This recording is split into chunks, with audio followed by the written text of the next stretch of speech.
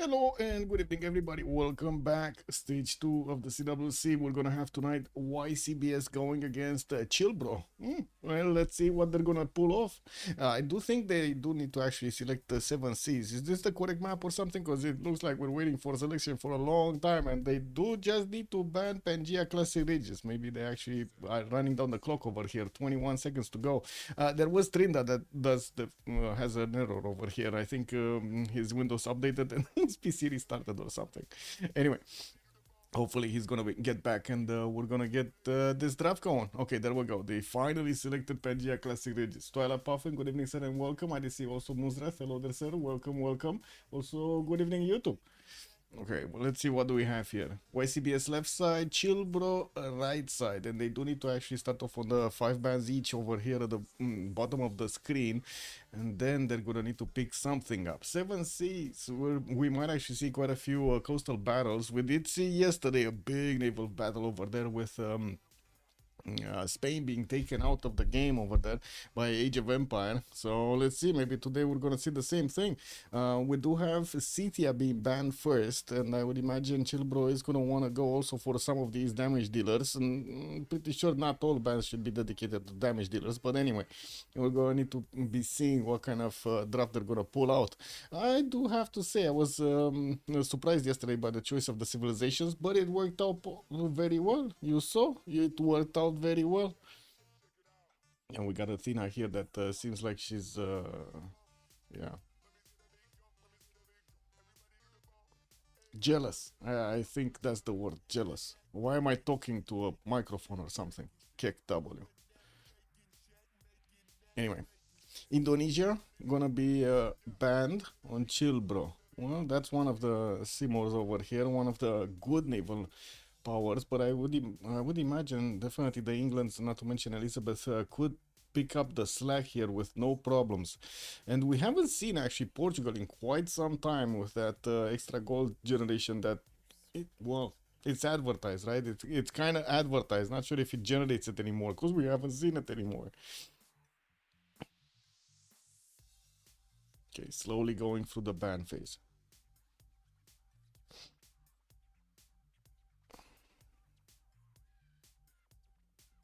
Genghis Khan, another damage dealer being banned by YCBS. I wouldn't really say Indonesia is a damage dealer, and definitely not on land over there. She likes her naval power. Let's see if we're gonna have some of these land civilizations that can definitely pack a punch here being taken out. No, they're still gonna go for these navals. They're gonna take out Spain here. So it definitely feels like there's a mismatch of priorities here. YCBS going for those land civs, taking them down, and we do have ChillBro taking down the navals. Wow. And Khmer is gonna be the next one. Interesting. Khmer instead of something else. Okay. Instead of Catherine de Medici, the Black Queen, Uzetian, Babylon. I mean, there's so many good choices. Anyway, we'll see. Let's see what ChillBro is gonna come out with. Maybe there is a player on ChillBro that really likes its Khmer. And also, I do wanna ask: is what is it? Oh, I see. Smart detection. Wow. Mm.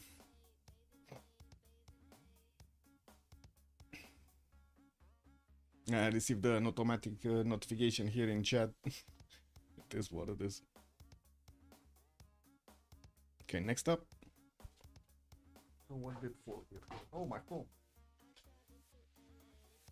Okay, it's back. Basil the second. Okay, they're coming back to reality here. They're gonna start banning these land civs. Okay, okay. Now we're talking. We're gonna need to see if they're gonna pony up with some of these civs on the first choices. They will have 4 choices before the last ban phase here that needs to be ticked off.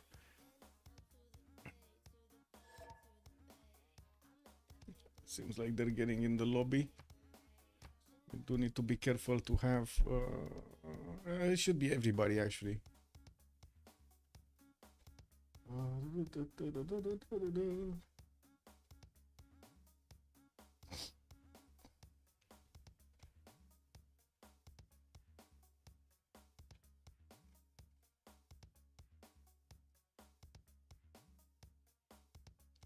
Next. Which one? Oh. Catherine de Medici, the Black Queen. There we go. So they just banned Khmer before her. But still, Uzetian. Man, Uzetian is still here. We might see it get through, and not to mention we got the purchase. The Seven Seas is a big map, but I would say it's actually medium in size when it comes to position of the civilizations, the distance between them. So I would imagine we might actually see some pony action. There might be a few civs that might be a bit too close to each other, and they might be opponents. We do have also Coupe being taken out by the ChillBro, with YCBS needing one more ban before they're gonna go into the picks here. They will also set up the tone for the game, so we'll see what they're gonna go for, if they're going aggressive or they're going for the simming. You never know when you get into these games.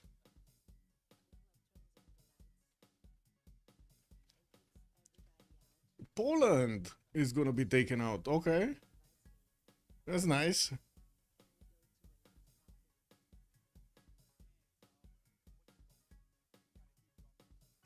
And Russia. Okay, well, they did take out one of these Tundra civilizations. We still have Kivyuk in the game. Definitely not as good as Russia when it comes to the Tundra, but we have him. We have him.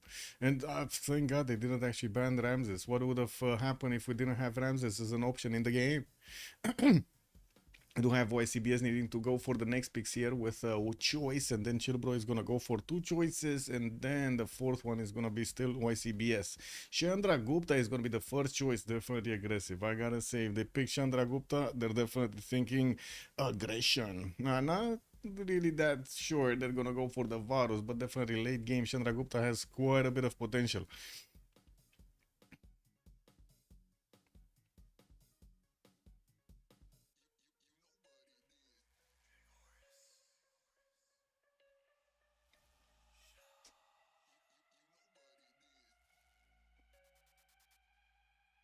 Next. No? Still no? ChillBro needs to pick up two civilizations here. Are they gonna go damage? Are they gonna go defense? Simming? What is it gonna look like?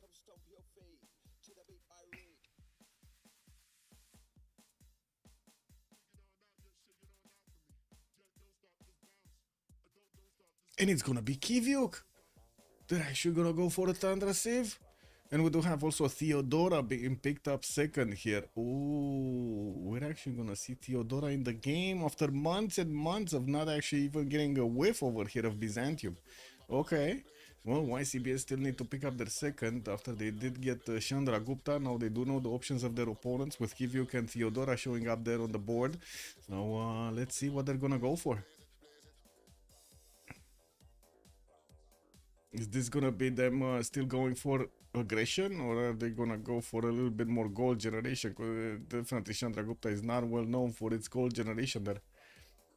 They banned Peter to deny the free sim. Okay. Yeah, we got some Tundra enjoyers, definitely. Would be funny if they actually pick Canada as well. That would be really funny. So we get a Civ in the top, a Civ in the bottom, in the Tundra, and then on the map over there, you're gonna see just so much space in between. Nah, they're gonna go for England. Age of Empire, England, just like yesterday. And allow Kivyuk uncontested Artemis and a Colosseum. Ooh, man, that is true. They need to be careful with that. If they do give up on that Colosseum, that is a problem. Well, they do have another 3 bans to go, and then we're gonna see the full draft being chosen. And it looks like ChillBro still is thinking about their choices here.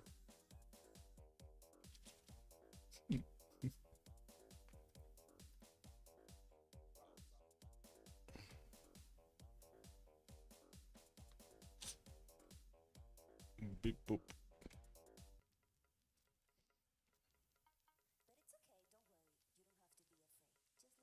Vietnam gonna be banned. I do see also Teddy and Japan Hojo are gonna be banned for ChillBro. Well, it seems like they are taking out these sims a little bit faster than they did in the first phase. Or at least on the right side, on ChillBro's side, YCBS does seem like they're thinking a bit more about what they should ban here. And of course, leave themselves up with. And nobody answered. Is Trinda still a Yongle enjoyer? Is there a chance to see Yongle again in the game?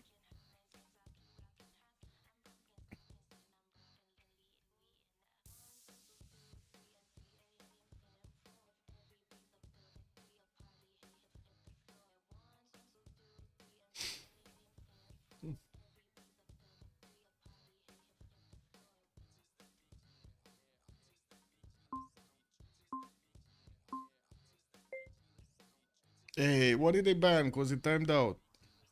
Man, Sultan. Okay, they banned Arabia Sultan. Well, that's another one that we haven't seen banned in some time. There's that flanking that it benefits from. Oh well. I guess it is what it is.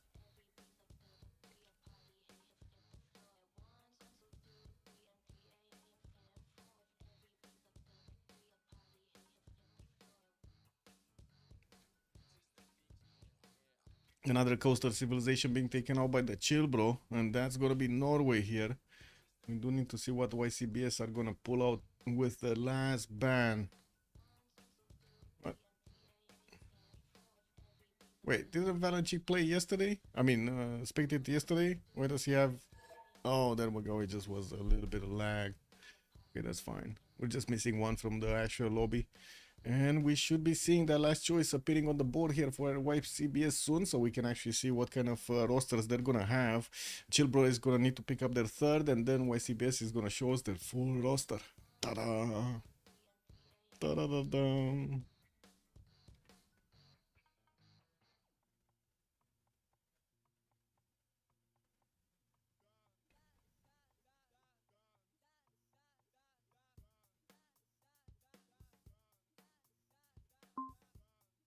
Babylon is gonna be taken out. Well, that kind of makes sense. No free building at the first district choice.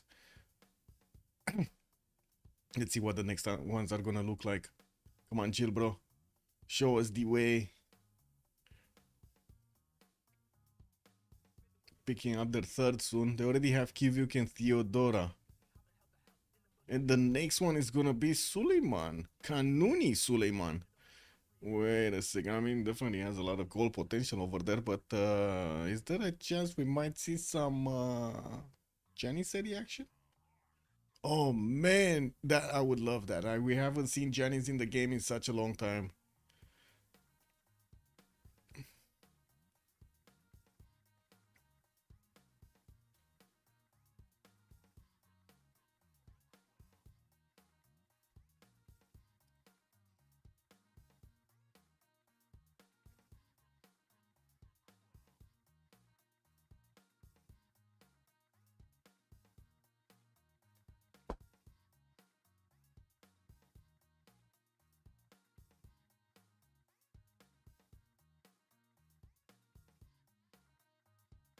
Aha. It's gonna be Kublai Mongolia, and it looks like also Gran Colombia. So coming up with three actually damage dealers here on YCBS with Age of Empire, also very good naval. We'll see how the gold looks like, but I'm pretty sure either, well, I guess we're gonna have Gran Colombia starting off on commercials and Kublai Mongolia. If it's in a seeming position, it actually does well. We do see also ChillBro needs to pick up their fourth here, and I kind of need to actually get this off. Get myself.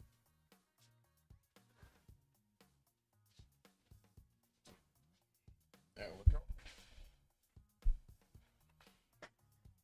Getting the prison shirt on. Kick.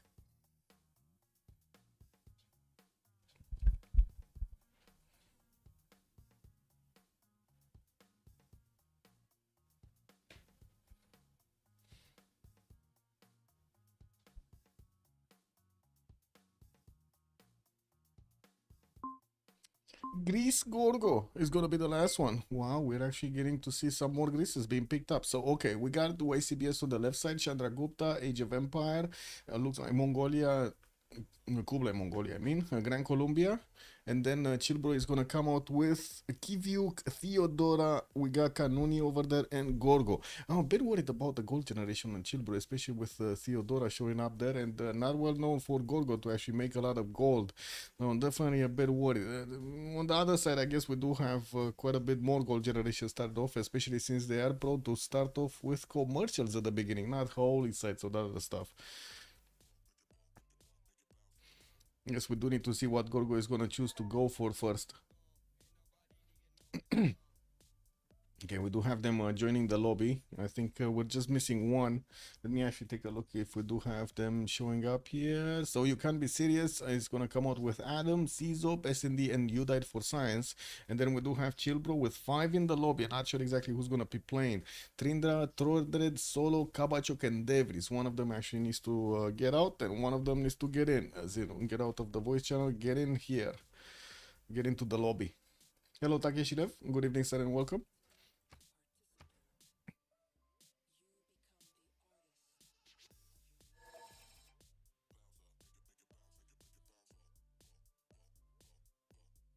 Devries.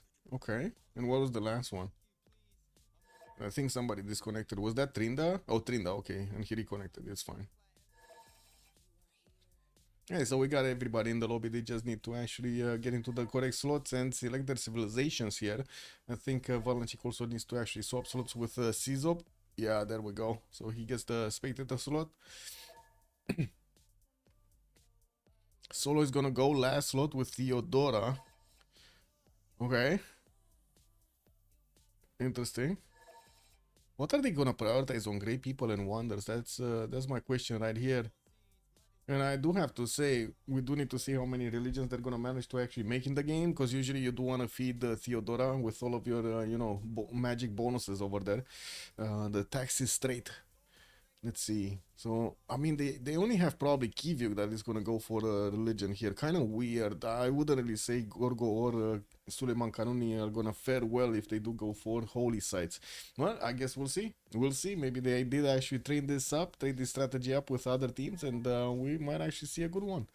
Devris is gonna go for Suleiman Kanuni. Looks like You Died for Science is gonna go for Simon Bolivar. Victoria Age of Empire being picked up by Age of Adam the Age Nerd, I mean. Okay. Wait, we didn't have any. We didn't have any dedicated coastal like naval nation on ChillBro. On the 7 seas they went for, well, I guess Kivyuk sometimes actually likes to spawn on the coast, but the other ones are definitely gonna be inland. So yeah, maybe Age of Empire is gonna spawn next to one of those not so amazing opponents. And we'll need to bunker down, get those encampments down. We'll see.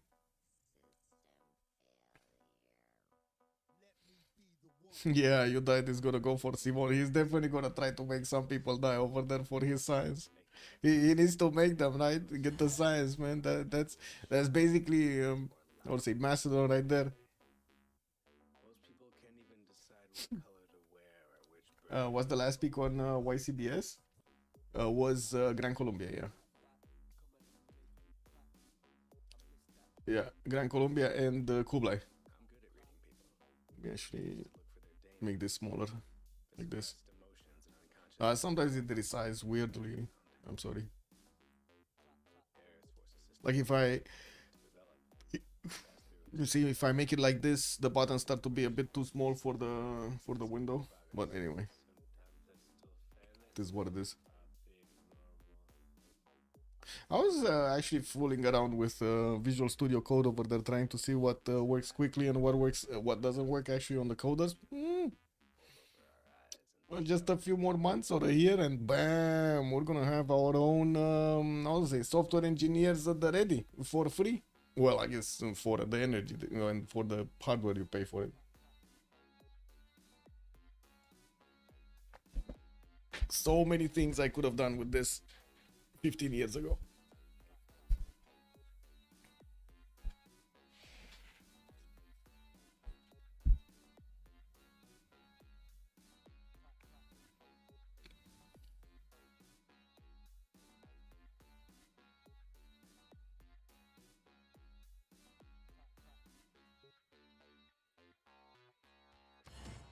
Okay, SND Kublai Mongolia, Torde Dongorgo, Trinda Kivyuk, Adam Victoria, Chandra Gupta is going to be played by Czop. Okay, let's put up the remap prediction over here so we get to see who's going to be the high roller today. Yesterday, Moonzrath actually did manage with just 29 points, managed to get like thousands and thousands, billions of points over there on the return. Noise. Well, let's put it for 10 minutes because this time around actually we did start off a little bit later. And let's see what it is. Use P-Charm, VS Code, too much bloatware. PyCharm, okay. I don't know what PyCharm it is, but I kind of got used to Visual Studio's UI. Really easy to get into. I know this one. I actually don't know this one. I need to take a look at it. Maybe it is easier, maybe not. I have no idea. But anyway, thank you for the suggestion. We go left. Let's see, Theodora. What is Theodora? Oh, here. He's actually on the middle of the map. We do have Suleiman to the south. They can definitely set up coastal trade routes through the water. And I do see on the eastern side, he's going to have England, but very far away. This is not going to be easy for him to actually pull off an attack against England. I'm pretty sure Bridgewater Bay is going to be full of some English cities. We do have also Byzantium here with Egypt, I have the Sahara towards the northwest. He does have settlers that would give him some amber tiles, some diamonds over here in the south. Ooh, spices actually. Spice second city. That looks nice. And he's gonna get the fresh water from that lake over there. Plus 4 campus in the capital with the 2 reef tiles right next to each other. And he's gonna have some extra food from the fish. And the rice tile. That's good growth. That's good growth right there. Not amazing spawn, I gotta say. This kind of looks weird. At least he's gonna have a lot of chops from the stones. And I do see he can keep on settling towards the eastern side without that much of a problem. I'm pretty sure he can even get to Grand Mesa over here without that big of an issue. Doesn't seem. Oh, it does seem like he actually has a target in the south as well. That's gonna be Mongolia SND. That is, I mean, that's perfect position for Byzantium, right? He's gonna be damage dealing and damage dealer role. He's in the damage dealer position. Yeah, let's take a look at Devries here. Where was Devries? Southwest, and it looks like he does have a choice to go for the coast settle. Unfortunately, you cannot put a harbor out, 2 tiles out. Anyway, we do have Devries here also with quite a bit of fresh water. To the southwest, he's going to have another river, lakes to actually settle on. And I do see that the river on the east. He's also going to be quite close to Mongolia. This might be a problem for him. We do need to see how Devries is going to want to start this up. And if he's even going to see his opponent here. Because, man, they're so close. Like, look at this. They're so close. They're like 2, 4, 6, 8, 10, 12 tiles. Cap to cap, 12 tiles. Mid distance. This is mid distance spawning. I have the Sahara triple preserve or else Civ6. Yes. Yes, I want to see it. I want to see it, man. You saw I did it. I did it in an FFA. It looks gorgeous. Oh, man. It's better than pancakes. Wait, no, what am I saying? Nothing is better than pancakes, man, and cookies. Cookies! Well, it's like cookies. Kivyuk. What do we have, Kivyuk? Where is he? What is the Tundra boy? Kilakitso got settled. Toxlet Hunter coming out in 3. Looks like he's gonna have 4 deers. 5, well, I guess 5 camps because he does have some honey tile over there and a fertile. It can turn into camps, but they're not deers. We do have him also with more deers on the western side, and it looks like he's also gonna be quite close to an opponent here. Caesop. Oh, I mean, we got the Varu King showing up over here. Not sure if Trinda is gonna be happy about this. He does have the option to settle on the east, but no fresh water, and I do see Antananarivo could be a city state that he could grab. Since he's gonna be on this coast, it doesn't look like anybody's actually gonna get to contest the waters here, like so far away. Istanbul didn't even move, by the way, didn't even move for that coastal settle. He would have lost his 2-2 and 1-3. This map is not gonna remain. Whoa, making that prediction so early. Are you going for the high rolling again? Oh my god, he's doing it, guys. He put 100 points in the second option. He did. It did. Okay, let's see Suleiman. Suleiman with this is Suleiman Trinda with this see Gorgo. Sparta 3-1 sugar. We do have him also with a pretty good second settle over there northwest, fresh water and a lot of food to grow, not to mention a decent amount of production. Good mountains also for some +3 campuses, and I do have to say hill position is going to be a bit weird for his Acropolises, but I do see he does have obviously the freshwater spanning on the western side. Doesn't seem like on the east he's going to have that much. He does have a settle on the coast there with some 3-2 bananas that he could grab, and we're definitely going to need to see if he's going to jump into the water with his little toes so he can actually get going. How to say, the trade routes with Ottomans, with like a big bro Byzantium here. Definitely lots of gold could be generated. He's also going to be on the same continent as Simon Bolivar, and it does seem like this is going to be the 1-versus-1 matchup that we're going to have over here on the western side of the map. There is nowhere that Gran Colombia can actually go on the west, right? He needs to settle east, like there's no question. While Tordet is going to have the option here to actually settle on the east and the west and the south. Definitely, the land is telling him to go west, and Chandragupta and the Grand Colombia's land is telling him go east. So we should see a clash. I'm thinking there should be some exploding, explosions happening here. Leech, hello there, sir. Bonsoir, monsieur, bienvenue. Also, Kabacho, good evening, sir. No way, he goes sim. Wait, what are you talking about? This Ottoman is horse rushing? Wait, wait. This Ottoman is horse rushing, as in you think Devris is gonna do the horsey, the pony rush, and we're not gonna have Mongolia do the pony rush? She's just gonna sit and handle the damage that Ottoman is gonna throw out? Is that what's gonna happen here? Because I think we're probably gonna see Mongolia getting his ponies. I'm thinking SND is gonna be like, Ottomans, I heard you have really famous beards in your bars over there. I wanna check them out. Anyway, now let's see the scouts coming around here from CZOB, right? We need to take a look at CZOB. We do have him with amber tiles and spices towards the south, lacking the point of production over there on the spices. Me not like it. This is dirty. No production on spices. Can you settle another city on the other side of this lake? And it does seem like he's gonna have easy way to actually connect his trade routes with London towards the north. Quite far away. This is the corner, right? The corner settled for him, and it looks like he's gonna be free simming. Oh, wait a second. We have him with an opponent. That's Kivyug right here. So we got India versus Kivyug.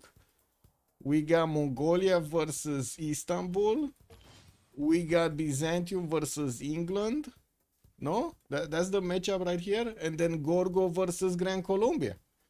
Oh my god, we got 4-1 versus 1s, guys. We got 4-1 versus 1s. This is kind of, I guess they trained on it, right? They trained on PPL on this. We might actually see them pull off quite a few great 1v1 strategies. But this time around, comparable to the 1v1 tournament, you do have the ability to actually get some gold from your teammates for your timings. Congrats again, keep going. Wait, what did Kabacho do? You're building a house? I'm a little late. Oh, congratulations, Kabachok. Congrats. Ottoman capital is on a Mongolian river, so he knows. Well, he already knows. He's a cat scout over here. Saw the warrior and started screaming.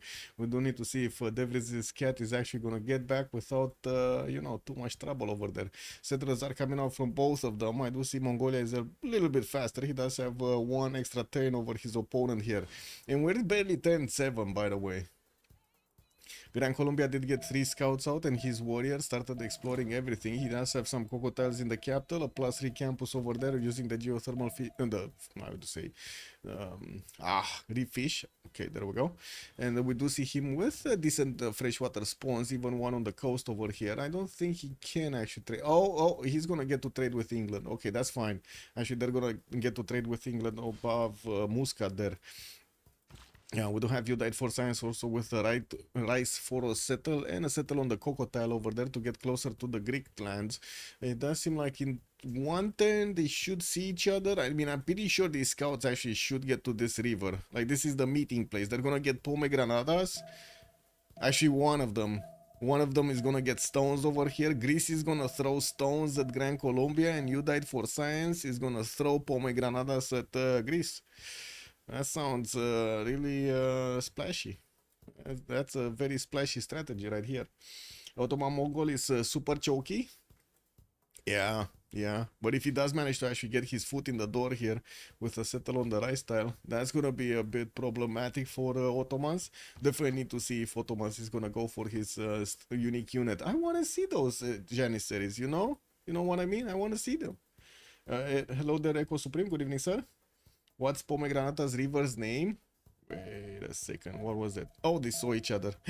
Actually thought that he went away. He wants to throw cattle. He wants to throw cows, moose at Gran Colombia. Man, Muzrat is not gonna like that. He's gonna call out the Civ6 right here. You don't want to throw cattle, man.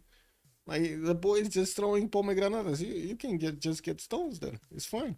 And this river is called, what is this? This is the Eurotas River. For somebody that actually knows what the Eurotas River is. Your high roll is going through? Wait. You think they're actually gonna keep this map? Uh-oh. See, Ottomans brought a slinger to the party. Mongolia going through the march.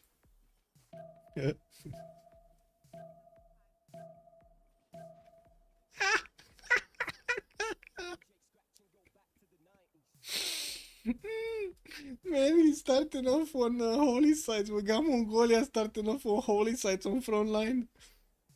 Man, Devils, you need to go bronze right now. Get horses up. Like, I don't think he even needs bronze. He just needs to go horseback riding, get a few chops out, and that's it. There is no more high roll? Oh, shit. What did they do? Who voted with you?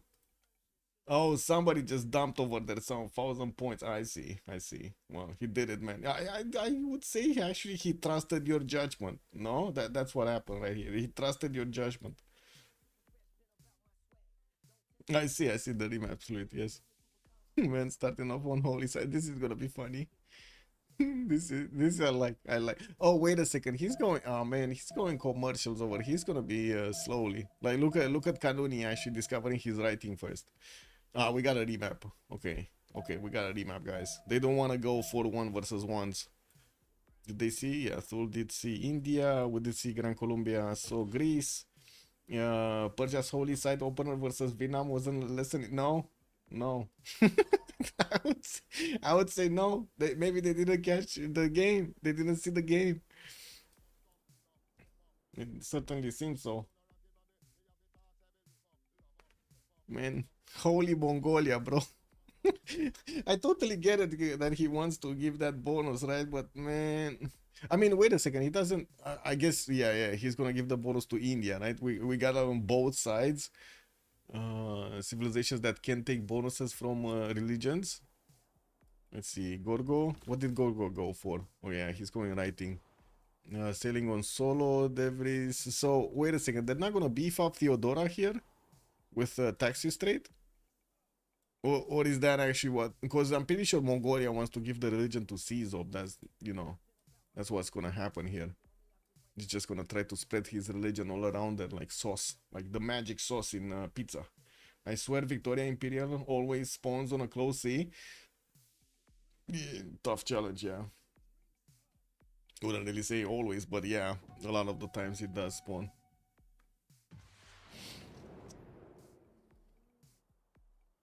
Where are we going? Left or right? This is the second map.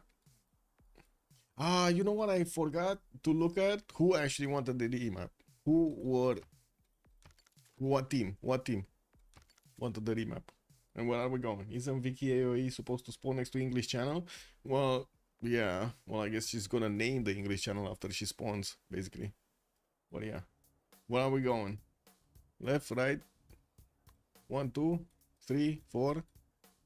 What's that? Bay of Gibraltar. Rock of Gibraltar. Never mind. Yeah, this map looks nice. Well, yeah. We go right this time, so we're gonna take a look at SND. Where was he? Middle of the map, I think. Oh yeah, there we go. Mongolia. So still, he's next to Theodora. This is, I guess, a much closer proximity to Theodora. We do have him on the eastern side with Suleiman Kanuni, also far away on the northeast. And it looks like he's gonna have a decent amount of fresh water with a plum settle also north. We do have him with the possibility to move actually, but no, he's just gonna settle in place. If he did settle in place, unfortunately, he's not gonna have a second settle towards the south with fresh water, unless he aqueducts it later. But anyway, we do have him with a possibility to actually rush over here, Byzantium northwest. He is still also relatively close to Chandragupta, to India on the eastern side. Definitely is gonna have the ability to send some of those missionaries to spread his religion. Looking at England. Another England one. Man, he's in the wash over here. He's getting his car wash going. We got him with a scout in 3. Looks like he's gonna have a few jobs in the capital. 311 fish. Settle on Tital southwest. But that's not gonna give him the fresh water and housing. And it does seem like he's actually gonna have multiple problems with fresh water cities over here. Yes, I don't like this spawn over here. I just don't like it. I mean, I guess he could get a nice Liang city in the north with maybe some Temenanki action going. But other than that, it kind of looks slow. Anyway, we do have him also with Gran Colombia on the western side, and that's going to be one of his allies. Maybe they could try to get some setup going with coastal trade routes. I'm pretty sure they're going to try. And we do have him also with the possibility to actually disembark some units on Byzantium's lands, but it's not another continent. He's not going to have the red coat bonus on it. England is washed. Exactly. Only one team voted for a remap. Yes, but which one? I know that one, Twilight Puff, and I saw that one, but I don't remember which team. Does anybody know? Did anybody see? Okay, let's take a look at Simon. What do we have here? Bogota, 3 times out. We get a banana on the east and also some sugar tiles there. Looks like he's gonna have nice juicy rivers to go for, and also a wonder here, Rock of Gibraltar, to get some extra gold from those tiles. While of course he's gonna also squeeze some era score from it. We do have Vilnius also in between him and Greece, and it does seem like he's gonna have an easy way to actually get to the Greek capital there. So again, we got some. We do have some matchups. So Mongolia, Theodora, Gran Colombia, Gorgo. And then it looks like there might be a 2 versus 1 against Devris here, because it's Chandra Gupta and Mongolia that are going to have an easy path to get there. And also Chandra Gupta is next to Gorgo, no? Oh yeah, they could actually double team Tordred. Oh, he's not going to like this. He's not going to like this. Anyway, now let's see where Chandra Gupta is. What is he doing? Panna, some cocoa tiles, getting banana split going, and I do see he's gonna have a nice juicy second settles here with fresh water on the east and the north. That's a lot of gold, man. Look at how many cocoa tiles he has. 1, 2, 3, 4, 5, 6 cocoa tiles. That's a lot of gold, man. 30 gold if you improve them. Beautiful. We do have him also, unfortunately, lacking a city state to take out for an extra city center, and he definitely has the fresh water necessary to just keep on developing. This two-tile choke over here is gonna slow him down from actually getting his units towards store that, and we do need to see if he's gonna manage to overcome that challenge here. Yeah, we do have also next up Tordred, right in between Gran Colombia and Chandra Gupta. He does have a geothermal in the capital, and I do see also 2 amber tiles that are going to be available for him to get some extra culture from. Easy settle maze if he wants to in the north, or this marble tile on the western side. He didn't see Vredefort Dome, I don't think so. I don't think he saw this. Yeah, he didn't see it. He doesn't even know that it could be there. Oh, that's unfortunate. Easy settle, by the way, over there to actually get going. We might see him actually settling the marble tile first, because, man, another 2 amber tiles are going to be there for that nice, juicy extra culture. On the eastern side, he's going to have a cattle settle with quite a few tutus around. Good food. I mean, it does seem like he's going to have good food generation and also quite a bit of extra housing from these rivers, from the fresh water. Wonder settler, extra era score. Well, I don't think he's actually gonna go that far to get the Crater Lake in the north. We're gonna need to see if he's gonna stay alive for long. The left team voted for a remap, so it was ChillBro that voted for a remap. They just wanted to get Suleiman out of that Mongolia holy site opener spawn. Wow. Wow. Okay. Well, let's see what Kivyuk has. Geothermal capital. 2 years. Just 2 years? No, 3, 4. 4 years in the capital. 2 of them are actually quite expensive. Second settle also next to a geothermal fissure. Actually, wait a second, that's a nice +5 campus that he's gonna have there with 2 geothermals and a mountain. He won't have fresh water from it, but I guess he doesn't care that much. He's gonna have a few resources in the water to get to improve and get some housing from them. Not to mention, I would imagine he's gonna go harbors here. I do have him also with this peninsula northwest that doesn't have tundra. Eastern side, good rivers to actually go for. A pretty good settle here that he's going to have also, again, multiple deals to actually get to improve. While I do see also he's going to have some cities here. It doesn't seem like he's actually going to overtake La Venta anytime soon. He could try to take out Valletta on the coast here. That's actually an easy city state that he could jump on with some galleys. He just needs like 3 galleys and boom, boom, Valletta is dead. What are these geothermals? Map Civ6 in. I mean, this is a pretty good spawn for Trinda. I think he likes it. I think he likes it. Also, Rafifi, bonjour, monsieur. Bonjour, monsieur. I missed the start, but not much. Yeah, we're just about to go on. We didn't even have yet the remap chosen. We're on the second remap right now. Let's see, what is Suleiman? Suleiman getting a piece of the south, seeing his north. Warrior actually went northwest, and he's not going to discover anything over there. Sizop is just a few tiles away from his capital, though. Let's actually see. 1, 2, 3. He might actually get a whiff. Oh no, he moved the wrong side.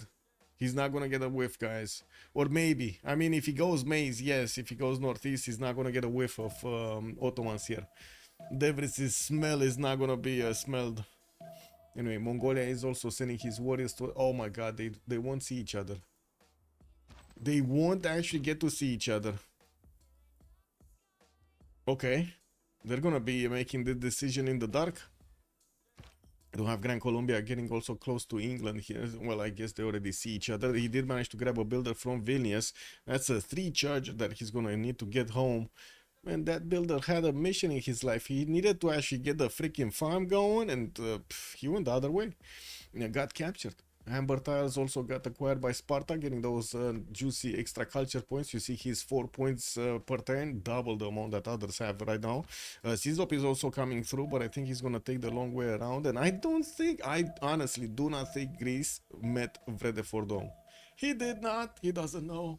Ottoman is on Indian River. So you think he's going to know because of that? Okay. It's a Sakarya River. That's an Indian river, Sakarya? Sakarya. How do you even pronounce this? Where's the accent on this one? Is it on the Y or is it on the K? Sakarya or is it Sakarya? Which one is it? But yeah, nice catch over there, knowing the rivers. Yeah, we're missing Theodora, we're missing, right? Let's see. Yeah, looks like Mongolia keeps going west. He's gonna bypass over here Byzantium. We do have Byzantium with some maples, 3-1 bananas. Unfortunately, he has a 3-2 banana in the third ring, again expensive, and it seems like he's gonna have a T-tile settle southwest. Could get this going also, like this second city here next to bananas, right in the face of Mongolia, is gonna be an option, and I would imagine he's gonna want to take it anyway. He could try to go defensive, like try to get like keep the mountains in between and try to make a defense here in the what is Meander River without a city state, without a city center to actually protect him, give some extra heals. But I think he's still gonna put a city there. Not sure if the sugar though. He might actually just go on the water, especially since we do have Ottomans here. They could try to trade with each other, and that's a pretty good settle on the sugar tile. It's the opposite. Oh, so Indian. Oh, they know. They just met each other. Devris saw India walking up on a deer. He was just riding the deer, and then Ottoman saw him. Oh well. Sizop going through. Tordred. So you said ChillBro remap the first one. We're going to need to see if YCBS likes this one. Definitely Sizop is gonna have more targets than in the first one. He's actually gonna have targets than in the first one. In the first one, he was like in a, you know, corner somewhere. Kivu got his improvements, turtles and fish, getting also his settlers out. A very good food generation right now. And definitely will need to get to improve some other tiles here in the south, getting those amenities going. The naming styles are similar because the languages share a dialect. Like, yep.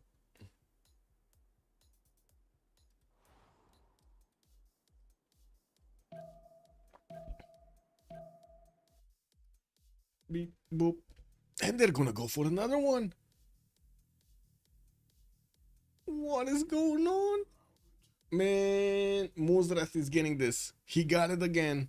And I mean, you know, whoever trusted Muzrath over there to put the points, he did well. He did well. Let's choose the outcome 2. Let's see. 4,300. I mean, that's still a lot of points, Muzrath. No? You put 100 in and you got like 2,000 out? No? 2,100 something? 76? I think it's 76. Quite surprised. Yeah, me too. Well, let's see what they're gonna get out next. We do need to see if we're gonna have Chandragupta again in the middle of multiple cities, multiple civilizations here, and definitely we need to see if he's gonna have the cocoa banana split. Man, this banana split right here was amazing for Sizov. Since he's not generating a lot of gold at the beginning, you can imagine every little bit of gold from these improved tiles would be quite awesome. Tommy and K, good evening, sir. It's elephant team without the elephant. Yeah, they forgot the trout. I only got like 400 points. I mean, that's still 4 times over, no? Oh, you got only 241 points? How? Oh, 4 people actually invested into the 3 option. Man, yeah, I guess the high rolling option was the first one this time. Oh, man. Yeah, yeah. It is what it is, man. Yeah. Okay, where are we starting this time around? Stream died, but Technici a pri un vid așa cum de se... what are you talking about, Zeta TV? I was trying a high roll? Yeah, yeah, I get it, I get it. I don't know which stream died, but anyway. We go left, we go right, we go left, we go right. This is gonna be the last map, so we do need to take a look at their strategic resources alongside their options here. We go, okay, we go S&D, so we gotta see where Mongolia's Kishiks are gonna be roaming around here. I'm gonna need to get some ponies up. Wait, no, no. Oh, I see. Okay, so we got again Mongolia next to Theodora. He's really not getting out of this. Byzantium is not getting out away from Mongolia. They just like keep spawning next to each other. Looks like he's also gonna have an opal possible settle south if he wants to settle second turn. We do have him with 2 horse tiles over there next to the coast, and it looks like quite a few chops from these stones are going to be available. Whoa, 4 in the cap. Good river spacing, and it looks like he's going to have good enough fresh water on multiple sides here, and also good production and food around them. We do have him with kind of flat land. I would say actually kind of flat land towards Byzantium, and I'm pretty sure Byzantium is going to want to get the southwest and the north, so we're going to have both of these routes to go against Byzantium by Mongolia. We do have him also relatively close to India on the western side, so he can start off on getting astrology. Oh my god, he's actually starting again getting astrology. So wait, no. Am I seeing this correct? This is not good. So he's getting astrology next to Theodora that would benefit from overtaking his empire with his own religion and getting extra taxes straight. Dangerous gamble. I would say this is a very dangerous gamble. Yeah, Taxes Gaming, here we go. Well, I guess let's see if I would say S&D is actually gonna lose his religion to his opponent. He definitely wants to get the bonuses for Czop, for those simming abilities. And I do have to say, Czop, it looks like he's gonna be in a safe position, man. He's in the safest position ever. We got Czop here, but with a shit spawn. Like, this is bad spawn.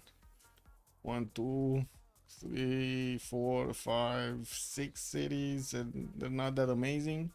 Yeah, not amazing. Anyway, let's go next. Adam, what do we have? London, Scout coming out in 2. The 3-2 banana in the second ring, 3-1-1 fish also in the water over there. While I do see he's gonna have some deers to get some choppy chops going. We do have him with fresh water on a possible second city here from a lake. The south is not gonna give him the fresh water, but he does have quite a few actually geothermals and bananas for the extra food and gold generation.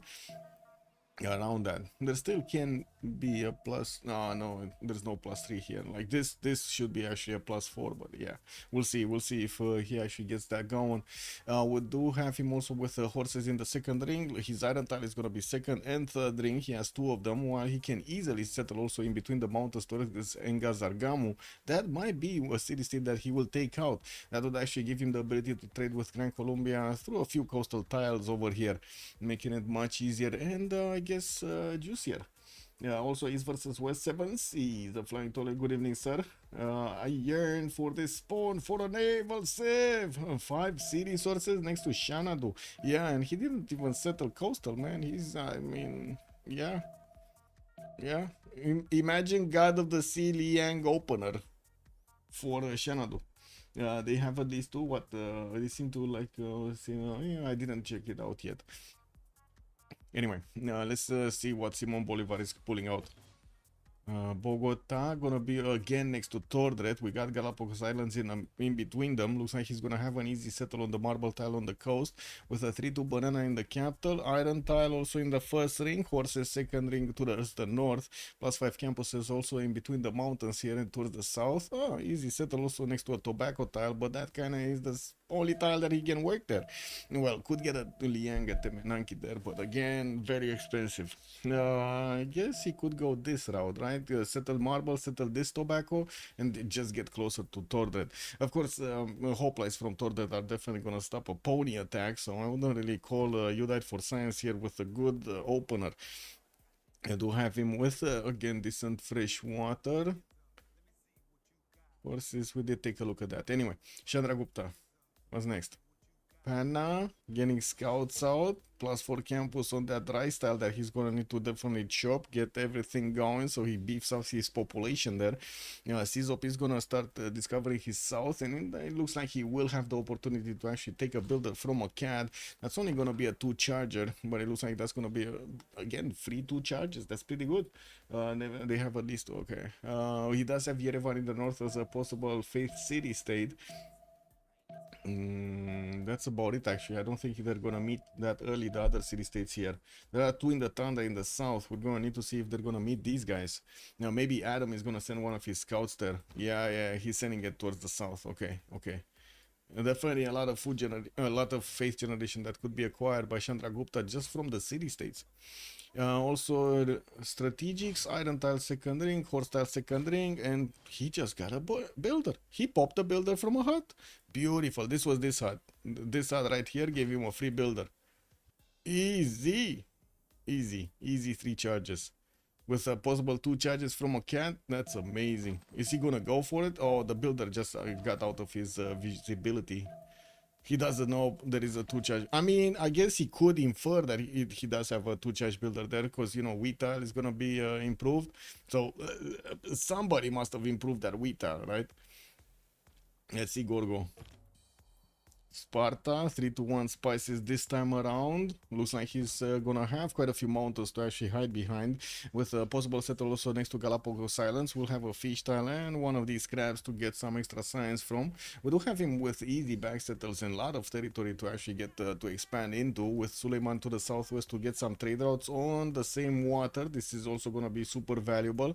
I wouldn't really see Gran Colombia making a fleet anytime soon. We do have him also getting his scouts out, moving northeast. One of them is going east side here, gonna poke some tiki huts. Doesn't seem like he actually has something free right now, like a builder or something that he got from a hut. Horses second ring, also iron tile second ring, and I want to check CZOP.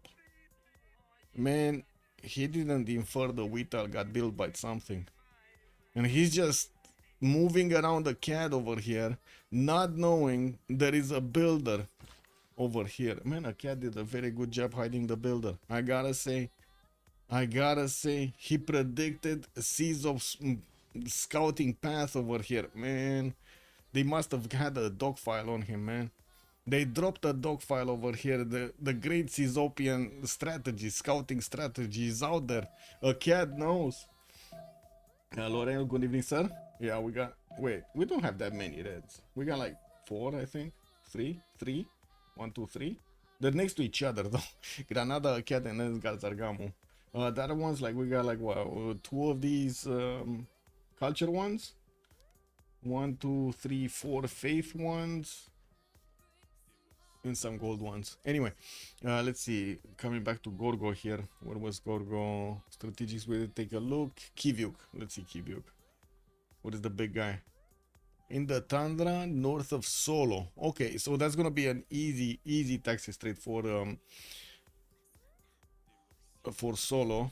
We do have him improving his coastal resources. Got the fish as a 531, and I do see he's pumping on that settler. Easy settle on the western side to get some fresh water from. As some settlers also in the east with fresh water, and also with mountains around for some extra bonuses on those campuses. He does have 1, 2 deers, 3 deers. Yeah, 3 deers this time around, not 4. In the previous spawns he had 4. Oh well, might not make that big of a difference. I do see he's also getting those dog set hunters to start scouting the south here, discovering Hansa and also the other cities. He's gonna also breach the fog of war in between him and Byzantium, and we do need to see if he's just gonna keep on simming. I think he's just gonna keep on simming. Like, it doesn't look like he needs to do anything other than simming here. Yeah, there's a Mongolia on the western side, but come on, let's be real. Mongolia is not gonna run towards him. He's definitely gonna have Byzantium in his crosshairs. That's what I feel like. Floppy, bonsoir monsieur, bienvenue. East versus West with those drafts should be beneficial for ChillBro. Well, let's see. Let's see. Because Sizop, man, Chandragupta. Unfortunately, Chandragupta doesn't have a good spawn. This is kind of a weird spawn. But anyway, we'll see. We'll see how this develops.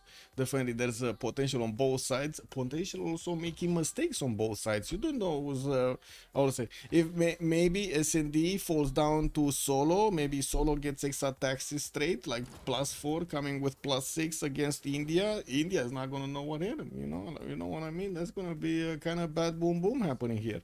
We definitely need to see if the timings are gonna look correct on both sides, and we're gonna need to see how they evolve. And we got Kilo Kids also with 2 item tiles in the capital. No horse because he spawned in the tundra. And I do see he's grabbing more settlers to start expanding. Let's take a look at Suleiman. What is Suleiman? Okay, so this was Free Sim Suleiman, right? Yeah, this is Free Sim Suleiman. Like, his closest opponent is going to be either Mongolia or England. I guess there could be a strategy in which he actually places down cities on the western side. Oh man, oh what am I talking about? Oh, what am I talking about? I guess he could connect everything, but that's gonna be such a long job. Like, look at that, one city here, one city here, one city here, and then get some boats out to do some damage across the map against Adam. I don't think he's gonna go through the effort. You know what I mean? I just don't believe it. There is that strategy. It's viable. I just don't think he's gonna go for it. He has a lot of food from a sugar tile and a rice tile in the cattle. Getting that going, unfortunately, does slow down his settler from getting trained. He does want the extra population growth as quickly as possible, and it does seem like his first city is going to go for the cocoa settle and ivory settle in the north, getting some extra gold, not to mention possibility to actually improve those from an early stage in the game. We also do see he's going to have more than decent amount of fresh water. Northeast, big banana settle, north side, cocoa settle, western side. I guess this is kind of bad, but definitely has quite a few resources there to keep improving, get those yields going. East side, rivers, fresh water, no problem. Getting closer to Gorgo, could definitely settle on this coast and actually get some trade routes with Tordred. And look at Tordred go, man. He's so Galapagos. He's a simple man. He's so Galapagos Islands, lots of yields over there. He's putting a city for it. Like, he doesn't care. He's just Galapagos Islands, boys. We got this going. Yeah, get that going. Istanbul, iron second ring. Also horses second ring here. And I think we need to take a look at Theodora. Man, already defending with 2 of these slingers. He saw the Mongolian scout coming towards him and he's not taking any chances. And we do have him opening up, of course, with holy sites, sending that second city towards the northeast over here on the river. Actually, a bit surprising he didn't go for this settler right here. Lots more chops, and I don't think he's gonna get the possibility, the honor of placing another city unless he goes for that niter tile. And that niter tile is shit. Like, is he gonna go ivory? 1, 2, 3, 4, and 5. I guess ivory could also be viable. Like, you know, if you go niter, you're gonna need to spend a lot of gold. Might as well just wait another 10, because I mean, you cannot settle niter this turn anyway. I really hope he's not gonna go on the 2-foot tile, because again, he's gonna block himself as another setter, and he will. Okay, it is what it is. We got Solo here with an iron tile in the second ring and also a horse tile second ring. Looks like he did improve his diamonds to get some extra amenities and lots of food generation coming from his rice tile. Going for the third city before he finishes his holy side while he's working in Nicaea for his second one. And I do see also he has units right next to Xanadu's border. Uh-oh. Man, that slinger doesn't look good. We got a scout and a warrior here right next to that slinger. Mongolia might not have a good time here. He's gonna need another slinger. And that's what I feel like. Is Trina still world's best? We're gonna see it live. And that's kind of a hard answer for me, no? Hard question to answer for me. By me, I mean. Okay. Slinger has the possibility to throw some shots. A settler is coming out from Shanado. Could actually go the western side here. Try to wrap around and get next to the scout. And go on the coast if he wants to. Well, I do see the scout of Mongolia definitely cannot go into Byzantium territory. Yeah, he's not getting there. He's not getting in there. Byzantium is also sending another builder towards Nicaea to improve some of these tiles here. And it looks like he did get his stones improved in the capital. Okay, getting that masonry boost, because why not? SND is going mining next, and we do have Solo going for his animal hospital in 210s. Well, of course, most of everybody is developing foreign trade right now. Grand Colombia moving west. Wait a second, somebody actually declared war. Oh, it was the Slinger, so SND tried to actually attack into the Solo Warrior. Now the question is he actually gonna lose this Slinger or not? Because that's gonna slow down quite a bit. Mongolia opening up with a holy sites basically locked his district out, his district slot out from the capital, not giving him that many options to actually play with in his second districts, like getting a government plaza, an encampment, commercial, or whatever he would have wanted there, even a campus. So definitely it's gonna be a hard choice. It's gonna be a hard choice here, and this settler is definitely not gonna have the ability to actually move on the Slinger right now. Like, there's no way he's actually gonna want to go for the Slinger. He's gonna either want to go west or north, and I think west is the only option he has, right? Go on the 1-3 and try to keep on going south while this Byzantium scout is gonna need to leave and go. Like, there's no way he's just gonna wrap around the city in good enough time. Tordre going sailing, Czop going sailing. Okay. He definitely wants to get his fish tiles improved there, put down his holy sites, working on the third city. And I do see he's gonna have that nice juicy diamond settle in the north for the extra gold underneath. He did manage to grab, finally he did grab the builder, the 2-charge builder that was hiding in the forest right there. It's, you know, it's taken, man. It's coming back to the Chandraguptan territory. He got converted right there. He got virused. What do we have? Argos starting off on campuses. We got 2 of them. A plus, what is this? A +1. That's going to turn into a +2 and another simple +2. Some monuments. Third city moving southwest. Okay, he doesn't want to get the second city actually in the face of Gran Colombia. And it does seem like he's... Oh, he's going in between the... Ah, I see. He's actually going into the water here. It's going next to the bananas, the 3-2 bananas. Gonna have access also to some plum tiles for the extra culture. He does have one of his scouts going over there on the peninsula. Also, Gran Colombia starting to move a settler on the west. He's going 4th city very early on. Bogota is gonna get another settler in 210s, and since he's discovering currency with no need to actually go in camels, because he's getting a free commandant general anyway, you can imagine he's gonna start putting down those commercials quite quickly. A trader coming up from Caracas, and no builder, no improvements of any kind over here. You died for science, just didn't get his improvements. Ooh, warrior moving west, south and west. Dorer, thank you so much for the follow. Welcome. I do see Byzantium is still trying to keep Mongolia for building up the holy site. The longer he actually keeps him from building the holy site, the worse it will be actually for Mongolia. That's why you don't open up holy sites with Mongolia, you know. It's a very tricky setup over there. You don't want to do it. You don't want to expose yourself at the beginning, especially next to an opponent on the front line.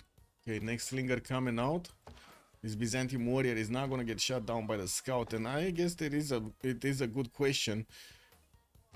Where does SND want to send this settler? Is he going into the forest to try to get to the cattle? Is he going to try to wrap around here? Like, get that scout close? This warrior still has movement of Byzantium, so, you know, it's kind of like one of those who's going to move first kind of games over here. And who's going to counter move. Okay, second fucking holy site in Al-Malik. Oh, man.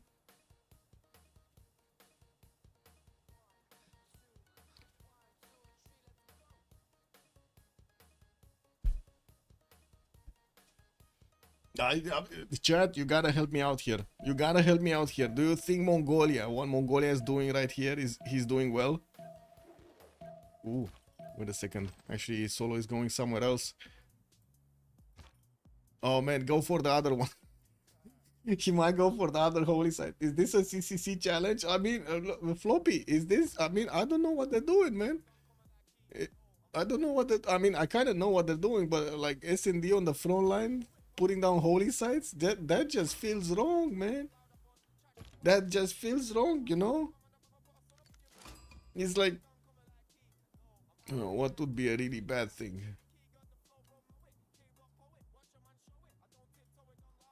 Using cooking oil to, oil up your car or something. That's kind of what it looks like. River Goddess on the side of India. We do have him finishing up those holy sites next turn. The third one is probably going to be placed down also when he's going to settle the city on the diamond in the north. While I think he did grab another scout. He did manage to also improve his horse style. It doesn't seem like he's gonna have any problems at the beginning. Also, it does seem like Byzantium's warrior is not actually gonna get to do anything here. He's just slowing down, and it's forcing Mongolia to keep on buying slingers. I mean, to be honest, he did need to buy 3 slingers, so I think that's good. I think that's good. Also, Dorer was saying, how does Colombia have a third settler so early on? Because he didn't build anything else. Like, well, the others were trying to build, like, as you can see, traders or some builders or other units. Gran Colombia just went for city immediately. Also, Floppy, he could just go in Camont and spam Keshik all game. Yes, exactly. Cizop Giga demanding him to spread the religious RC. Wait, what is RC? Religious what? The bonus, I guess. But yeah, it does look like S&D was slowed down massively by Byzantium. While Byzantium, all of this time, he actually used to put into his own holy sites, get a faith generation going, and also get a third city out. Look how long actually Mongolia took to actually place down a city center. He's not even there. He needs to spend another turn to actually get it going. Oh, the gold religion to Chandra. I see. Yeah, it's definitely gonna want that. Athens going campuses, Argos going monuments, still no acquirement of the fish tile, nor does Torded actually have a builder to improve it. From what I do see, also Ottomans did grab a pantheon. That's gonna be religious settlements. Third city moving northeast, kind of late. I gotta say, this kind of looks late, especially since Gran Colombia already has his fourth city out. Yeah, fourth city also from England. Looks like he's going for the stone tile settle, and he will put a discount holy site there. Does really need to actually finish his harbors. We did see it yesterday, I think, right? He didn't get the boost because the district discount. Yeah, Adam is gonna also get his builders in the water, improve the crab tiles, fish tiles over here in the capital, and working on his monuments for the extra culture. While no pantheon yet, I would assume he's gonna start making some extra faith per turn. He's on 1 faith a turn. Okay, I guess that's fine. City states? What do we have as city states? As we are taking a look here, we do have Yerevan, Armagh, and Vatican City with candy for the religious city states. One of them for trade, that's going to be Hansa. One of them for science, that's going to be Taruga. 3 of the culture ones, Ayutthaya, Vilnius, and Caguana. While I do see also 3 military ones, Granada, Academ, and Gazargam. We don't have any production, unfortunately. No production city states in the game. Well, I guess this might be actually a low production game. We do see Gran Colombia is going to back settle, go for those bananas on the eastern side, while he still has some tiki huts over there in the marsh tiles. He didn't grab. We do have him sending one of his scouts towards the west here, towards Tordred, and it doesn't seem like he's going to get to pass through that one tile choke. Needs to wrap around the lake to get in there. Cartagena de India's going monuments, and I do see Tordred is going to finish relatively quickly his campuses here. Get some extra science from. Well, archery is coming up in 410s and early empire, while you died for science is gonna get his currency next turn, and early empire in 2 he's gonna start placing down his commercials right after he finishes monuments. Really good timing on him to actually get these out. When the priester also, good evening sir and welcome. What is Kivyuk doing? He got God of the Sea as a pantheon, getting to add more production on these tiles on the coast, but only has 4 resources that will get improved. This is a very weird freaking God of the Sea, man. Is this a deny? Like he wanted to deny it from England or something? Cause man, 4 tiles of just extra production. Oh, well, I guess he's gonna have the whales, like the whales improvements, and that's gonna give him a bit more. But it's not like he can actually place them everywhere. At least 2 tiles are gonna be harbors. Maybe one is gonna be later on whatever water park is called, and that's gonna leave like 1, 2, 3, 4 tiles, 5 maybe 5 tiles of freaking whales. Okay, well, that's 9 production. Whales everywhere. I mean, you say that, I want it to happen, but yeah, not a lot of water for him to go there. Anyway, yeah, looks like he's gonna get a new settler next turn. Liang is. Ooh, Liang capital on Kilakitso. I mean, this kind of looks good with the amount of resources he has over here. Liang is gonna be booming. We got him with what is it? 1, 2, 3, 4. Oh, wait, 4, 5, 6, 7, 8 resources, 9 resources if he gets that soul mine in the south. Not bad.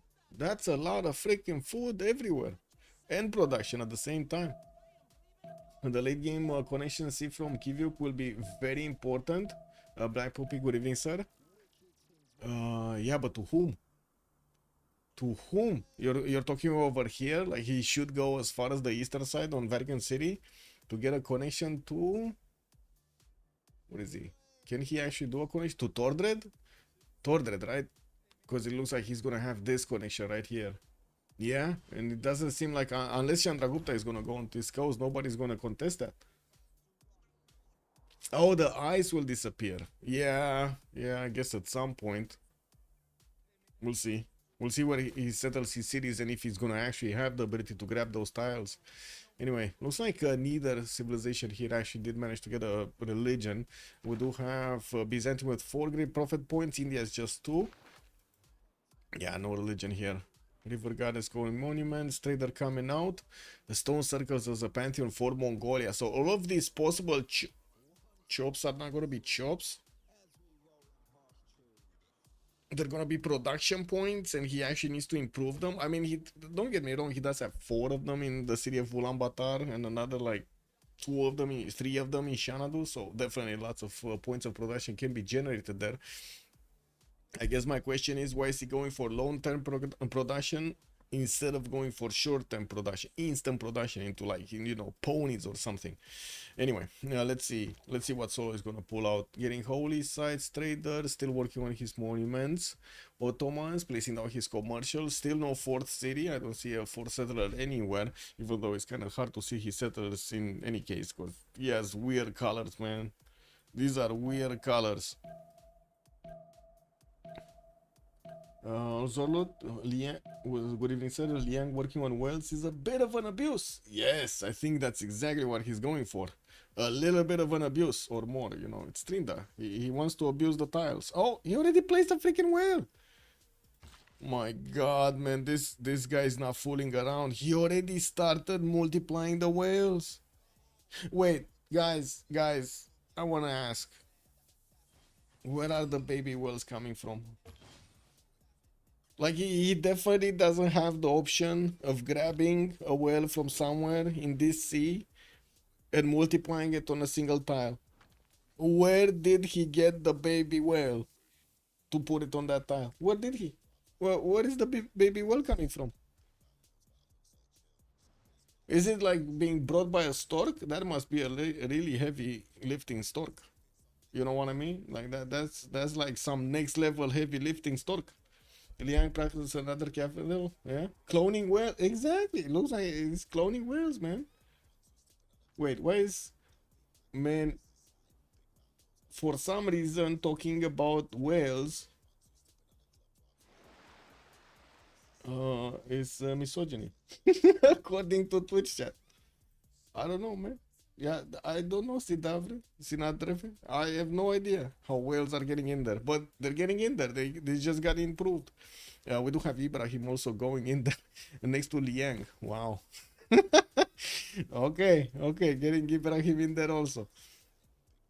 Commercials coming around. We're still 1024. This is still early days. We do need to wait for those profits to actually get acquired here. Looks like Byzantium is gonna get one in 3 turns. 5 points a turn is quite big at this point in the game. Goddess of Tides also coming out for England, while Czop is bringing that another builder. That's another builder that he actually managed to get from a cat. 3 charges this time. The first one was just 2 charges. Holy sites of Madurai, that's gonna take a while to get through. Byzantium did get God of Craftsman as a Pantheon and started receiving some extra production points on his improved strategy resources. Only has horses at the moment, but has quite a few of these iron tiles to improve, not to mention coal for later on. Opening up with Moksha for the extra culture and also the faith benefits.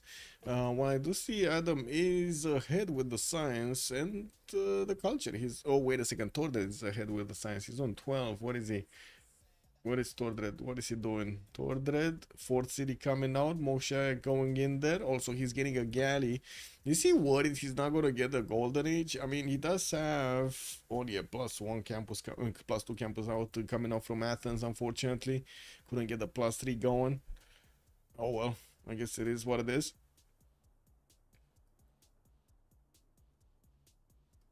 Okay, Gran Colombia going Magnus first in the city of Bogota. Is he going horseback? Because he's getting mining next turn.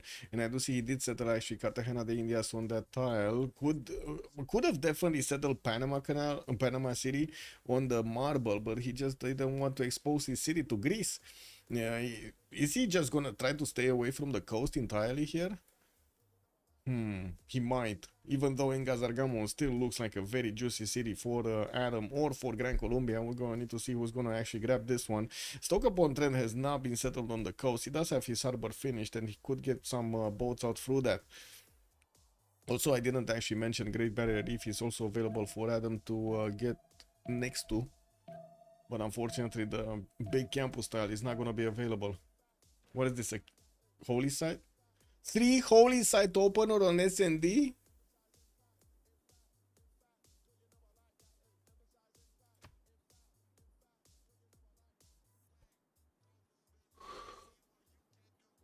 Does Grand Vizier City gains 5 housing and 5 amenities work on Trinda Camp from Ottoman government? Should be. I guess so. I don't know. I'm actually not that versed into Ibrahim. Maybe Chad should actually answer this. Toilet? Do you know? Does this work? Does Ibrahim bonus work? It is? Okay, it's working. So yeah, there we go. We got a confirmation. Looks like also Mongolia was getting a unit in there, just a warrior that's gonna be slapped by the dog select hunters. Man, they're gonna poke him down to death. Okay, still no 4th city from solo, but he did manage to get that face generation up to 7. Oh my god, that's a bombastic 7. It's working. You'll use this on one of their game. Madi, good evening, sir. Ma DJ, good evening, sir. Are you DJing, by the way? Or is just the name? Settlers coming Istanbul and Adana, some more commercials, and I do see the government plaza is being placed down by Tordred here.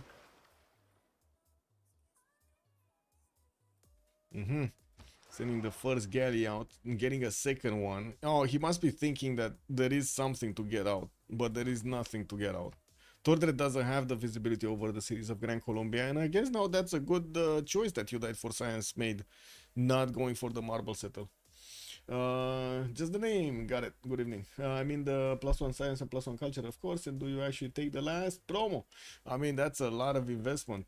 That is gonna be an insane investment of government titles if they want to go for it. I don't know if Devries wants to do that. Okay, yeah, Holy Site coming out from Bradford. I think non-discount Holy Site.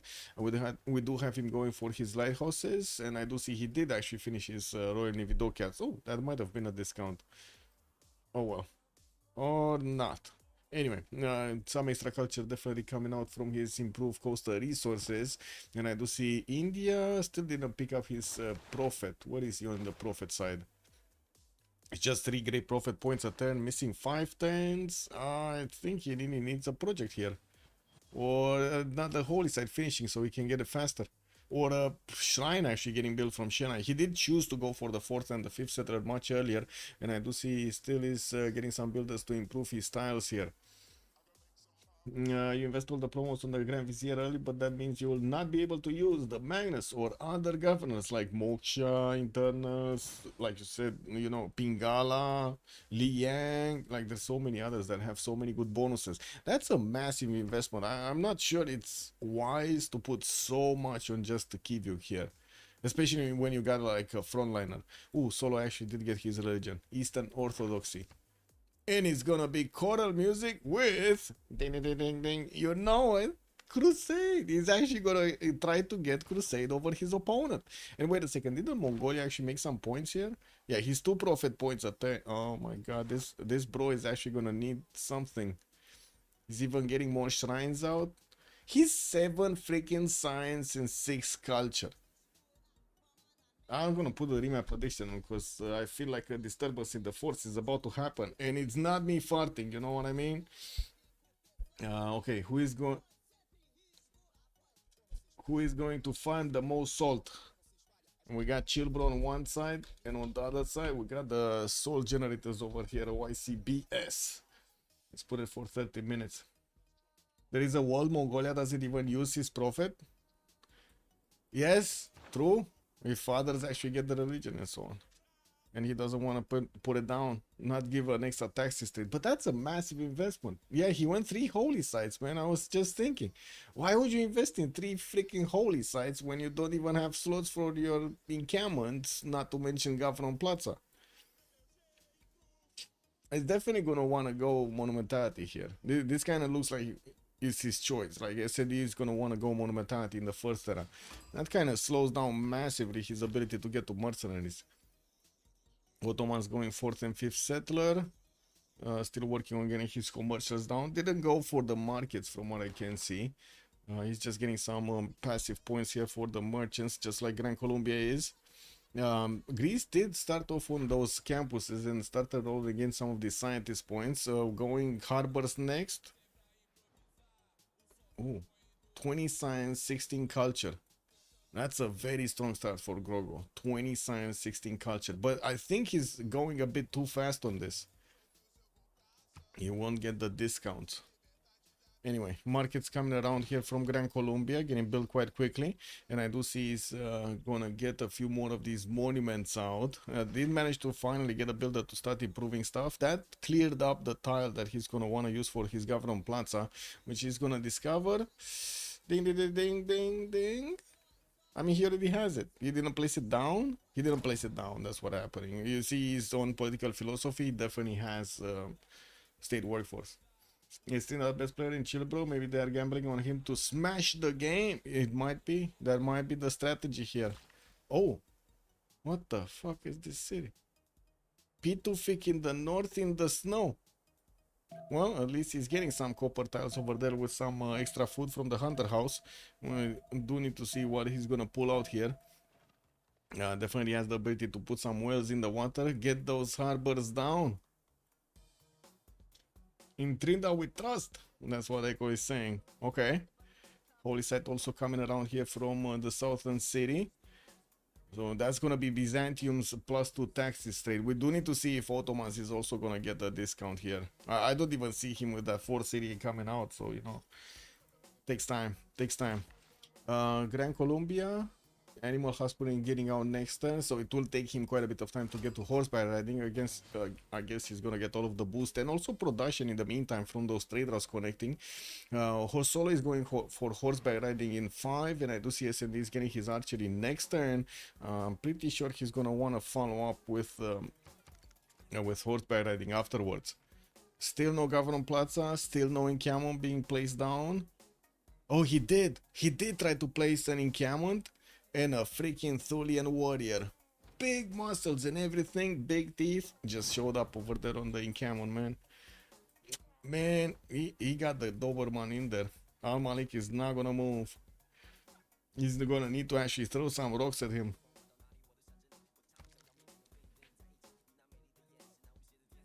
Shrines coming up, Adrianople.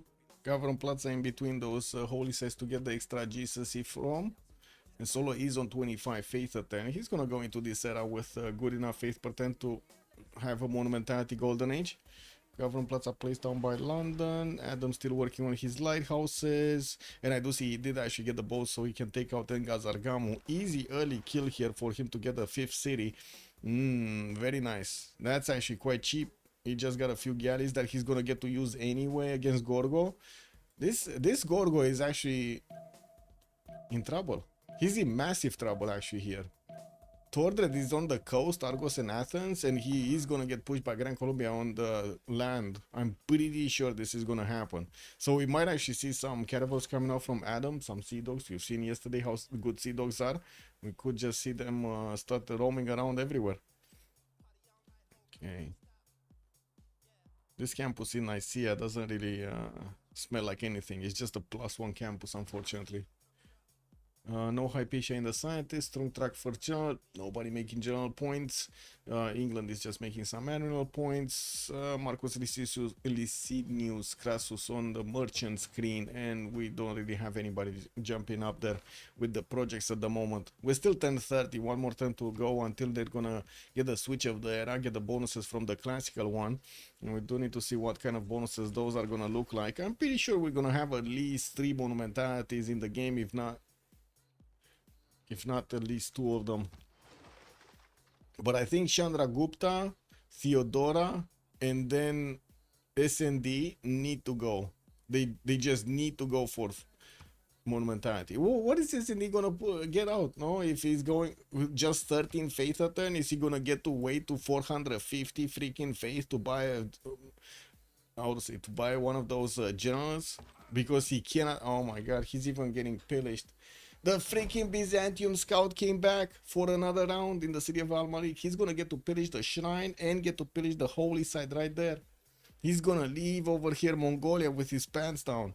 Totally, like right below the knees. And what do we have here? India getting a level 2 scout across. That's gonna be fine. 54 production, 61 food. Wait, who are you talking about? 54 production. Oh, that's Kivyuk, right? 55 and 61 right now. 17 science, 14 culture. Strong strat in the stats, don't get me wrong. Both Torded and Trina do have very strong stats at the beginning. 7 pop cities also in Kilakitso. Thul did manage to put down, pre-place the Temple of Artemis, did not start working on it.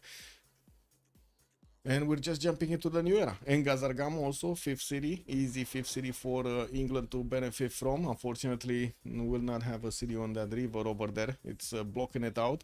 London is also going to have 7 pop, could easily place a campus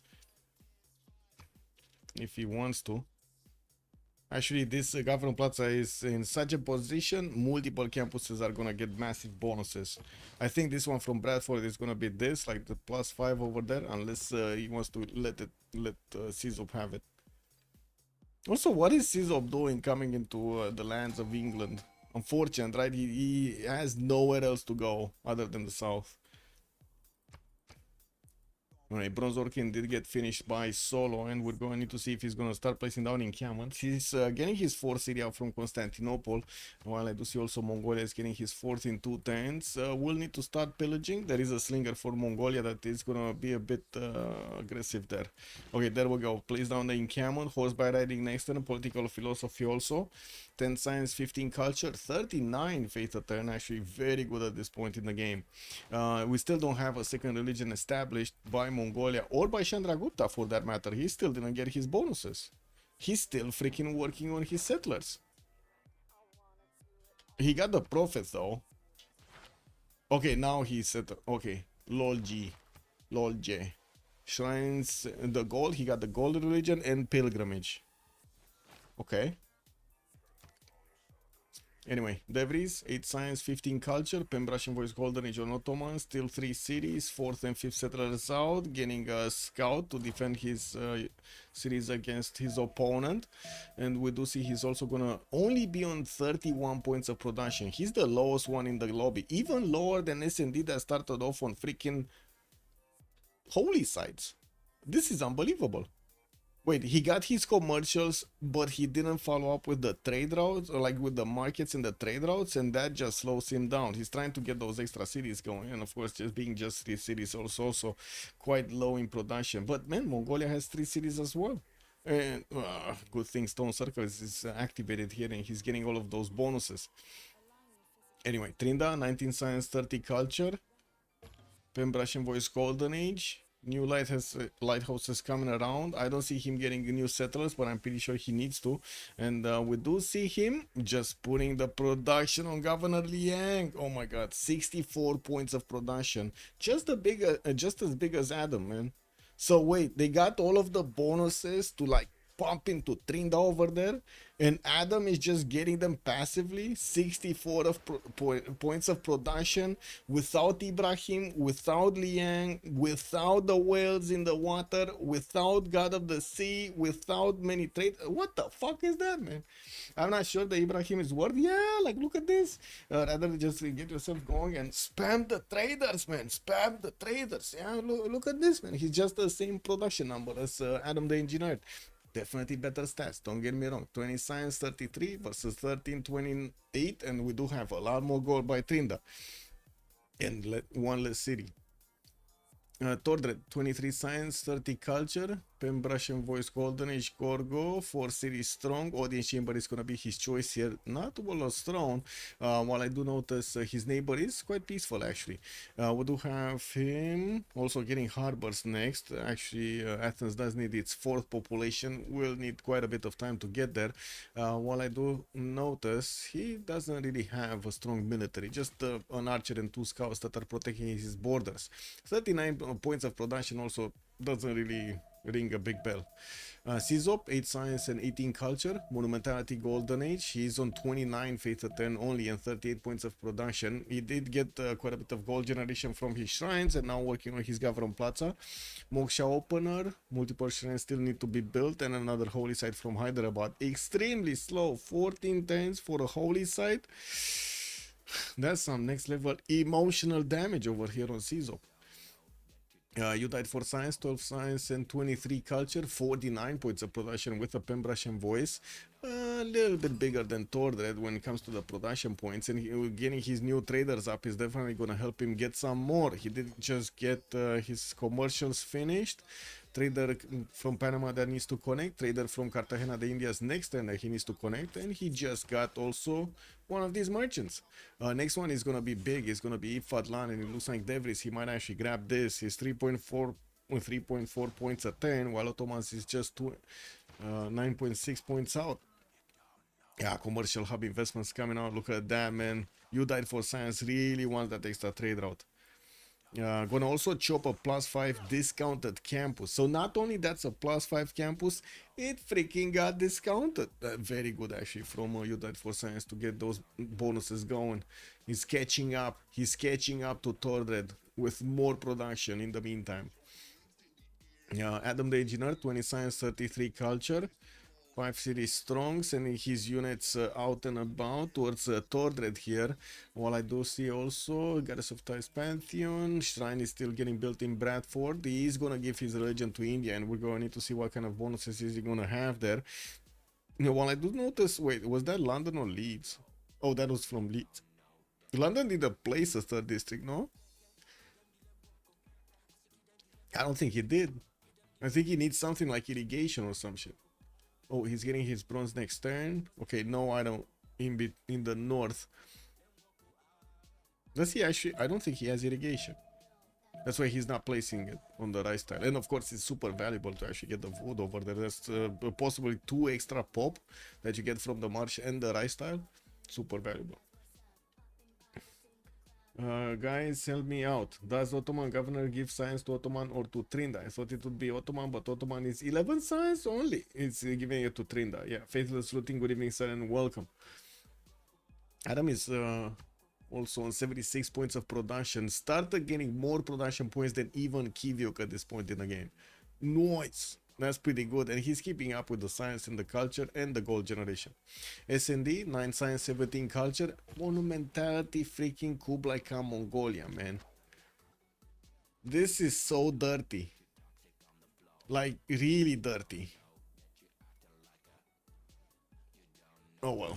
He does have his great prophet, and we do need to see what kind of religion is he gonna pick up. Got also Stone Circus, lots of bonuses.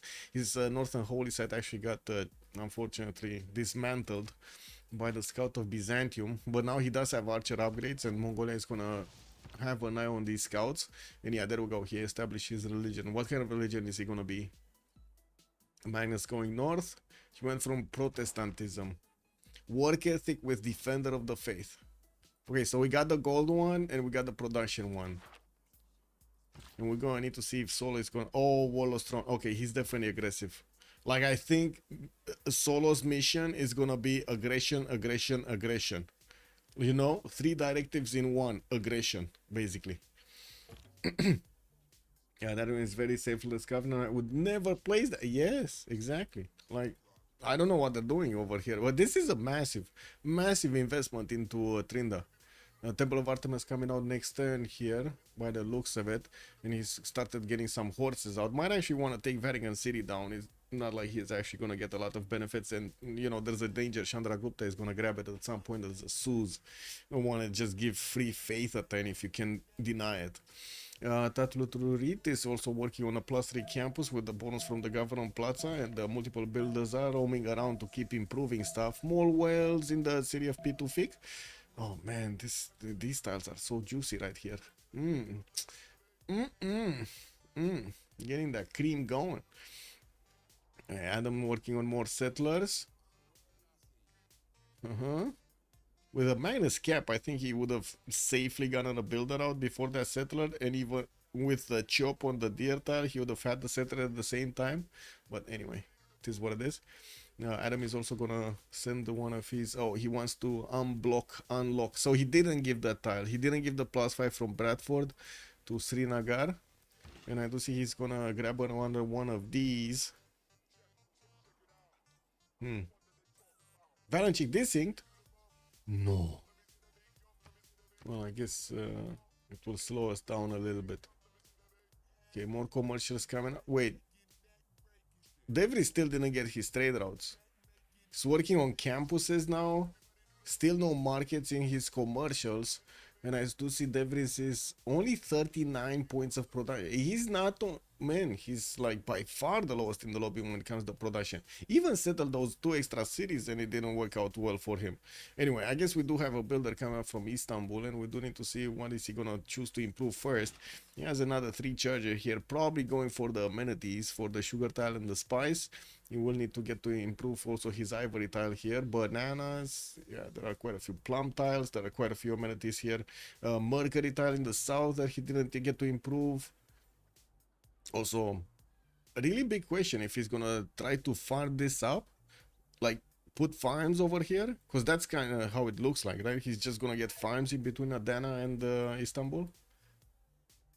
Oh well.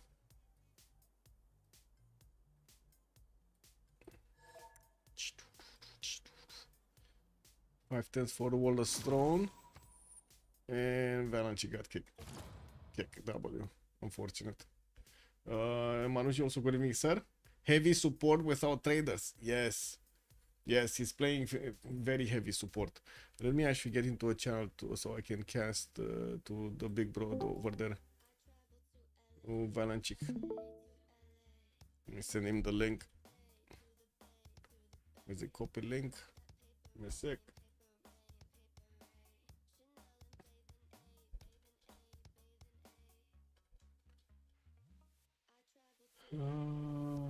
Okay, got that. We'll see if he actually joins to grab my stream. Need to shift enter, no? I do. Okay, so for city moving east from SND with his monumentary, he's buying out some builders to keep improving. Looks like also he's trying to get the 5th one from Ulaanbaatar, settle, I mean. While we do have the first horses also commissioned by Byzantium to get out. I do see the first one is going to get out next turn, and more are coming out from the eastern cities. He did get Stonehenge, so that's another bonus that he acquired, but didn't activate it yet. What is his mission? Wait, what? Or he... Oh, I see. He actually is going for Kivyuk. Yeah.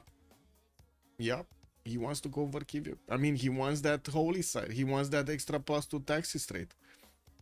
Encampment training projects also coming out from Solo from Adrianople. Still no encampment built by Mongolia. Unfortunately for him, the Thulian warrior of Trinda actually sat over there for quite a few turns, so he could not finish it. He still is trying to repair the shrines and the holy site that Byzantium pillaged earlier. Okay, we'll see when SND is actually going to get some units out. This is going to be a bit problematic. If he's going to go a bit too close to Byzantium, we might actually see horses showing up on his borders before he can react. Look at these bad boys coming around. We got them moving. May settle towards the south of Constantinople. And traders that still need connecting. Come on, get the markets, De Vries. Like, I'm pretty sure you want to get the markets. Coleus as a merchant. Wait, who got... Oh, Gran Colombia did manage to get Ifadlan with the project he acquired. That's very nice. And I do see he's going for Hanging Gardens. Super bonus over there for Hanging Gardens. 5th and 6th and 7th settlers coming around. He's taking it slow, man. He's taking it slow. Greece also did put a fishery on the biggest Galapagos Island tile to get a 6 food and 4 points of science bonus. We do have him on 29 science and 40 culture. While I do see he's still trying to get a new wave of settlers going, we do have him with 52 points of production versus Gran Colombia 61. Well, definitely much better stats on Greece. I still no Acropolis, or at least I didn't see one. He just went for these juicy campuses and that's about it. And commercials afterwards. Didn't put down his Acropolises for the extra culture. Well, I guess good stuff is he does have 40 already. Oh, wait, the campus actually got placed from London in the north. So is this gonna be engineer? How to say? How do we call it? Man, industrial zone setup on the stone and on this rice tile. That might be it, right? Get one of these aqueducts on the deer tile and so on. Anyway, another city moving south. We do have one getting out there from London next turn. And it looks like, again, he actually chose not to get the builder, to keep chopping. He has Magnus in there and he's not chopping with Magnus. Whoa. Okay. Campus is coming around here from Ottomans finally finishing. We might see him actually getting... Can you imagine if this guy, man, if De Vries is going for libraries instead of markets? Is this a Civ sin? Chat, you gotta tell me, is this a Civ sin? Not building a freaking single market. Turn 37. The guy is fully rel already? Yeah, man. Man, I'm gonna put this up. Paul / Paul. Let's see it. What do we have? Civ sin for Ottomans not getting a single market. Yay or nay? We gotta call him out, man. We gotta call him out. Manuji, don't blame a teammate. What? He don't want to do internal. Why would he build a market? He does not have internals. He doesn't have anything, man. He doesn't have anything. No internals, no externals, no nothing. Now let's see if chat is saying Civ sin or not. We got a 1, we got a yay, we got a nay. Okay, that's 1-1. But it's Omega IRL. So, okay, Android is kind of like saying, you know, he's agreeing it's Mega IRL, but he doesn't want to, you know, give the Civ sin over here for not building a market for De Vries. Okay, I mean, this, look at the production, bro. It's like 51 points of production. Okay, at least he got some more. He's starting to actually catch a little bit to Solo, which also has the faith, right? It's not only 53, that's like 70 points of production. Ooh, Solo is coming out to play over here, getting his 3 ponies to go against Mongolia. Mongolia just barely getting one of his ponies out from Max, so that he's gonna try to chop. While he does also have Magnus established in Al-Malik, looks like there is a builder that will allow him to get some choppy chops going. I do see Byzantium did also recruit a general that's gonna be Trungtrak. It doesn't really have the easy opportunity to actually bonk these units of Mongolia, and we're probably gonna need to see him actually last move if he wants to get closer. Only one single horse though. And he's gonna soon also have +4, and this horse of Mongolia does not have a general. He still needs a project out. Well, he's gonna get next turn. Or at least that. Okay, project coming up from Trinda for the holy site, for the religion here. Already we do have Byzantium with his apostle right next to Kijur Tularik, or what do we call this? Kijuritug. Kijuritug. Byzantium Crusade? Yes, he did get Crusade. Yes, he did. Either that or put into Greece cap. Yeah, man, we got only one. Yeah, I gotta say. All fours are going for the names over here. Looks like Devris got out. Chad just got him out from receiving a Civ6 over here for not getting commercials, not getting his markets out. Okay, well, Devris did manage to jump up. He actually has the same production as Tordred. Slacking Tordred over here. What is slacking Tordred doing? Getting his Acropolis is finally out from Argos. I do see Sparta did actually pump out another settler and lost a pop for that extra district slot. Athens is still gonna work on some, and I do see also towards the east over here we do have Adam about to actually settle a new wave of cities. Another two are coming around. I would imagine we might actually see him going for the horse tile or next to the horse tile, and we definitely need to see this one, the geothermal, or next to the geothermal. Is this gonna be geothermal? I think it's gonna be. Oh no! Wait! He wants to get the pearls. That's actually the only one that he could get the pearls from. I don't see any pearls anywhere. Oh, this one. He has another pearl tile in Gazargamu. Not close, not far, but anyway. And I do see he's getting his Reina set up here in the city of Gazargamu that he acquired earlier. He's gonna get to connect his economy with Grand Colombia quite easy. While You Died for Science is getting his audience chamber from the city of Bogota. He does have two settlers that just finished, with another one from Panama next turn. That's gonna put him on 7 cities relatively quickly here. We have still no religion on that weird name city from Thule. But he did get the prophet, so it's just about the clicking. It's only about the clicking right now. Is he getting the clicking going? Okay, he got Taoism.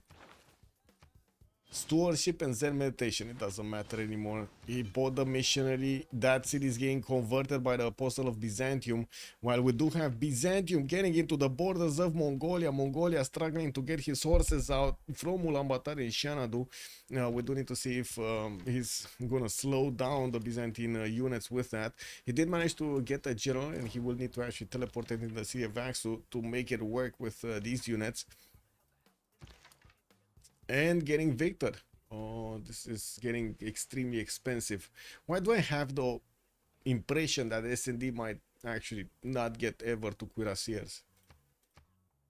Like this is such a high effort opener just to get an extra religion on India. It might be worth it later on. I don't know. He needs to hold on until cuirassiers or tanks. Sizop getting his Colosseum in Chennai, actually. Well, I do see he's gonna grab another 2 settlers out. 2, 4, 6 cities, 8 cities. It's gonna be exceeded. An army of builders actually helping him out to chop the Colosseum, with Magnus established in the city of Chennai and still getting his faith generation going. He did get 53 in the meantime. Okay, what do we have here? Wait, there was a scout here. Did that scout just die? I guess the archer shot him dead. Oh well. Oh well. Well. Solo? Oh, oops. Well, he has another 2 horses on the way. It does seem like he really wants to take out that archer over there. And unfortunately, not enough movement on his second horse to get in there. He has one of his own archers slowly moving. This guy is not getting an extra point of movement from the general bonus, unfortunately. Anyway, new horses coming out, temples, and it looks like he's also going to want to take Hansa down. He's sending 2 of these horses towards it. While I do see he did manage to get Burica as general, he did convert it into a military engineer. And the question is he going to want to build the infrastructure towards his opponent from an early stage, or is he going to want to connect his cities somehow? I think he can actually triple slam these. And he did get the combat strength from the taxi tree, so he has an extra +4 over here over Mongolia. Both of them have general bonus, and there is another thing. military alliance. S&D is only on 23 culture. While Solo is getting his feudalism next turn, he's gonna have an easy time actually buying those out with faith. While S&D also has a 33 faith a turn, he doesn't have the culture, not even close to Byzantium. Like, look at that 37 showing up over here. We're probably gonna have an extra +5 on Byzantium over Mongolia for quite a few turns. I would reckon like 4 turns probably. Okay, England is also getting his Holy Separate projects. Yeah, wait a second. Wait a second. He never sent a freaking missionary to Caesop. I just noticed that he never did. Does Theo have crusade? Yes, yes. Byzantium actually has a crusade. He did manage to get it here. Look at that beauty. Oh, get the +5 going. Oh yeah. Let's see what we have. Yeah, he's getting it. He's getting it.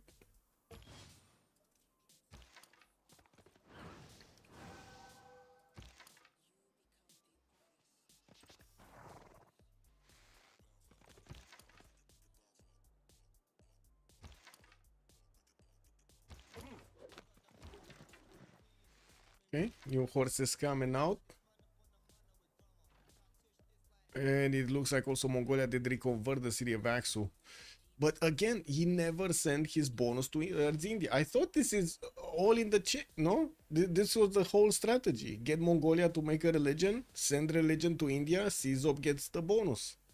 Caesop is not getting the bonus. His ally just opened up religion and he's not sharing. He's not sharing anything. Oh well, I guess it is what it is, boys. It is what it is. Please own religions. Hannibal, good evening, sir. So we got Eastern Orthodoxy, Byzantium with choral music and crusade. India went for religious communities and pilgrimage. Mongolia went for Protestantism, work ethic, and defender of the faith. While Thule got Zen meditation and stewardship.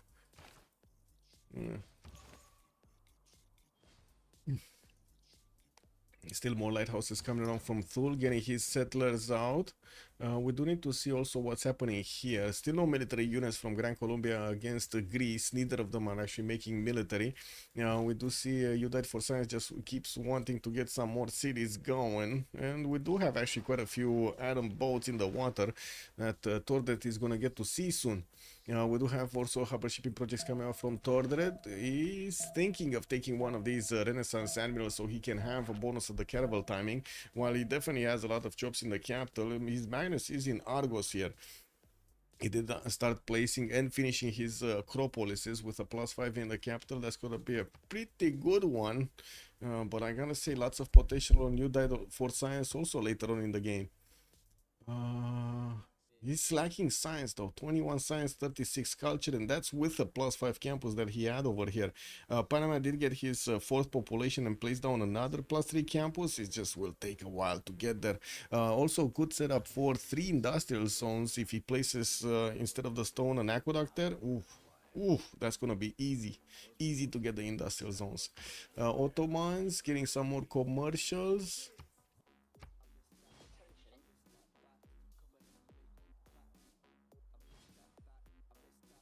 Still no markets, just commercials, no markets, no trade routes, no nothing from him.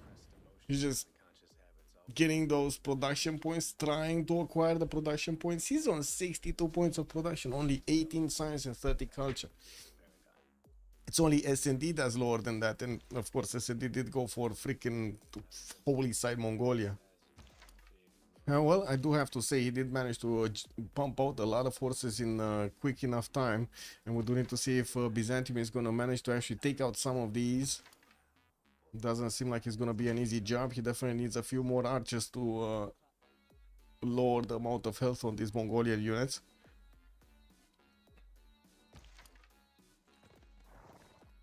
Wait, what is that? Fortified defense, garrison commander. Okay, +3 from garrison commander and defender of the faith, but it helps out so much SD to keep that border. I do have to say Byzantium does have a tile next to the city of Axus, so he could try to spread his religion, but he only has 60 faith. It's quite expensive to actually get one of those apostles out. Yeah, more archers coming through. He's also on wheel. Civil service is getting out in 210s, and that's one of the things I did mention earlier. If he can actually convert the city of Axel to his own religion, get the extra +5, and have the military alliance, ooh, that's gonna be amazing. Maybe no enough faith, yeah. Also, Theodora can get +2 from killing. Exactly, that's gonna be amazing if he gets to kill the Mongolian religion. That's gonna be insane, actually. Let's go, De Vries. Let's go, De Vries. Wait, we're actually gonna have something be done here by De Vries?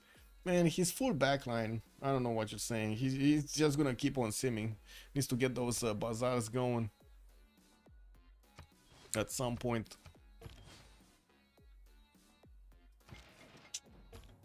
Solo got a parcel with 3-time power conversion, but send it, no missionary, to Trinda instead of sending it to Mongol. Yeah, he done bad. He done bad. Let's see if Solo's gonna get another one.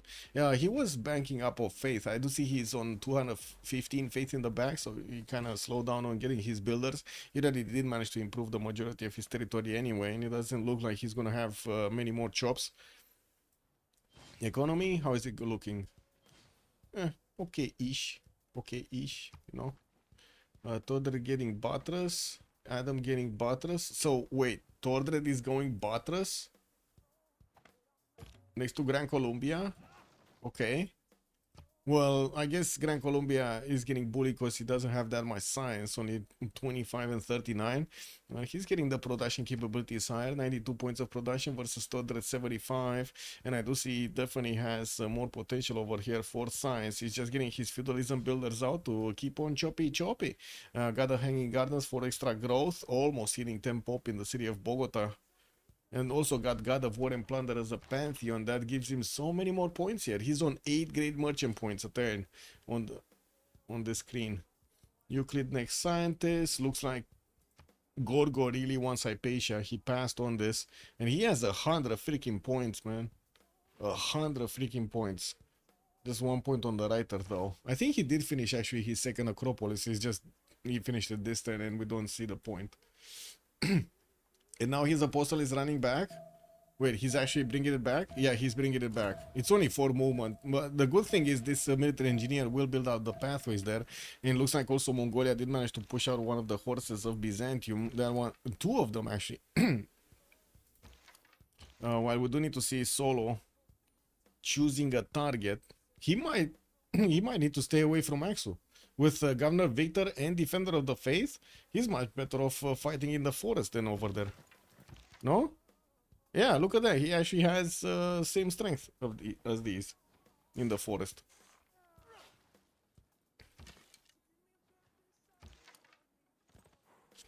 Okay. Well, more builders coming around. So he just bought builders? He used his faith for builders? Yeah, he used his faith for 2 builders, but he's back on 190. What are we on era score? So we're 8 turns away, and looks like he's gonna get his second golden. We shouldn't worry about that. We do have Ottomans getting into the borders of England with a scout, and he's gonna get shut down. I do also see a commercial setup from Engazargam is gonna finish in 2 turns, and we do have England not actually chopping boats out. He just has these like 4 in the water, and that's about it.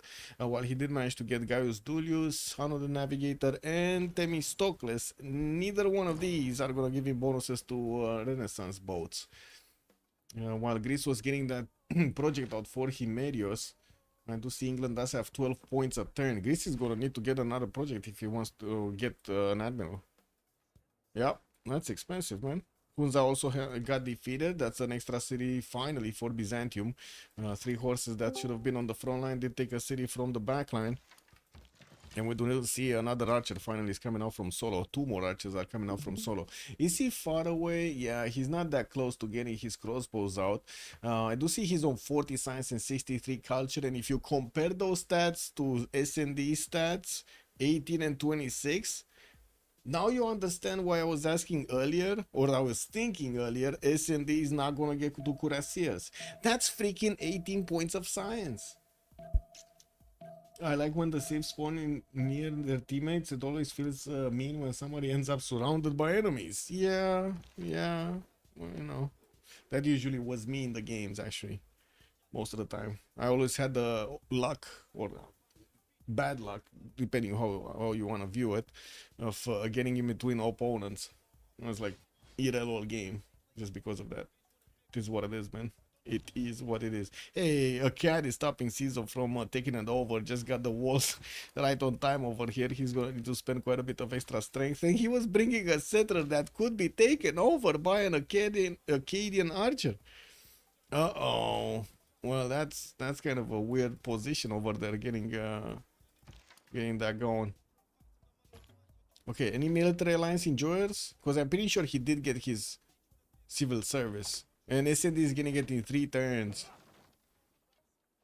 No, he didn't get it. What the fuck?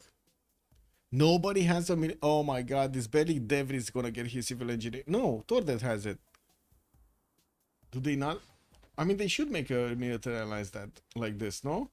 Tordred with Byzantium. Come on, these horses should be 50 strength with the military alliance bonus. Why are they not 50 strength? What did they miss? Okay, Apostle did come back. Settler also moving forward. Or is he moving up? I don't know. He might go for that Honey Settle. No, Honey Settle is actually going to be denied. Trinda is going to get that going. He needs to cross the river. A Dividite also coming out next turn for solo. And finally, he's actually taking a look at the forest here. The forest tiles. Let's see what is he going to try to pull out. Since Mongolia didn't buy out these tiles, these units do not get the benefits of either his Defender of the Faith or Governor Victor. Well, that's an extra +6 that he's missing. Culture is the king, and ChillBros are the kings of culture. Well, let's see. Let's see if they're gonna get that king of culture phenomenon going. Trinda is 74 culture, and we do have him on 47 points of science over there. You died for science. 2, 4, 6, 7 cities. Still no units out. Feudalism builders, and he's starting to get the pre-builds for the horses. I gotta say, if he does manage to get Llaneros, even though, you know, it's only 38 science, if he does manage to get them quicker than Greece can actually put up a defense over there, that's gonna be scary. And we do definitely need to see more units, stronger units coming up from solo. He's trying to get to crossbows and get those archers upgraded. That's gonna be a good one. Wait, did I just... Okay, that's fine. Man, this science on SND, no science, no culture, but at least he does have 81 points of production.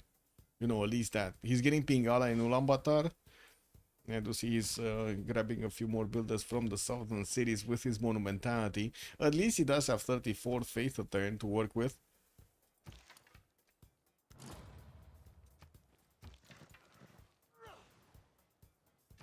Okay, is he coming through? Like, this archer kind of looks like it would work quite well on that 2-2 Rainforest Hill. Okay, so Settler is definitely moving on the river here, or non-freshwater position. He's going to need to put it non-fresh in his opponent's face. +3 campus coming out from Sinop. This city, Constantinople, going to get a theater square and more archers coming through. He's behind England though. When it comes to food and production, England should be much stronger late game, and Colombia is very, very close. Yeah, that's a big question. And also I do have to mention that he's gonna go for cartography. He's gonna want to get it quick, and he's gonna need to build boats. Like, if he's going cartography, he's gonna need to build boats to take on Adam. We got boats coming through. A third city also placed on the same coast. Reina going into Engazargamu for the trades. And since we are 6 turns, we're gonna need to wait another 3 or 4 to actually get to see what's going on. I do see London is also gonna pump out another one of these feudalism builders. Still has a lot of charges, and he was building Great Lighthouse. I would imagine he might actually just chop it out anyway. Also do have... Wait, is this gonna be Dark Age Devries? He's 35 points out of 46. He's missing 17 points. That's a lot of fucking points. Not looking for ChillBro. Not looking good. Not looking good for ChillBro. I don't know, man. I don't know. Trinda is booming. No, he's getting going. He's getting some more commercials. 2, 4, 6, 8 cities. New settlers coming around. Another 2 settlers are coming around. And he did manage to put quite a few whales in that water in the north. Is it 124 points of production? But he's the only one actually on his team that did manage to get over 100, while we do have You Died for Science, Civ6, and Adam getting those points. Civ6, yeah, doesn't really have the stats to work with. 28 science, 50 culture, but good enough production and a lot of faith, 148. Still on 6 cities, and I would imagine, yeah, he does have 2 settlers that are starting to get around. Still trying to take a cat. A cat is just making fun of these horses, man. At this point, I'm calling it out. I'm calling a cat out. He's making fun of the Chandraguptan horses. Basically.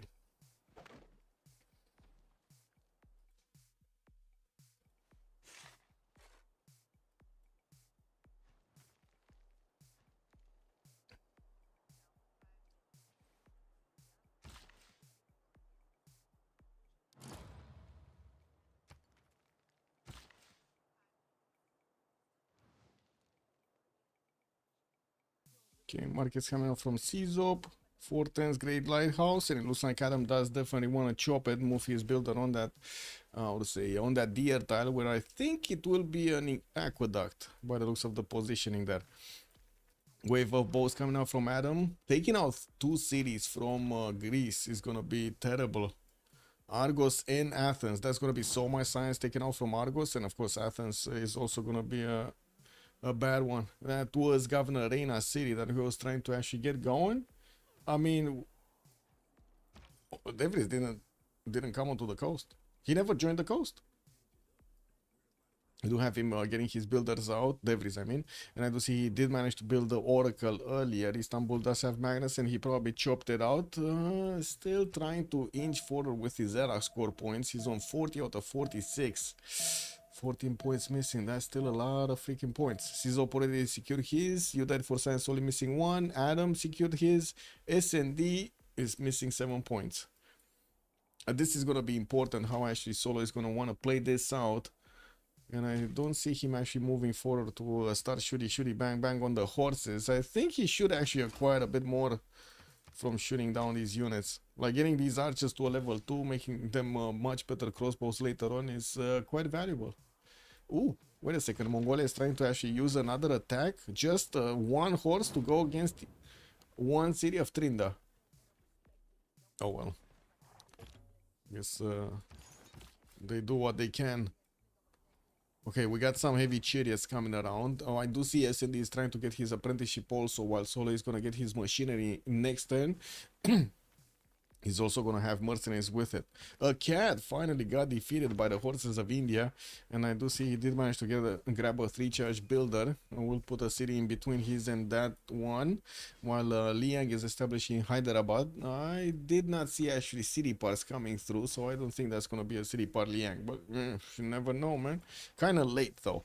Gran Colombia sending a few units towards Granada. And I do see he did actually get a heavy chariot here. 2 heavy chariots. What is he doing with freaking heavy chariots? This is a Llanero guy.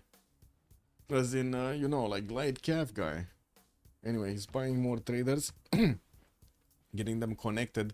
Still missing quite a few science and culture points compared to Tordred's 64 and 90 here.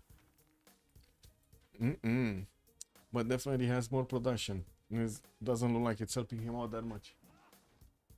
Wow, it rained quite a bit today actually. With full sunshine, it rained quite a bit. The sky is pissing.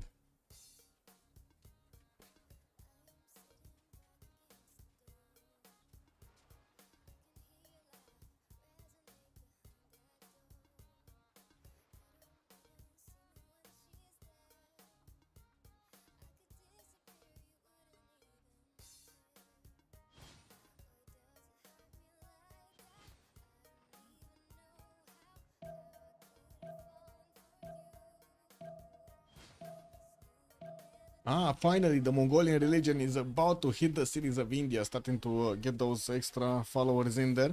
I do see Edessa also got put down, and we do have Byzantium with just a single spread on his apostle here. When it's going to be so close to his cities, I think it's going to spread passively anyway. Yeah, we do need to see if he's gonna get a little bit more pressure. He just needs 6 more points over the city of Axel, and you know, getting that population is definitely gonna help out. We do have him also with lots of heavy chariot pre-builds here, 2, 4, 6 right now. And of course, he has his archers already deployed on the front line. He might, I mean, upgrade these, bro. Upgrade those. Solo is gonna get knights and crossbows in 2 turns. Knights and crossbows are coming out from the city of Edessa. What's Devries going? Just hanging out? Yeah, I think so. And the robot wants you. I think he's just chilling over here. I think he's living up to the name of the team. He's just chilling, bro. You know? He's like simming, getting a sip of, I don't know, beer or something. Does he like beer? I think he does, right? The last time I actually went to Germany, he kind of liked beer. Anyway.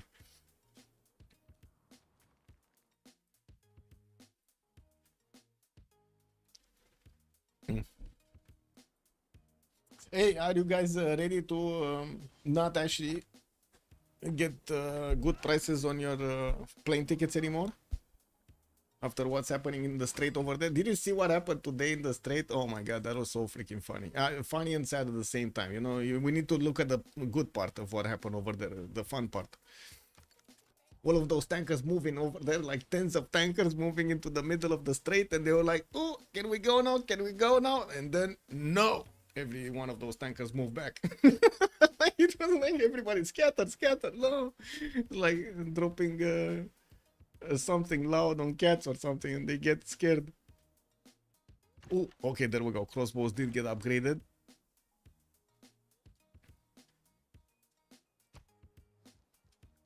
What is this? Oh my god, I'm getting spammed by freaking bots. And good thing at least the chat auto, whatever it is denying them access. Good thing, good thing. Noise.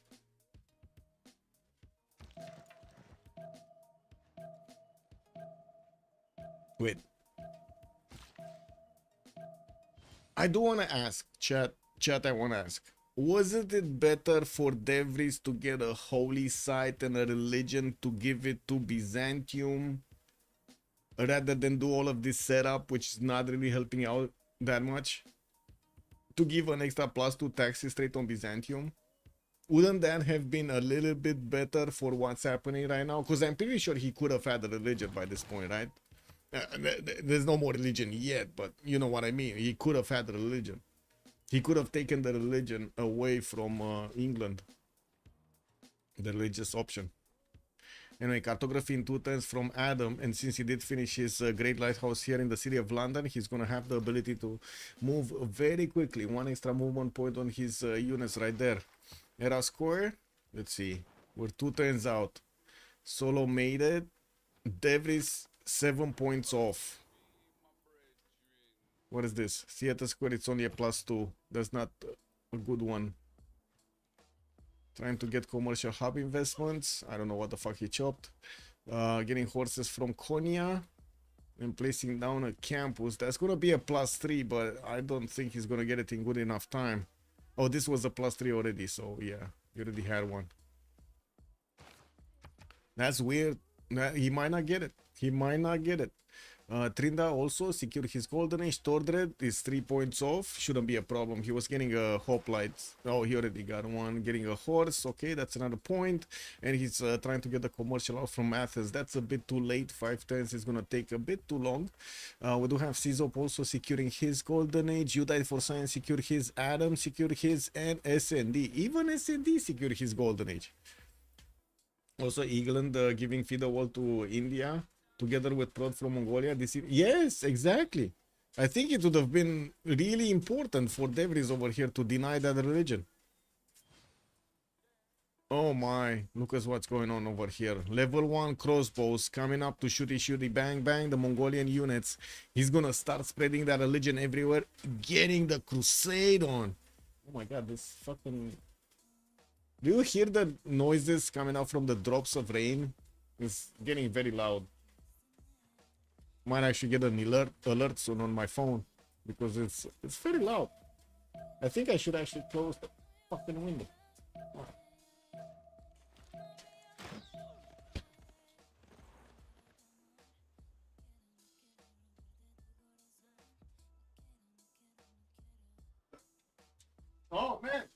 flash storm. We got a flash storm right here.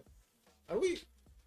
Man, but no stroboscopes. What are the Ah, come on, man. You don't give us storms like this. What are the stroboscopes? Man, God doesn't know how to party, boys. Nicoleum, good evening, sir. We shouldn't the Ottoman swap that commercial hub in campus? Well, it's kind of late now. Okay, cartographing 210s from Tordre. We got units from Solo crossing the northern rivers or trying to cross the northern rivers. Well, it looks like he's taking out these 4 units of Axu. Ooh, that's an easy one.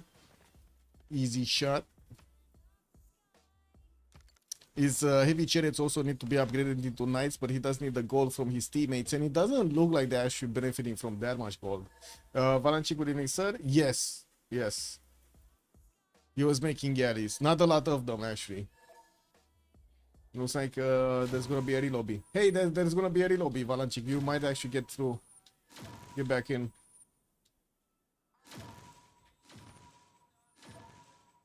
Got a relobby. Gorgo is cavalry rushing with no cannibals. Yay! At least he has like 3 of them, man. I kind of need to get to the bathroom anyway.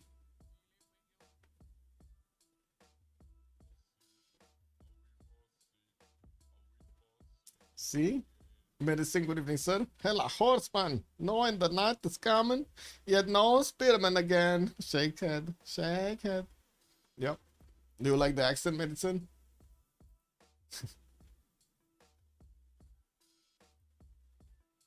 Also, gear, good evening, sir. Yeah, we got a quick relobby, I guess. Well, hopefully. What's going on? We got some crickets here. Oh, Crispis is streaming also for the Japanese community. Nice. Or Korean community, actually, I should say. Still waiting for the host to put up lobby. Lobby anytime soon? What's going on?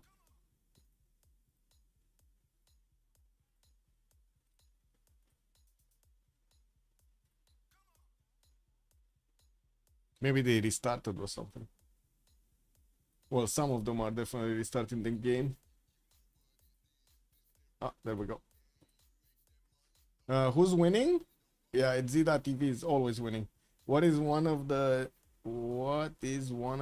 teams Korean? Blizzard Games, good evening, sir. It's Chinese. The Mandate of Heaven is a Chinese team. And there is a Japanese team, actually. We don't have a Korean team. We got a Chinese team and a Japanese one. Civ Japan and the Mandate of Heaven. We used to have, actually, a Korean team. And it was pretty good. Remember, everybody remembers Wise Love from that one, huh? Noise.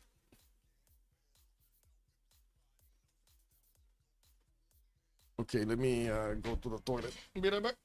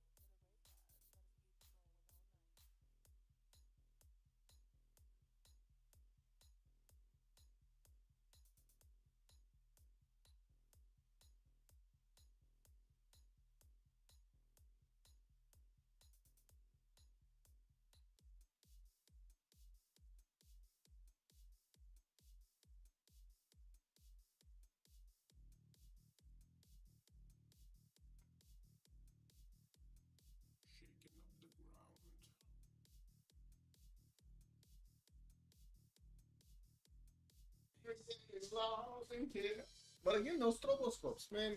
You cannot have a freaking storm without stroboscopes. What is this lightning storm? No lightning storm. The ChillBro Theodora is bullying Mongolia, but Gorgo is on a cannibal match and had a total of 3 pre-builds. Yeah, that kind of seems like it's not gonna go down well over there. I think I need to reconnect at least once, so let me do that. There we go.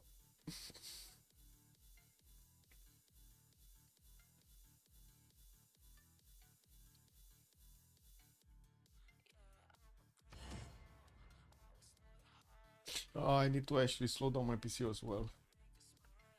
I don't know what PC he has, but I'm pretty sure I need to slow mine down.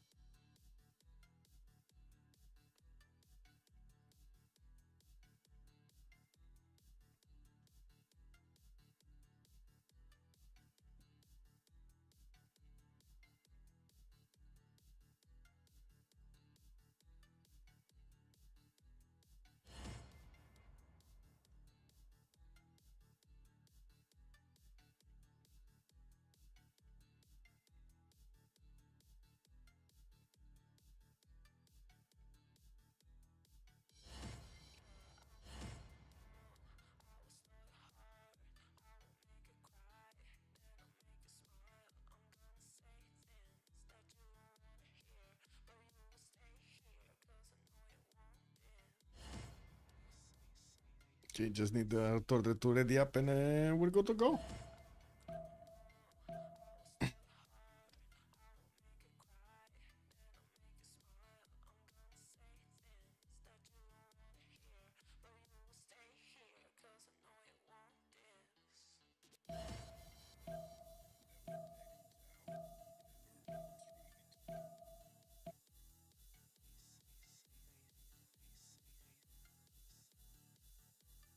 I need to pay attention to actually slow down PC at the right moment, unfortunately.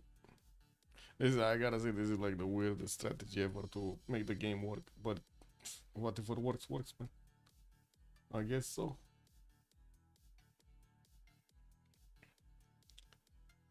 Kuble Mongolia is not really a good counter pick for Warfare. Well, yeah, he went for holy sites first. I can agree with Zeta. If you went in camels first, that would have been a totally different game. In Cambons into campuses like he usually goes, no? He would have had the science he needed.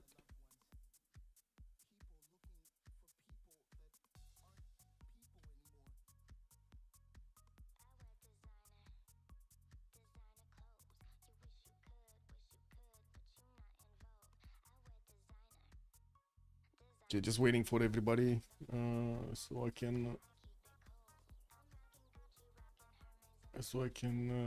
re-establish my CPU priorities. It's just Valenci that needs to get through. Cool.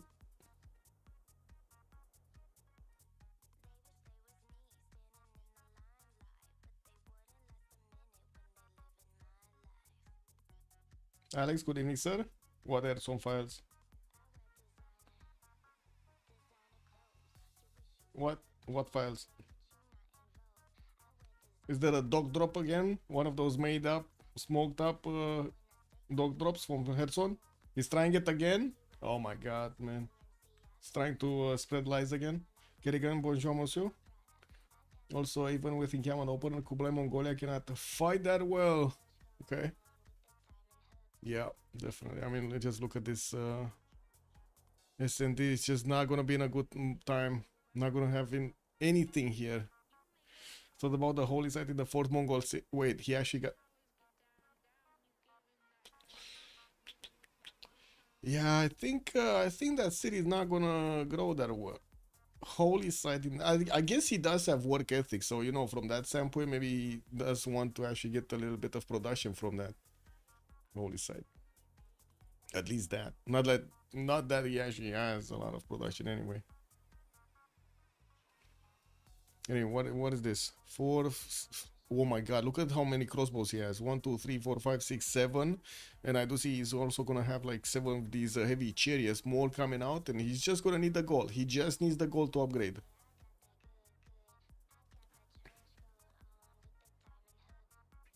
Okay, I think the game should start soon, no? There's like a Civ 5 push with crossbows. Yeah, I mean, it used to be like Civ6 was played a lot with them anyway. They're like, hello, look at this. Oh my god, he dropped again. Oh. Let me actually... Oh, I am streaming. It's fine. What's going on? He double loaded. I guess he did not slow down his PC.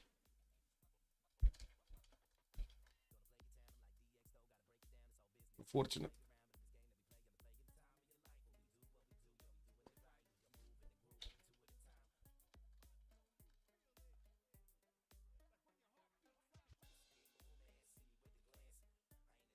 What? Fallen is retiring?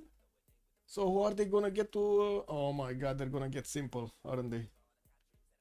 Okay, let me get back on track here. What do we have?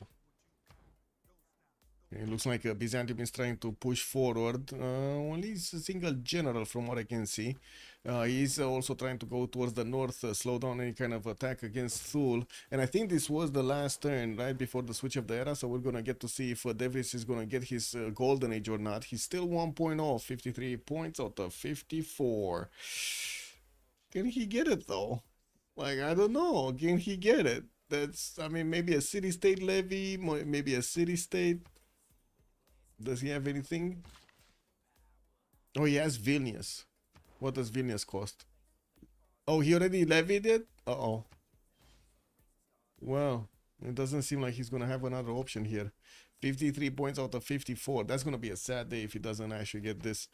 I want to look at the era score here. You want yields, but I want to look at the era score. I don't know what you're talking about. I want to see before the era is actually over who's going to get a golden age or not.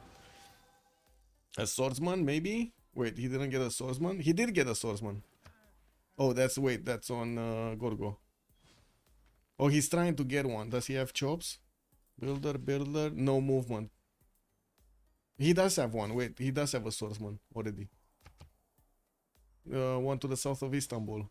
And he has a horse. He's still not getting the points. Anyway, let's see. Toward here, you died for science. Adam is here, and then SND is gonna be 53 out of 52. Okay.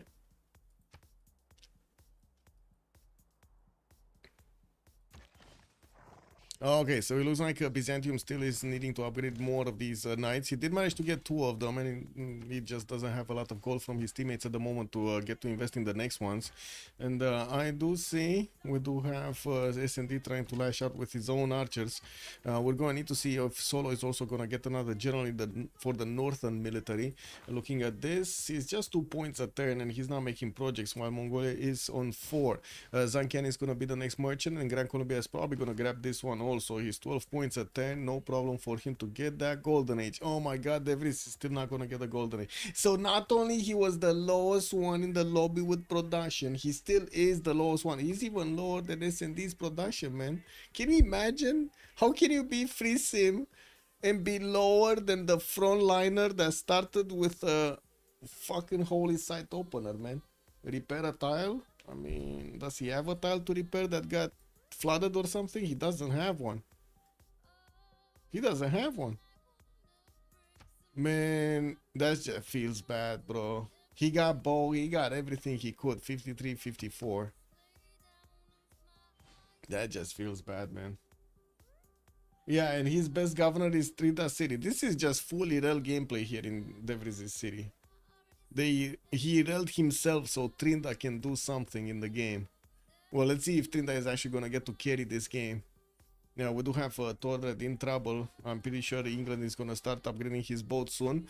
Cartography is coming out next turn. Exploration in 4. We do have Torred starting to get a few boats, but he's just like on 2. And he's gonna get another 2. And we got already over here, how many boats? We got 2, 4, 6, 8, 10, 12, 13 boats at the moment from Adam. Does he have? Oh, he cannot easily put up connection city. He can get the stone and then get a canal out. So he can use his eastern units. Has quite a few of them here in this bridge. Ooh. What is this settler doing here? Where is this settler going?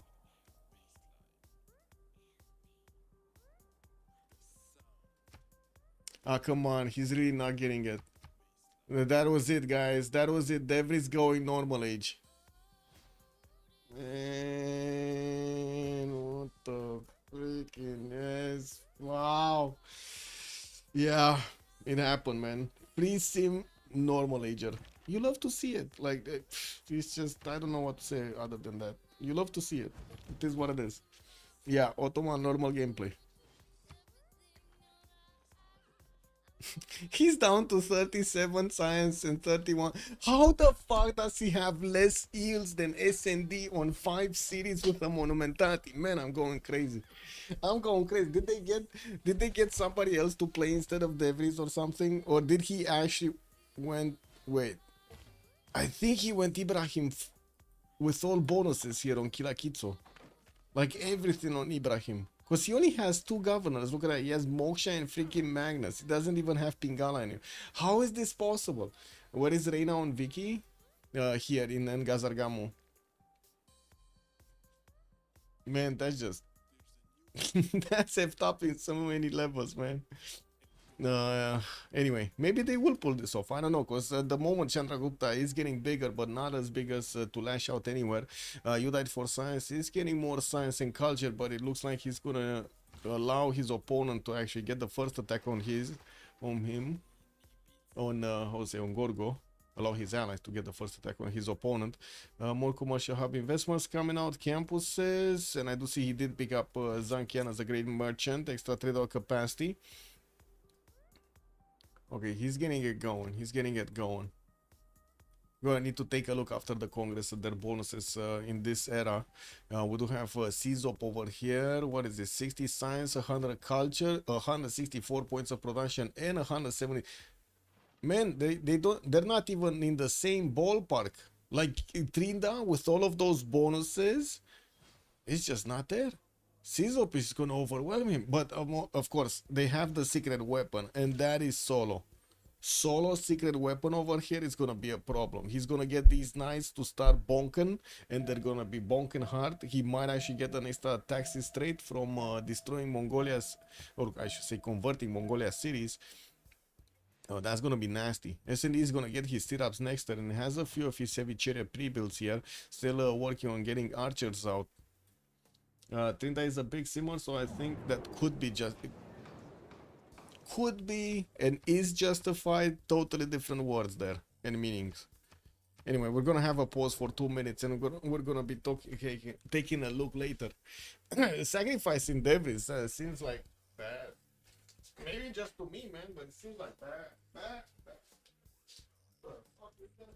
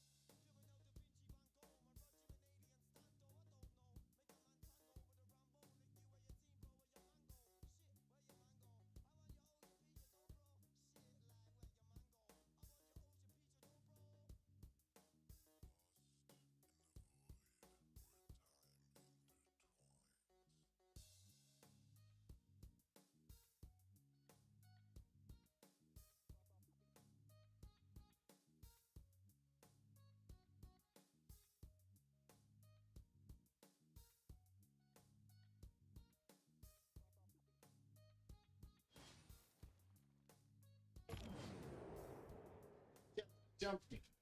I got jumped by the cat. See if Japan lost or they won. They won against COC. Noise. That's quite a feat right there. And I'm not talking about those wiggly toes kind of feet. Okay, what do we have here? Solo still didn't cross. Okay, okay.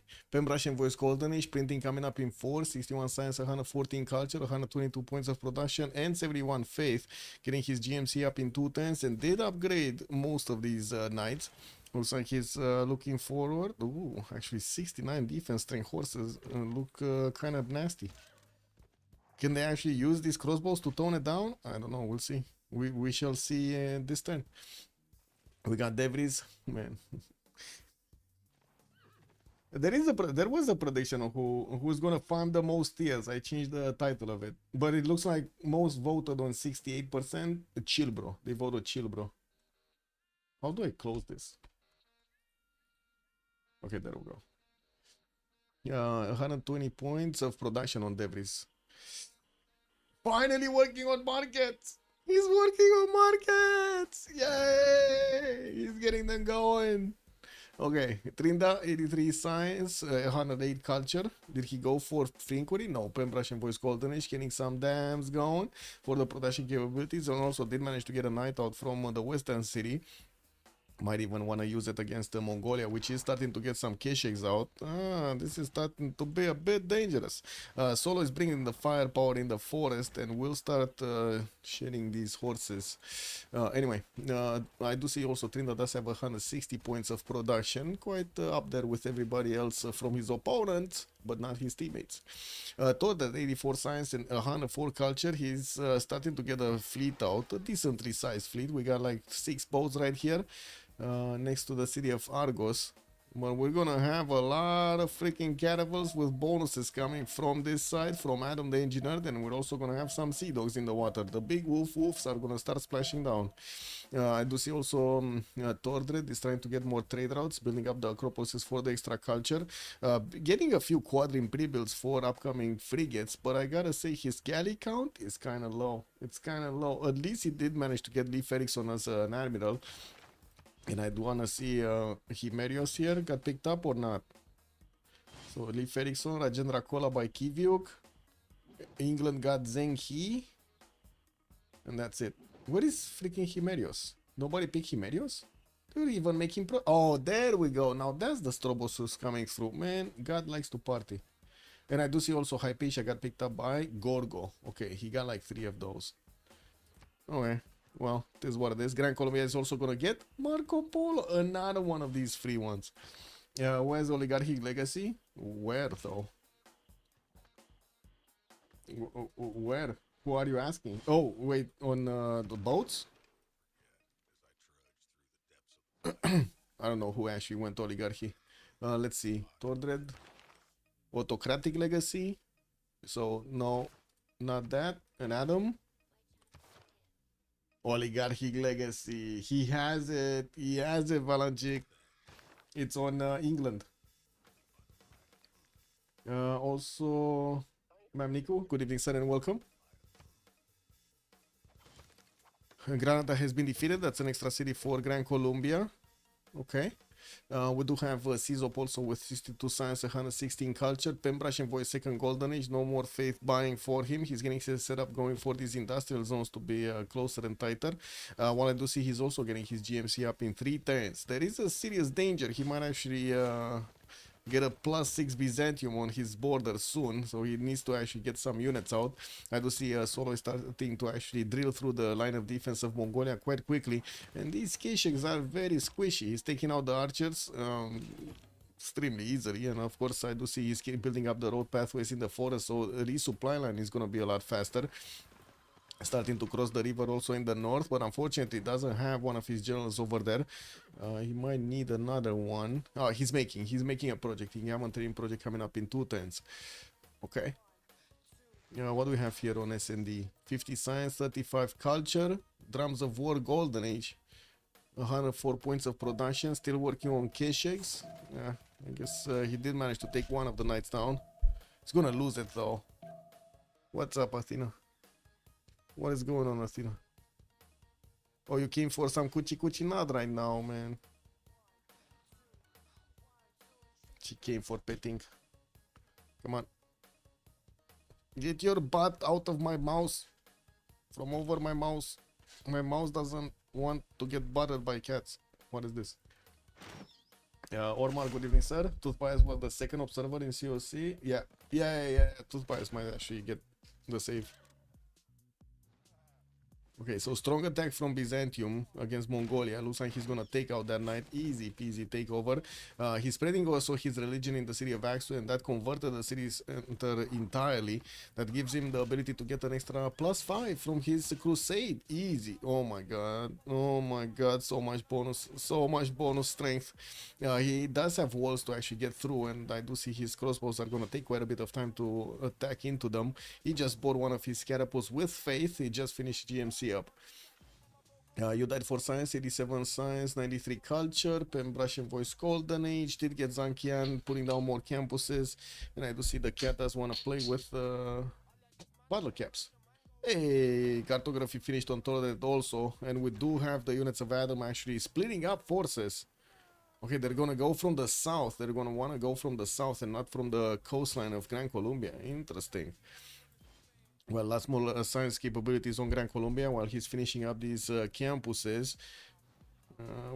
Where did he place his campus from here? That's an industrial zone? Oh, this is the campus? Oh yeah, this is the campus. Interesting. He's keeping the industrial zone here, probably. Or is this the industrial zone? This is the industrial zone. Got it. No aqueduct in the middle. This is gonna be set up for theater squares by the looks of it, with an entertainment complex in the middle. Well, could have been. It's not gonna be. Adam, 134 science, 56 culture. He's in a free inquiry golden age this time around, building up more campuses, and I do see he's finally getting the setup going with those industrial zones next to the city of London. Lots more production points are gonna come out from that. He cannot use the production on the east yet. Brighton did get settled, so he's gonna make a canal, and he is gonna try to get this going with some more boats from the main cities that he has. He already sent his fleet out with multiple admirals, so he did recruit Himerius. He has Gaius Dulius for a free fleet, and I see a few warriors with his fleet as well. Zenki probably got activated, so he gets I would say he gets an extra trade route. Okay, trying to take Vilnius down with just galleys, sending one of his catapults to deal with that. Is he gonna have enough? Yeah, he should have, especially with Oligarchic Legacy. He should have enough strength to attack into Tordred. And let's see how this goes. It kind of looks like Solo is punching through. Knight came out from Axu, upgraded. Another Kishik coming out next turn. A few very damaged units from Byzantium that actually had a promo. Anyway, unfortunate. Where did that secret sneaky settler land? Here. Other continent. Scanning pearls, he's scanning mercury, and that's it, I guess. I'm putting down a harbor. I don't think he has pearls or sorry, actually he did have pearls here. But it's the third ring out from Engazagamo, and he never bought that tile. He has this one though, the one from Bristol. Okay, a few more chops available, still needs to invest though. And let's see what's going on here. First catapult shot on the city's defenses of Axu did shake up 30% from that. We do have Thul also managing to cross the river with a few of his horses, bringing some also knights with this party. This is definitely going to help out. We definitely don't see enough strength on these Byzantium units to do the damage, and he's just, oh my, okay, well that's I guess that's going to be countered here. It's going to be fine. Yeah, 2 units died for 1. That's a pretty good trade for Solo. Măi, te-ai întors aici? Chiar te-ai întors aici? Te iau de codiță. E cu mine.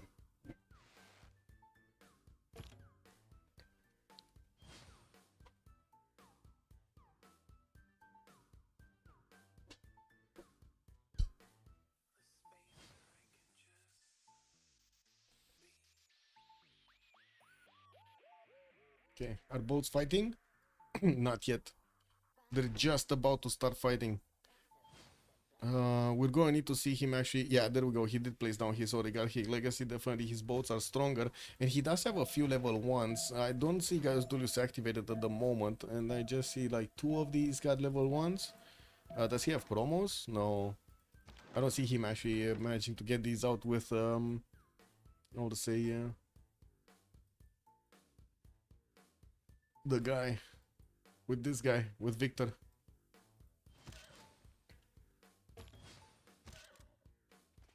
It's all in pen brush and voice instead of drums. Well, pen brush and voice does help him out quite a bit also. I would really say that's a mistake.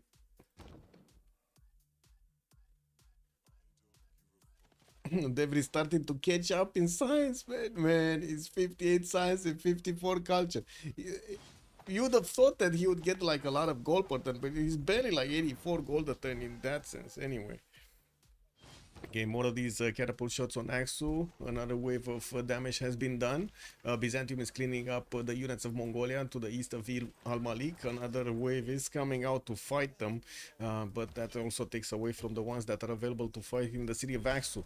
I would have expected him to actually take out this encampment. Much easier to actually take out the encampment, even if he does have a strong unit inside of it.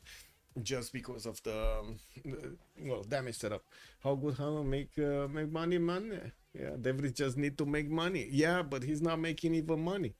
Yeah, well, finally he's getting some more traders out and finishing up his markets. Foreign ministry coming out from Istanbul next turn.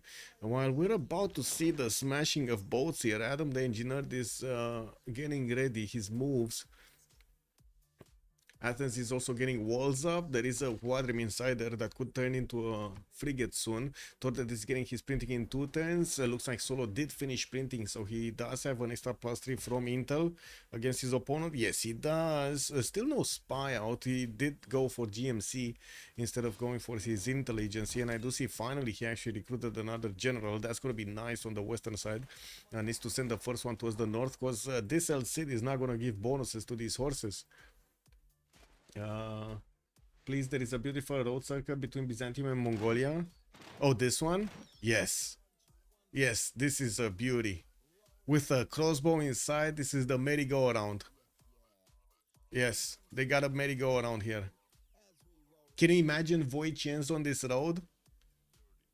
Shoot, move, shoot, move. No, actually, move, shoot, move, move, shoot, move, move, shoot, move. Can you imagine? They just keep going, man. They just keep going and moving and shooting and moving and shooting and moving and shooting. Easier, yeah, easier juking, man. If only they would have had an extra point of movement or something. Yeah, let's see. It looks like the walls of the city of Axel should be taken down next turn. I think one of the knights. Oh, he didn't promote this one. Interesting. He chose to actually move it back. Well, let's see if the catapult moves over. No, it doesn't. It's just shooting with that other one. Okay, getting ready with all of his strong units around the city of Axel's defenses. We do need to see this catapult also moving up in the forest or somewhere. And I do see these knights from Mongolia are trying to actually wrap around themselves against one of these knights. Probably gonna take this one down. Ah, we'll get a promo. Needs to be really careful with the promo there to actually finish it. And what do we have here? Still no boat smashing. Adam did get into the borders of Greece. Tordred is in trouble. We do have him with 105 science, 150 culture. Udide is catching up, and we do need to see if Udide for science is gonna get to his military science soon. He's on military engineering in 2 turns to get some nitre generation going. And we do have him on 200 points of production, almost double the amount of production that Tordet is benefiting from. Well, Tordet needing to actually defend the coast is slowing him down so much from other stuff. It doesn't seem like England is gonna push this without Sea Dogs though. He's taking down Vilnius. First Sea Dog coming out from Engazargamu. Actually 2 are on the way, getting another city in the meantime. And more in the build queues. Okay, intelligence also coming up in 2 turns so he can get that spy on Gorgo. Whilst Gorgo did go for foreign ministry, so he needs to hard build the spy. This is gonna be a bit of an issue. We do have catapults coming out from him, so he can put them on the coast to slow down the caravels. So definitely attacking into them is gonna be a good option here. Let's see, no more wall defense in Aksu. Second catapult moving through. Oof, this catapult did get a promo though. Why is he not promoting his units though? Like I see this knight, for example, does have a promo, and he's just not promoting it. It's not moving it anyone. Does he have the impression that that knight is like, I don't know, obsolete or something? Did it get expired? That's not how knights work. Todrick just popped a frigate. Yeah, yeah, he did in the city of Athens. Not sure it helps him out that much though. Like this frigate is not doing that much damage.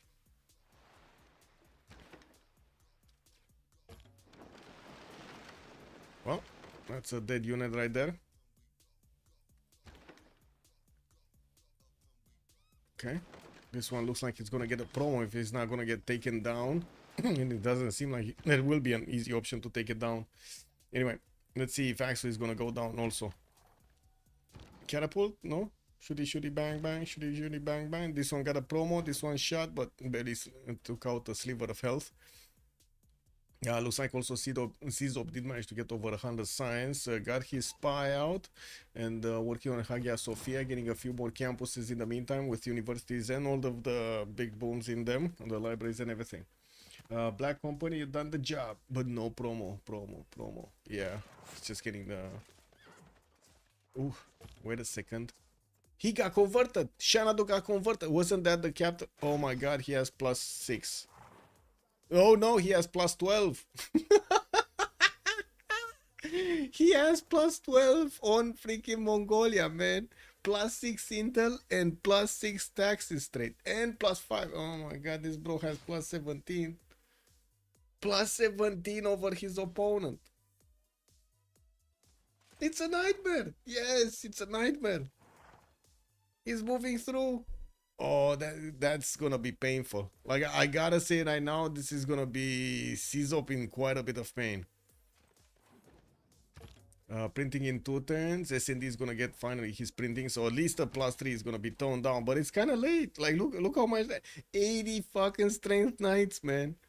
He's getting 80 strength knights. Does he have crusade? Yes, he does. There is an escape settler here in Ulaanbaatar. Maybe SND is actually gonna get to move it with one of his Keshiks for faster deployment. Bum bum bum ba bum ba bum.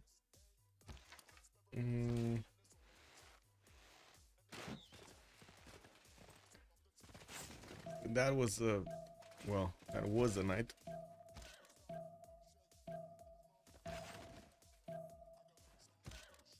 Did he get a promo? No. Oh, that's fine. There's also a Mongolian missionary that's trying to reconvert the city of Axel, so Crusade is not there anymore. Hey, nu poți să stai la mine, eu nu pot sta cu picioarele așa. The cat just wants to sleep in my lap and starting to get uncomfortable. Yeah, it can run fast attached, yeah. It's like the donkeys from Sumeria. Well, city of Axel looks like it's getting evacuated. We do have Solo about to breach it, and a new wave of knights is coming through with also promos on them. It doesn't look good. It doesn't look good for Mongolia. And we gotta see also what's happening here in Gorgo's territory. Looks like so there is a 1 versus 1. Like Adam is taking out Gorgo, well, a part of Gorgo's territory, and Solo is taking out SND. While in the meantime, we got Devris here still trying to catch up. He's getting his bazaars going, and he's on barely 91 gold a turn with 140 points of production. Well, finally, he has more production points than Solo and also Tordred. We do have Adam still trying to push through the defenses of Greece, staying away from Athens as much as he can. While I do notice trebuchets are coming around from Greece, this doesn't look good for his offense. Since his Sea Dogs are still a few turns away, it's gonna take time to get there. We did have Adam managing to take out that city center in the south here, the city state, and he does have 1, 2, 3 Sea Dogs on the way. 3 Sea Dogs. He needs to keep his boats alive until then. And he does have promos, but again, he's not promoing them up. What is going on with the promos? There's some secret... show the Devris Mega Sim. Yes, this is the Devris Mega Sim. You love to see it, man. Oh, Villians was the city state that got taken out. So happy also. Good evening, sir. 13013, good evening. You're loving the Devris Mega Sim? Yeah, man. Yeah. It is what it is. Okay, looks like Campus got pillaged. Solo is extracting as much value as he possibly can from the Mongolian territory after what Mongolia put him through. No units from CZOP to help this out, and it looks like that settler is not actually going to use one of the Keshe. Sami does have a Keshe coming around. We do need to see if he's going to grab it. While CZOP is still building up his builders and, of course, his science count, it's going to take a while to get to significant technology so he can defend against his opponent here. Solo, +6 Byzantium. That's going to be incredible. That's gonna be super strong against whatever India is putting out.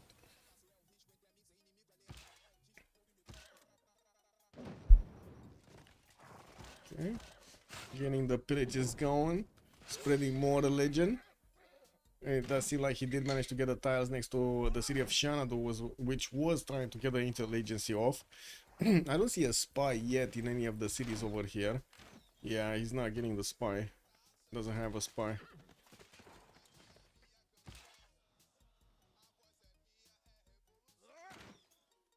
Oh, that city of Axu is doomed. Got picked off. And that's the first city center being taken away from a team. We do have also the mega sim over here of Thule trying to get his campus research projects, probably working for Newton bonuses. He's on 235 points, and Galileo being the next one. We still didn't have Ibn Khaldun either being picked up. Okay, or shown on the map here. Okay, Byzantium lashing out, succeeding. Over here, England still has problems actually pushing through the Greek defenses. Lots of trebuchet did come out, and as you can see, they can actually do significant damage. Well, we cannot see it right now. They don't have movement. Next time when they're gonna have movement. Man, these caravels, oh, these guys got shot and they don't have promos. That's why they're getting back. Only 4 caravels are remaining for Greece to actually play with. What did he have? Like 6, 7? So he lost like 2 or 3 of them.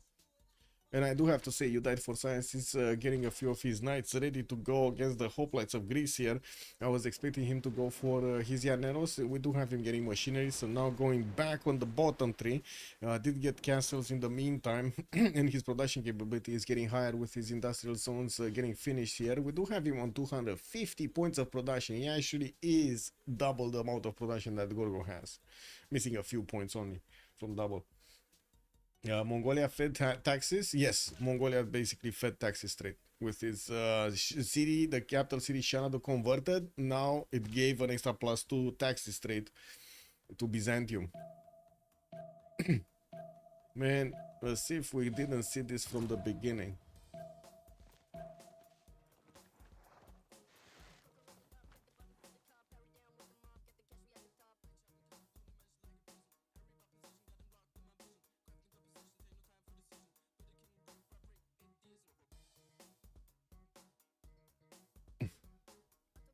Okay, let's see. Is this going to be the turn that Xanadu is going to be taken down? I don't think so. That still has like 60 defense. The walls are going up. It's going to need to bring the trebuchets, maybe even upgrade these catapults into them.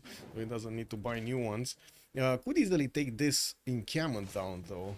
Well, he's choosing not to, by the looks of it. Again, could easily do it. It's just... Yeah, there we go. Easy experience points on the crossbows. Get them to a level 1. New city from Trinda getting here. It looks like Mongolia is also going to have 4 of these horses of Byzantium getting into his borders of Al Malik. It doesn't have enough strength to actually do damage to the defenses, but he definitely has the pillage option. Bam bam. Mongolia and the Holy Set Ottoman and Ibrahim was defining moments of the game. Yes, yes, this is one of those games, boys. One of those games.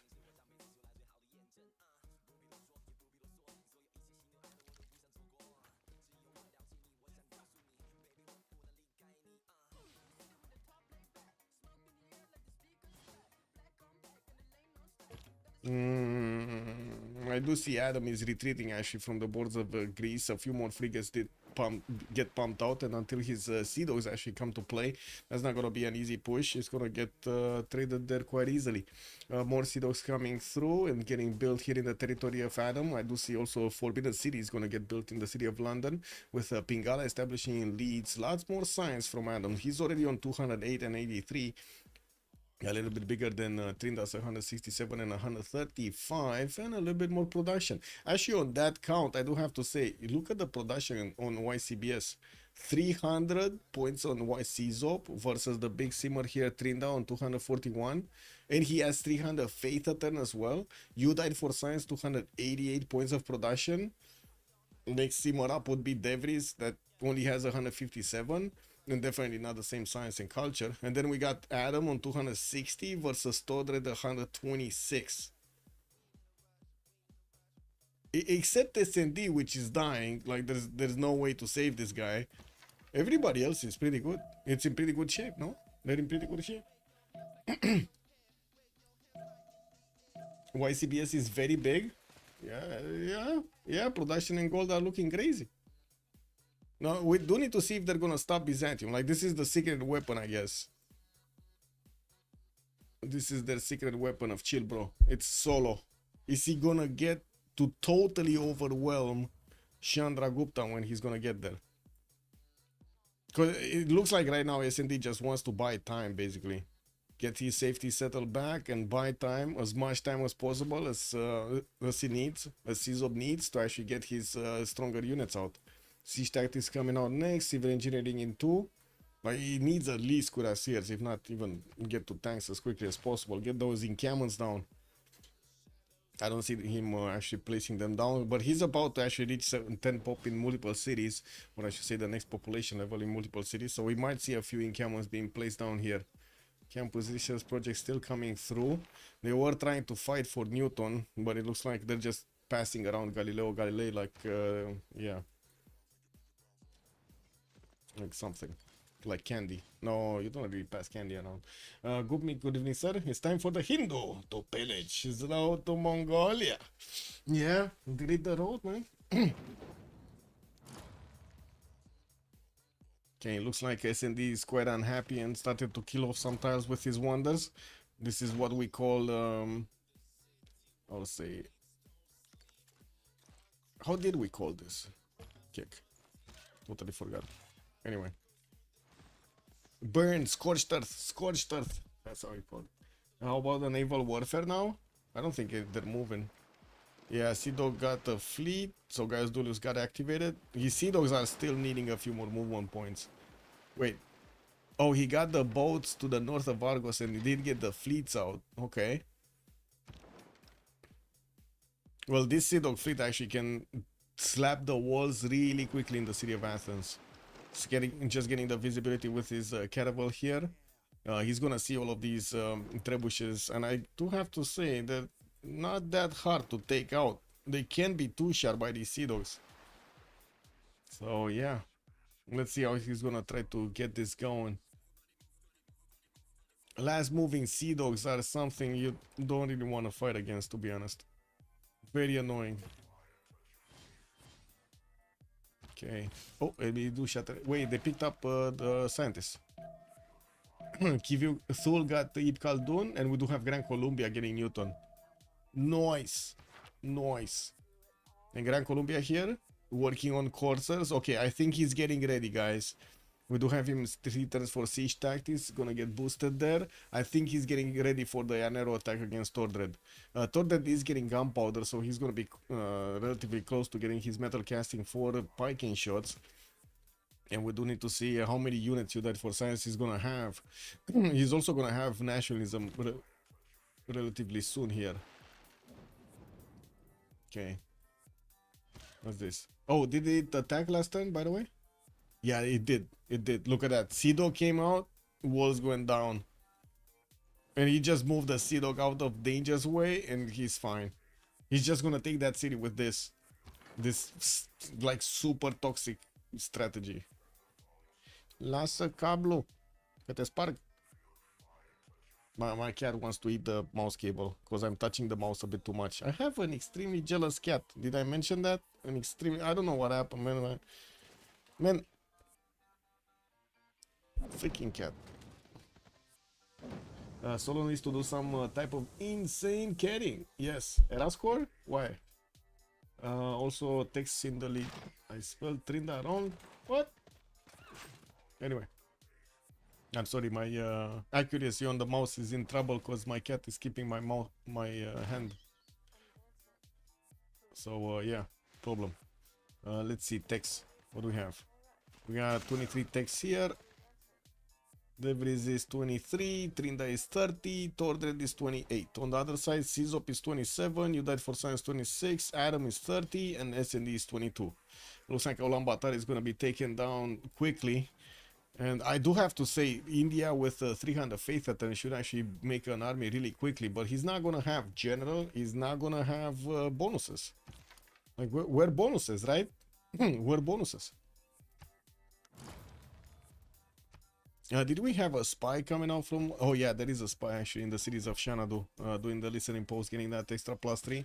Almali gonna get the walls next, and it looks like we're not gonna see the city being taken over. There is a knight over there beefing up that strength, while Ulaanbaatar is taken down, Xanadu is taken down. It doesn't seem like there's gonna be much life remaining in the Mongolian cities here. Chandra is Penbrashen boys, yes. Yes, Penbrashen boys. 200 science. Pen, brush, and voice. Okay, Sea Dog's coming closer. Wait, where is the... Oh, the Sea Dog flick. There we go. They're taking out the Trebuchet defense. Wait, did he just... Oh, that was the last move, so he didn't actually expose the Sea Dog to a counter shot here from the Greek frigate. He's exposing his caravel. It's a little bit safer. Also... Yeah, England and Trinda did manage to get industrialization from both sides. We do have 332 points of production on Adam versus Trinda's 293. They're close to each other. Looks like Tordred is going to lose the city of Athens. There's no way he's going to keep that one. There is another Sea Dog with enough movement so he can actually do this. But if he moves it there, he's probably going to lose it to the trebuchets, so he doesn't want to do that. Just wants to wait a little while until the end of the turn. You might as well wait a minute and a half, no? Okay, Xanadu is going to be taken down. Ulaanbaatar is going to be taken down. Al-Malik is going to follow. There is a trebuchet that can actually get to that city center to bonk the walls. And I do see Byzantium got the core ability. He's going to have Knight cores to go against India. And wait, India is defending with knights and horses? No. No. That cannot be. Man, lasă cablu, fiți-ar pisica de râs. Băi. Băi. I see you. Do you understand? I see what you're doing.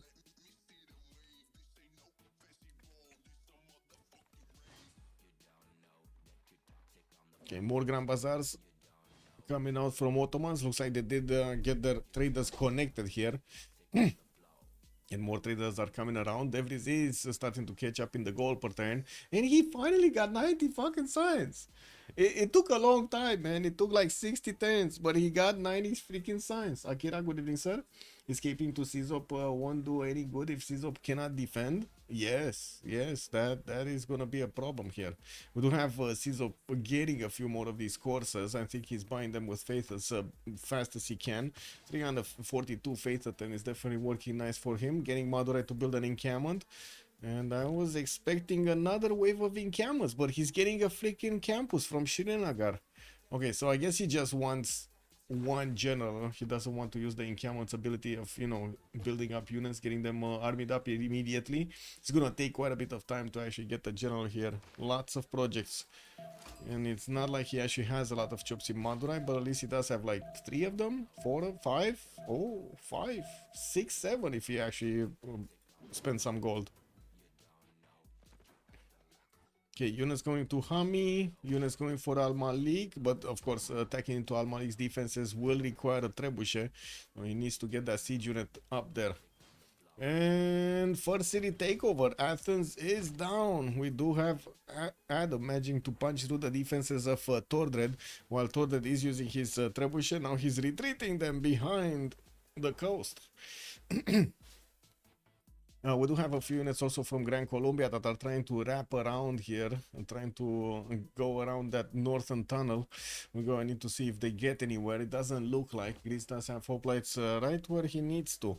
But another wave of units is coming through, and I'm pretty sure Unite for Science is going to upgrade them into Llaneros. He has military science coming out next day, and 2, 4, 6, 8, 10 Llaneros. Well, 11 and 12 if you count these in the build queues, but if he's gonna finish that, ooh, actually he has another 3 over here. Whereas he wants to put them in the water. Oh, that's gonna be funny. Can you imagine if Llaneros get the series of Ottomans? Because they definitely see Ottomans doesn't have anything, no? Also, S&D's aka David Blaine, he's disappearing somewhere. He's doing a disappearing act. Yeah, I guess, yeah, you can say that. You can say that. Your goat S&D never dies. He's just transforming. S&D aka Legendans little the little meow meow. Yeah. Also, Kubmik, what religion will be in the escape city of Mongol? Will Hindu lose its bonus if religion vanishes from a Mongol series? I don't think so. I think it will need to vanish from India series first, right? And these guys, well, at least they do have a follower in there. Yeah, it looks like he does have a follower. Not in all of them, though.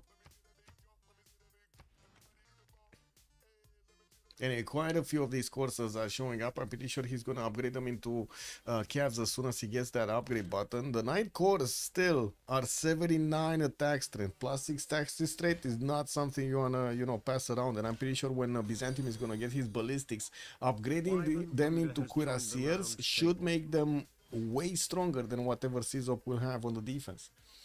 Wyvern Brooder, good evening, sir, and welcome.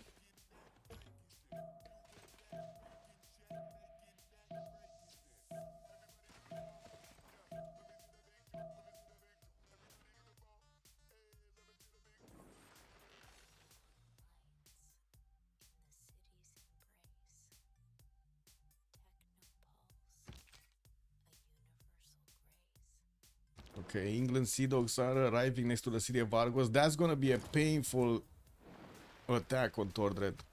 If he's gonna lose Argos. I mean, he's already down under 100 science. He's actually matching the science of Suleiman. And that's not a good thing. I'm just saying, man, that's not a good thing. And look at the production. Suleiman actually has 200 points of production and Tordred is on 120. Man, Devries is moving up in the world. It's a red code incoming. What is he? What is he? Siege tactics in 110. Well, he's going to need another tech over that. We do have Llaneros tech discovered here, so these courses can definitely turn into Llaneros. Do they have the gold though? They do. That's a lot of gold. That is a lot of gold. Wait, something died. I don't know what died, but something died. Was that a Sea Dog? It might have been a Sea Dog. He got a scout next to it and got to shoot it. Double traders is what? When Ottomans takes off? Well, yeah. But catching up, that's gonna be an issue. Devries is just 24 techs. And these Llaneros, I gotta say, these Llaneros are gonna be super funny. If they do manage to actually get into the borders here of Ottomans, because they could, right? They could just disembark over here and get into the lands of Ottomans. Get into the trader line. Look at this trader line over here. This is so juicy. 2, 4, 5 traders just moving around. More are coming out. Imagine 3 Llaneros just standing over here. Yes, yes. Bring the gold, boys. Bring the gold. This is like a new Strait of Hormuz. Yes. Funny money. Get the funny money going.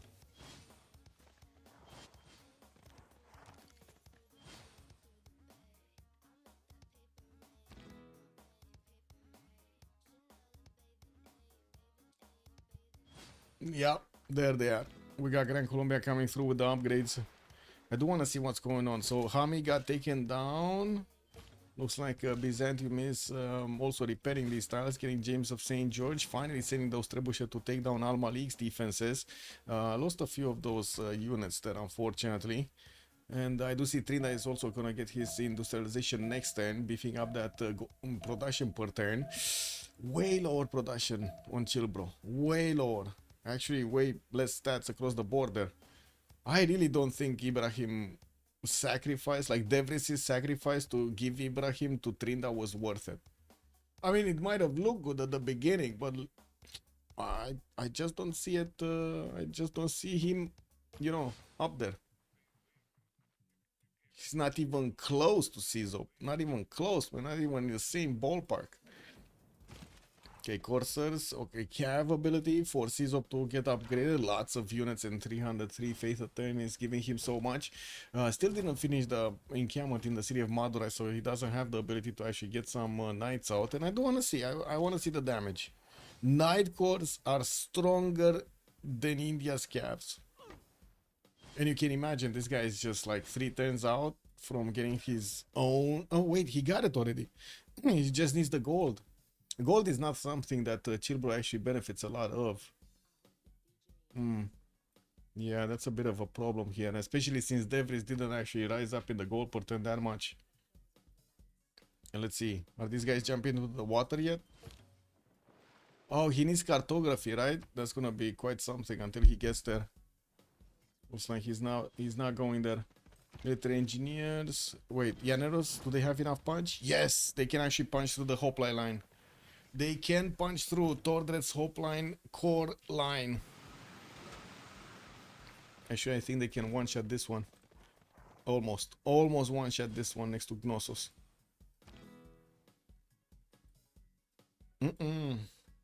The cannon is out? What is the cannon? What cannon? Oh, you mean the big bombard? Or is there another cannon?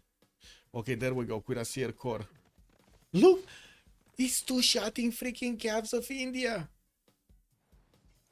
88 strength against the Cavs, 72.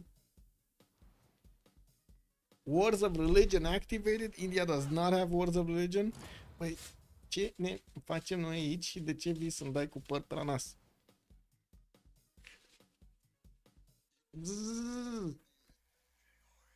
My cat is being annoying. It's just doing cat things. You mean the bombard? Yes, the big cannon. The big cannon. Okay, builders, Trebuchet getting into range. We'll need quite a few turns to actually bonk into that city center. Even with his night course, he's not doing that much. Oh, field cannons coming through. We might actually see a very quick demise of Mongolia entirely. Like this is the last city he has, and he's barely getting to a second population next turn. I guess they did actually get him a builder, so we might actually see him try to chop something out. Is he gonna chop the only forest he has over here as a defense?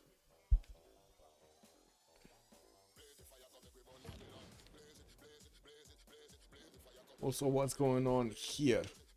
Aston's, oh my god! Ironclad Armada is gonna take over the city of Tordred.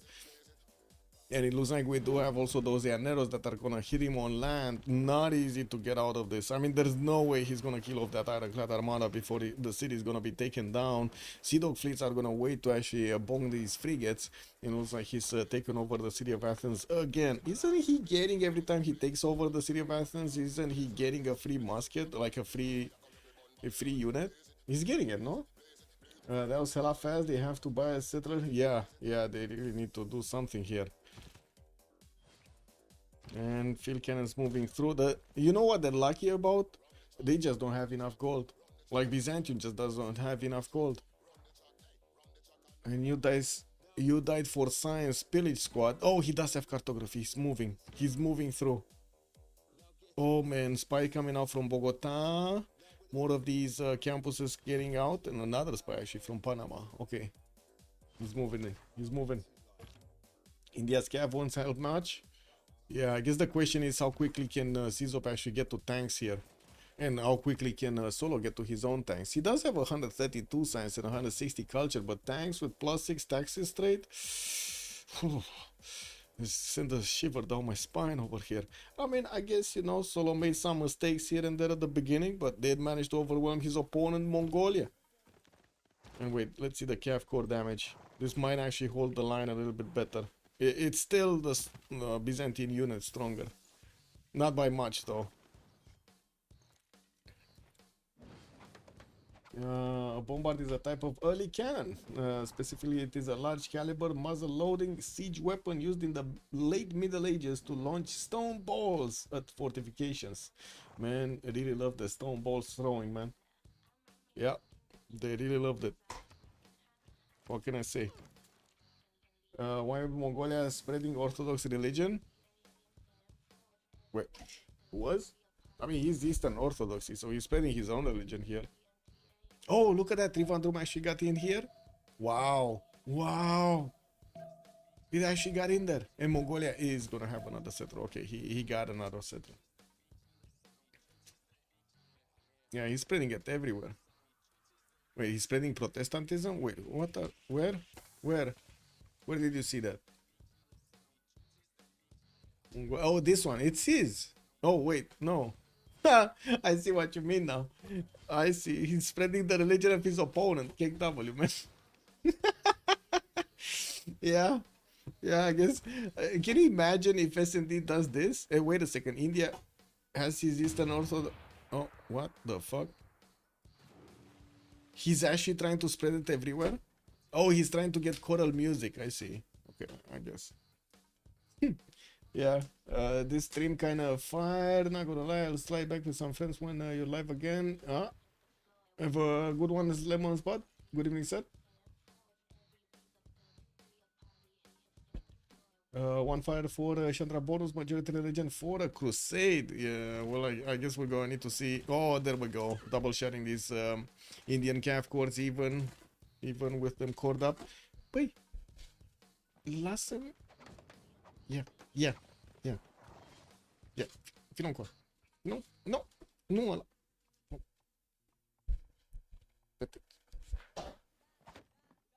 It's trying to eat napkins. Fun. Crazy. You are crazy. Very crazy. You know that? Napkin hungry cat. Okay, Al-Malik did get taken down. James of St. George did build up the wall count. We do have quite a few crossbows that need to turn into field cannons. And again, gold is kind of a problem. We should have a bit more gold sniffed around by Adam here, as he's getting his red coast to actually move into the territory of Greece. We do have the Llaneros that are about to also show up on the Greek borders. Good thing for Glordred, he did manage to get package shot cores. These are definitely going to help out, and we're going to see if there will be a possibility for him to actually defend here. Athens is again gonna be taken down. Yeah, we do have the Sea Dogs smashing through that defense, and it looks like the Caravel did manage to get through there, but unfortunately didn't take over the city at this point. And Llaneros? 4 Llaneros coming through. Oh, Ottomans, Ottomans. Can you imagine if he loses his capital? Like, if those bad boys actually get here, disembark here, and then get to Istanbul. 37 defense Istanbul. Wait a second, aren't they like two-shotting that city or one-shotting that freaking city? What is this? They're one-shotting the city. Oh man, Debris, bro. Man, what is this? What is this? Okay, one of these Byzantium bombards getting through. Do they have the vision over Ottoman? There is a spy in there. I did see a spy from Gran Colombia in here. So he knows there's like no defense and 37 defense string cities. Yeah, they don't know about much of anything else though. Erascore? What? Oh, Erascore, right. We're getting close. Okay, looks like one calf did get taken down. The region is spreading everywhere. Let's see what it is. Erascore. Solo secured his second gold, third golden actually. Devries is 1.0. Oh my god. This guy is again 1 off. And this is the last turn. He's doing it again. He's doing it again. It's missing 1 point. Oh my, I feel so bad for Devries today. Like that is just, I don't know. I don't know how you pull this off. How do you miss a golden by 1.2 times in a row? No, he doesn't know about the sneaky Anero. Trinda 112, 112. He secured his. Looks like Tordet going dark. Czop going dark. You died for science going dark. And Adam is gonna secure his golden. SND is gonna go dark age. Can they hold the Korla? That's a good question. I guess we're gonna have to see it together because it looks like with Byzantium bringing Firkan and Kors to the fight here, this is not gonna be an easy one. Czop is lashing out, but his Cav Kors take a lot of damage if they do want to attack into Byzantium's units.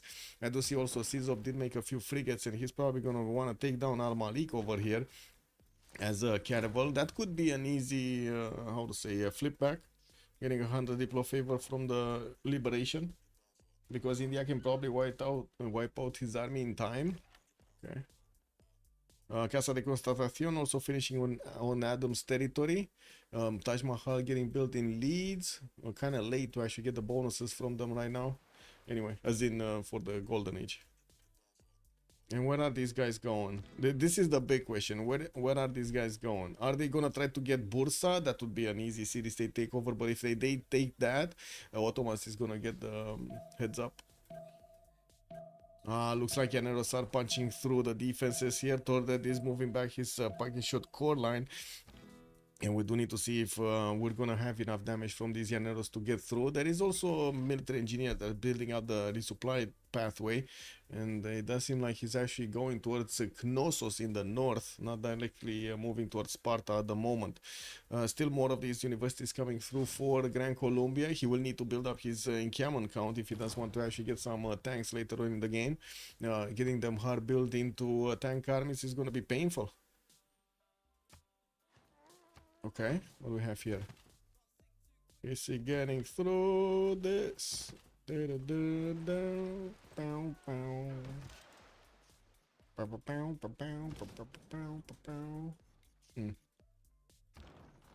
Looks like it's gonna take a while to actually get through the defenses here.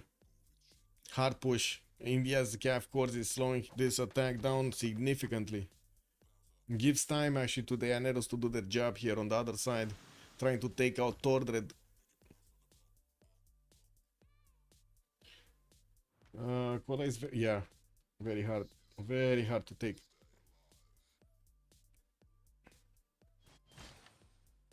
They also didn't have enough money to upgrade everything. Gold was really necessary here for solo.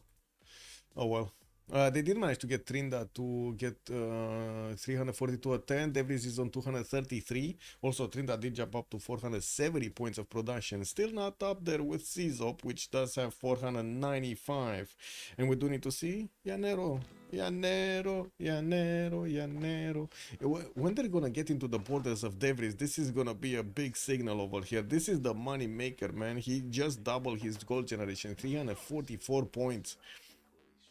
If they get in there and they get him, that's gonna be a serious issue. Did he manage to set up some coastal trade routes? No. That's unfortunate. They could have had it Levantine Sea or over here, but they did not go for it. Okay, Isodor of Miletus got picked up by Trinda. More universities coming through, getting his shipyards ready for the extra points of production. God Mahabodhi Temple. Wait a second. Who did manage to get the Diplo points in the first one? It was Czop with 4 out of 20. Okay. Well, I guess that's kind of tied right now. Doesn't seem like anybody's gonna get this out. Czop is from the opposing side. And we're gonna have a pause here in just a minute of 14 seconds for the Congress to get through. We're gonna see afterwards what they did. Wait, did Devries miss? No, he got the golden. He got the golden age. He got the golden age. That 1 point, he didn't do it again. Devries got the golden age. We gotta be happy for the guy, man. This is like champagne territory for Devries right now. He got the golden. He didn't miss it again. Oh my god, +5 camp. +3 Congress. Anyway, be right back in 2 minutes. Yeah, Colombia immigrants. They're everywhere, man. They're everywhere.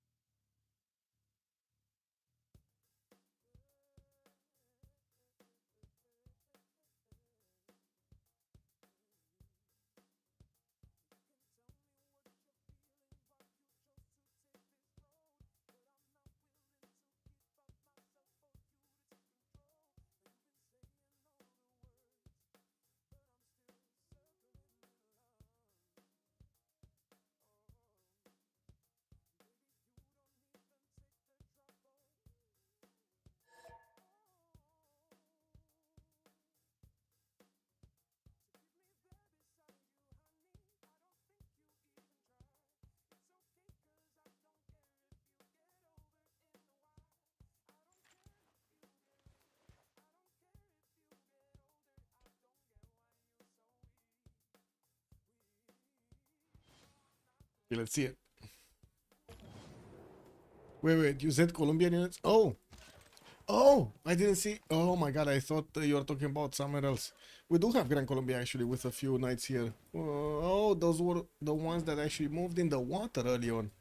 Well, he's getting some knights of his own, and we'll just get some villages by the looks of it. Not much. Gran Colombia getting a spy in the wrong city.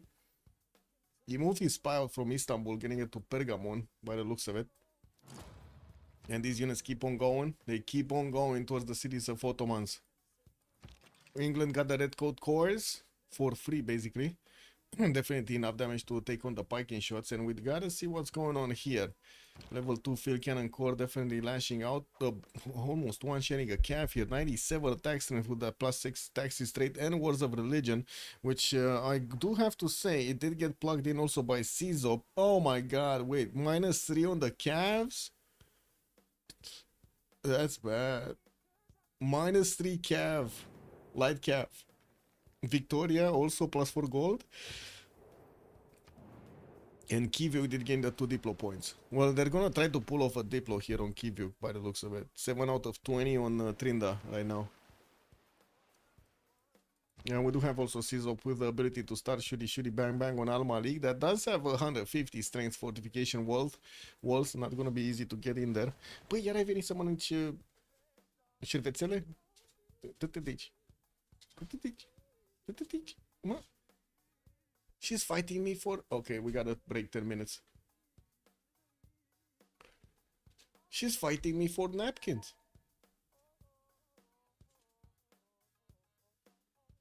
Oh, I'm gonna have a lot of napkins all over the place here.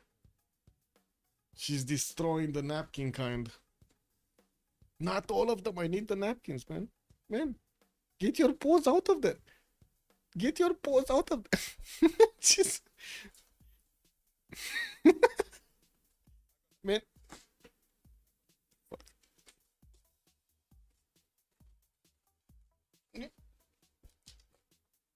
Look at this shit. I cannot get this. Look what she did to the napkins. They're destroyed. Napkin kind. Here, you take this destroyed napkin. This is yours. These are mine. I go back. Be right back. 2 minutes. Yeah, I like it. I mean, Llaneros are gonna have also -3.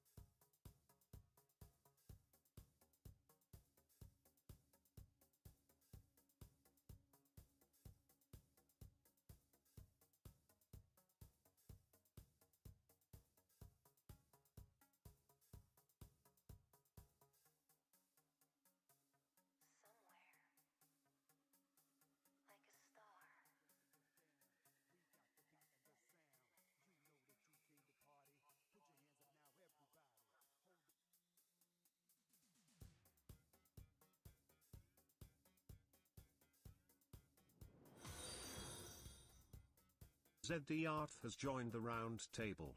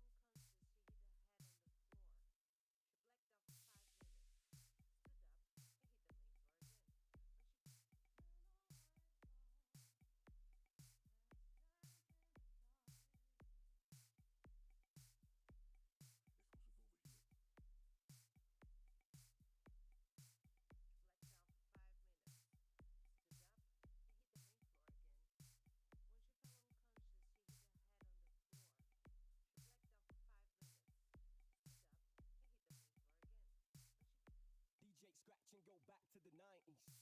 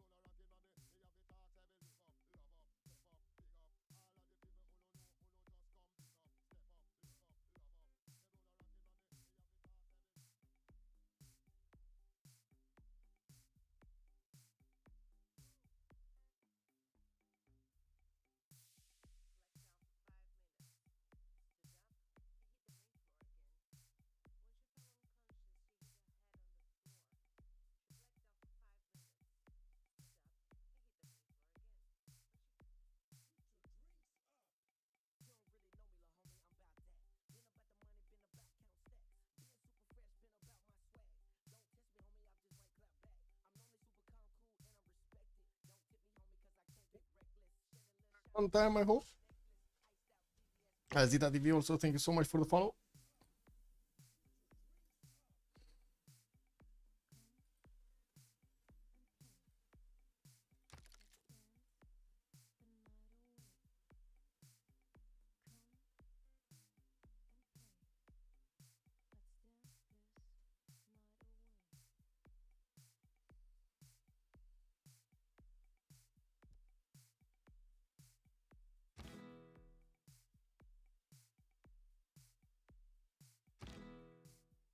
Well, these packing shots are starting to be stronger than Llaneros since they do have -3, and it looks like Tordre did manage to get an intel over Gran Colombia.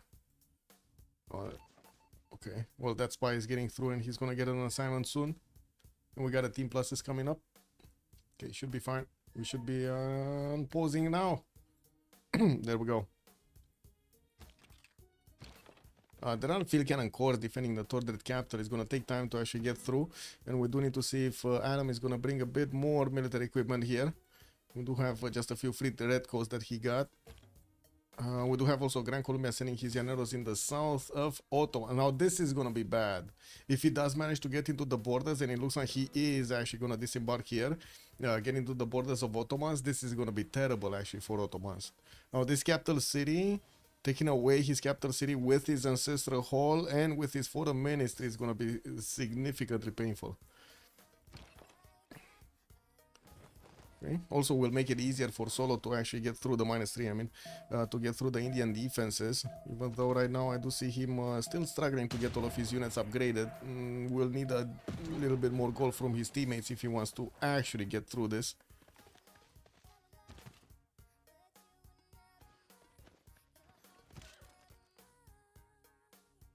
And definitely crossbows turning into field cannons is going to be a must here. Tordre discovery mobilization next turn. Also, Simon Bolivar is going to get his industrialization. Jumped up only a little bit in his production. He will need to build up his factory count. And of course, the coal power plants. does have a nice setup over here with a dam and an aqueduct next to multiple industrial zones. Nothing moving here. Taj Mahal getting built in Leeds. He did finish Casa de Constatación in London, getting his coal power plants for that extra production. Is Trinda actually... Yeah, he's pushing back these Gran Colombian units. There's not much happening here. There's a scout northeast of Kinget that might get a pillage of, but that's about it. That's gonna happen here in the lands of Thul. And we still don't have Sizop actually attacking into Al Malik. He saw the 150 strength walls. He sees the frigate's belly can actually touch that, and he's just going back. Or it's steering over there. His Vitality back in the grand finals. Whoa! After a strong 2-0 victory over Furia, who had home crowd advantage. Oh man, they had the blows and whistles, and they didn't get through. Filippo Brunelleschi got recruited by Adam. And it does seem like Gran Colombia right now is not getting to push into Tordre's defenses anymore. He doesn't have the strength. Like these Llaneros just don't have the strength necessary. There still is some rebellion happening here in the city of Athens, the former city of Gorgo, that Adam did manage to take out earlier. And we're about to see these Llaneros actually get right next to the coast of Ottomans. There is an Indian level 2 spy in the cities of Ottomans. Oh no, what is this? Why no, it's not even. Why does it say it's cored up, man? Cored up spy. Lol. 2-star spy.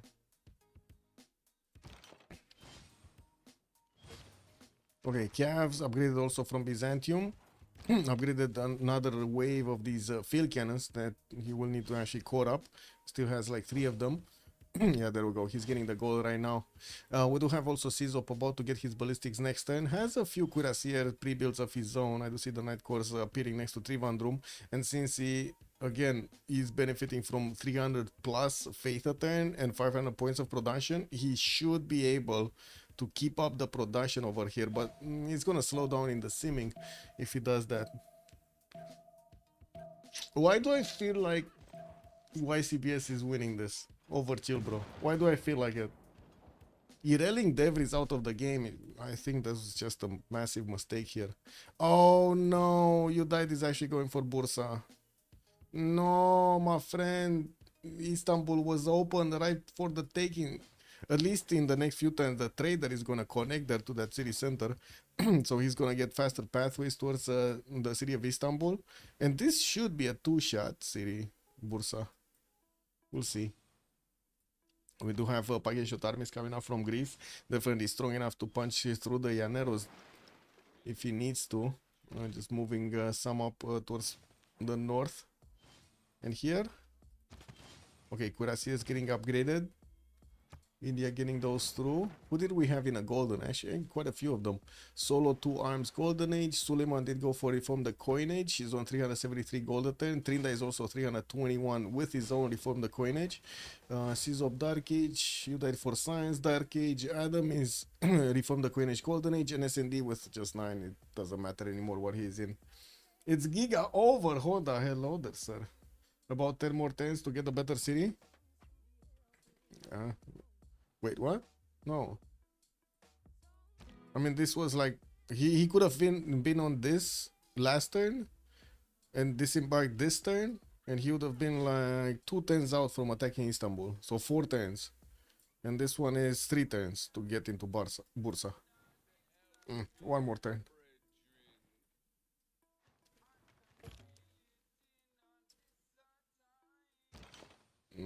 Does seem like Solo is stuck. Doesn't want to get too close to the field cannons, so it doesn't give them a free experience. And at the same time, he doesn't have the height visibility over here to take out those next units. He will need stronger ones.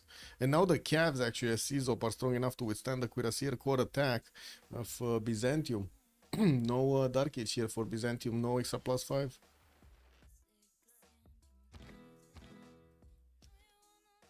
Yeah, you cannot see that. True, I guess. I don't know. I kind of have a feeling he saw that, but it is what it is. No argument. Looks like these frigates of India are actually going to try to take on the field cannons on the coast. There are quite a few of them trying to help out with the defense of the city of Korla. We definitely need to see these field cannons getting cored up, though. And there we go. But that forest is protecting actually the city center from getting smashed by the bombards. Where artillery is from Solo. Getting rifling, mobilization coming up in 3. Looks like that Cuirassier is probably gonna be doomed over here sitting on that spot. He does have a promo, so next turn he might actually get his health back. And we do have, of course, Byzantium trying to repair these cities that he took over from Mongolia. And, well, it's good that he has holy sites in them, right? That's going to help him out quite a bit to get the extra faith per turn. He did jump up to, well, he's only 110. I wouldn't really say he jumped up anywhere. I do see also Adam is 560 gold a turn. And we do have also You Died for Science with 245. They did get the connection through that city of Engazargamu, giving them so much gold. These trade routes are kind of like, well, what happened to these guys? Oh well, it happened. What happened. Not. We don't have any more movement from Adam going against Greece here. So I guess this is the only front line that we get some movement from. And this one. Oh, this one. We need to see Bursa. Wait, he got something that beefed up his defense to 50. How did he beef up his defense to 50? What did he... Oh, he got a Jenny. He got a Jenny and he's setting it. Okay. Well, that's going to be a bit harder for the Llaneros to take over the city. Not impossible, just a bit harder. Probably long way. It's not artillery he needs. It's observation balloons. Yeah, true. He needs observation balloons and artillery.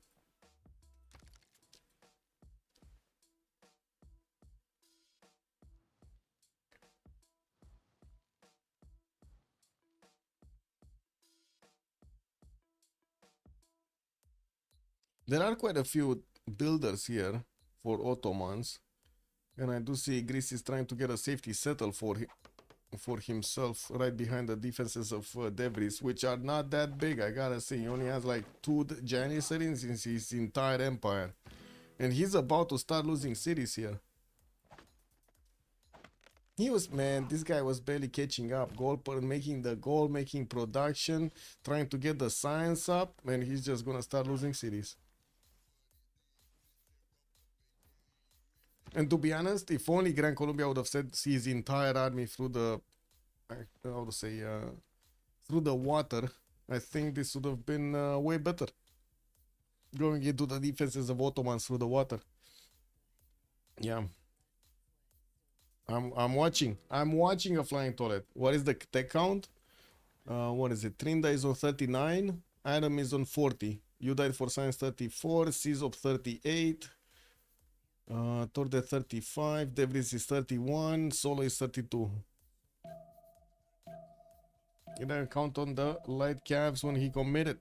Yeah, I guess, on the minus. Okay. Wait, he's waiting for the Commandant General? No, he's pushing. He's pushing. Borza is dead. That's one city down. And he can easily get to Istanbul with the road pathway that this trader just built. He just got to connect right there when this attack started happening. If he sent all of them there, they would see it coming. Yeah, maybe. Level 2 spy also getting in Istanbul. We'll need to activate this one so he gets the extra bonuses. Lots of builders that he could actually take out, and the Janis are not going to be a match for the Llanero cores, even with penalty on them with the -3. Happening here. Okay, Curasia's got some health back. We can still definitely smash with the help of the field cannons. This one didn't get promoed. Why did Solo? Man, I gotta say, Solo didn't promo a lot of his units this game. If there's something I can say bad about Solo, and I don't even want to say bad stuff, but he needs to really promote his units, no? This is the moment I'm waiting for the... Go, Llanero, go! Go, Llanero, go! Well, let's see if they're actually gonna have the ability to take down Istanbul. Okay, he's starting taking builders, actually. Not going for the city center. And he's keeping the city? Yeah, he kept the city. Level 2 spy activated. Definitely we don't have debris with a level 2 spy. We got +6 intel on these Llanero cores against Ottomans. And I do see Ottomans, since he's benefiting from a lot of builders, he's gonna start choppy everything he can actually. Get some knights. Oh my god, he was going industrialization. So talking about ballistics on this guy is not something that's feasible at the moment. Or at least not for a long time. No movement here. England is going steam power from the coinage, not actually going for his ballistics. Field cannon still need to get cored up. Gustavus Adolphus got picked up as a general. Okay. More commercials placed down. Byzantium is kind of in a gold hole over here. He's -80 gold a turn. Definitely needs to get some more gold per turn. So that's why he's putting down some commercials. And another one of these builders got taken out. I see 3 charges on one. I don't know what the first one had, but yeah. It happened. Walls going up in Istanbul. That is a 71 defense strength city. I don't think 2 Llaneros can actually punch through it. Yeah, they cannot. Well, still, this Llanero core showing up on his borders, not good. The city is gonna flip though, unfortunately. And the Ottomans is in reform the coinage, so all of these trade routes are actually protected. Gorgos trade routes are not protected.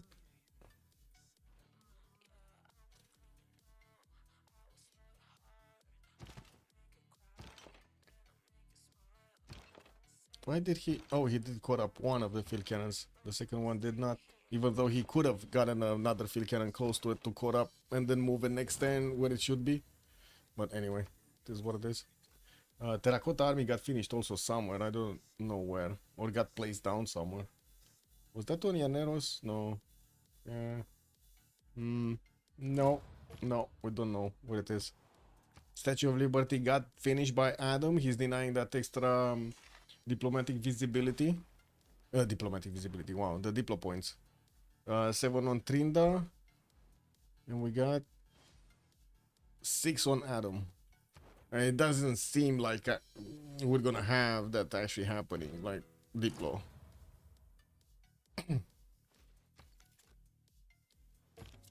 Taking out Istanbul would automatically force them to CC. That would be quite something, but it looks like Ottomans is just getting his Janissaries out. And also this will slow him down from getting back on his sim. Just 2 single Llaneros slow him down so much here. What do we have here? Moving back again. Cuirassier army is showing up on Byzantium. Okay, well he definitely packs a punch with these guys. Steel Walls for Czop, Steel Walls for Solo, about at the same time. Definitely a lot more science on Solo than on Czop, so I would imagine tanks are going to be available for Chandragupta much sooner. He's starting to also upgrade his bombard armies. We'll get them into artillery soon. Field cannon army is also coming through. This is such a bad boy. 109 attack strength here on the field cannon army against India's units.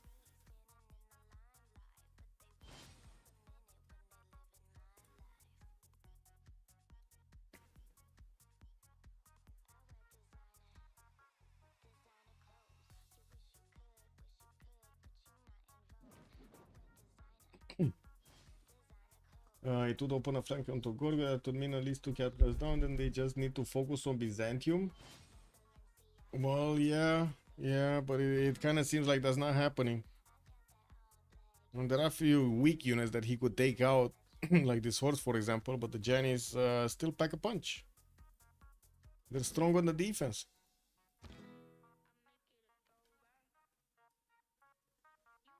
It also seems like they don't have enough gold to just keep buying units for the city of Bursa to keep getting a few Llaneros, and that city is gonna flip anyway next turn. Though he's just going for the pillages by the looks of it, which is, I guess, fine. Another spy did show up there to get the siphon mission going, and we do have, how to say, Tordred's settler trying to get to a safety spot. Are we not gonna have... Oh, these cuirassier armies. Oh, that's a level 4 cuirassier army. No, that's a strong one. The force is strong with this one. Păi ți-am dat șervețel. Joacă-te cu șervețelul. Lasă capul în pace. Uite-l. Te-l vezi? Joacă-te cu el.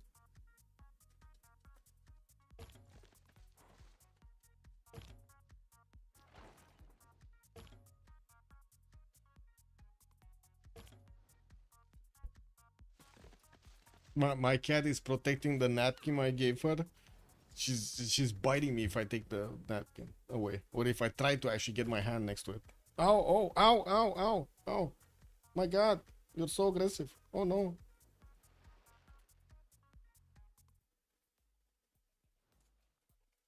I had a cat, well, I still have a cat, the other one, the old one, which I was getting to the vet office, and they had to put like a, you know, one of those, I don't even know how to call them in English. Like, what do you call when madmen are getting into, how to say, hospitals over there, and they put, oh, straight jackets, force jackets, or what they're called over there? That kind. You had to put that on her, because otherwise she would be extremely aggressive, man. Wow, I've never seen a cat that aggressive.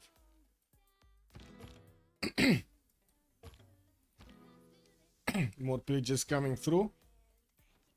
Straight jacket, yeah, okay. In Romanian it's like force. if I translated motamo, it's like a force jacket. Cămașă de forță, basically.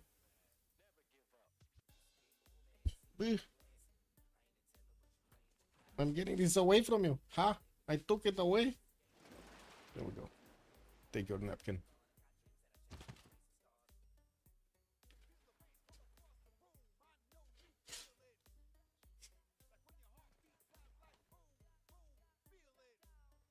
Cute.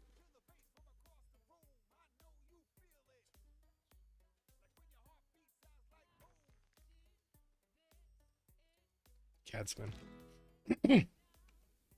Looks like these Llaneros got next to some units that he could easily take out one shot. Bursa did unfortunately rebel, but it went to free cities, and now we do have a few line infantries also for Ottomans to actually take out. No movement from Gran Colombia, and I didn't see any movement from Solo. Looks like we do have Sizop getting his refining way faster than Solo is gonna get it. Oh yeah, there we go. There we have the movement. One Cuirassier Corps from Sizop got bonked, but it will get a promo. It just needs to move it out of the way, and we do need to see if we're gonna have the Cuirassier armies being followed up by the field cannon armies to start shooty bang bang. Yeah, we still have India actually with an extra +3 over his opponent. Yeah, as you can see, cat is just doing cat things. Actually, can you see? Yes. Whatever. Ce-ai făcut, mă, acolo?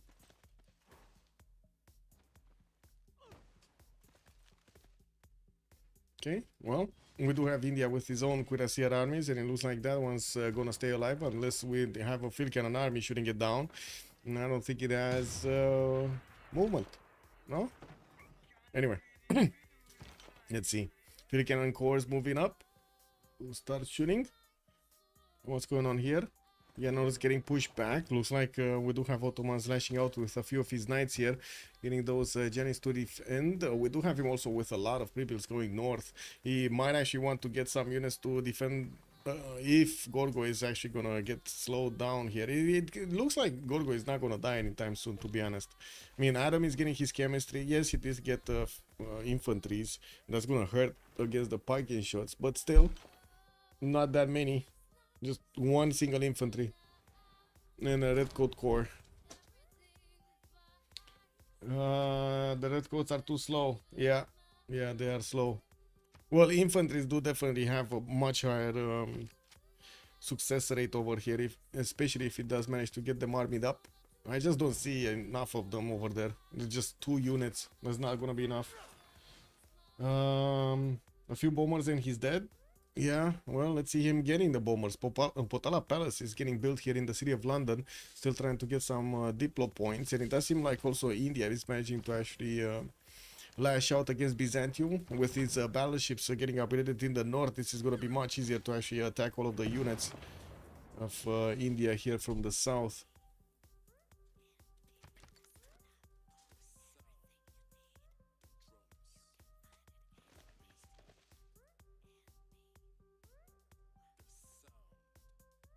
I would really wish for another coffee right about now, but wait.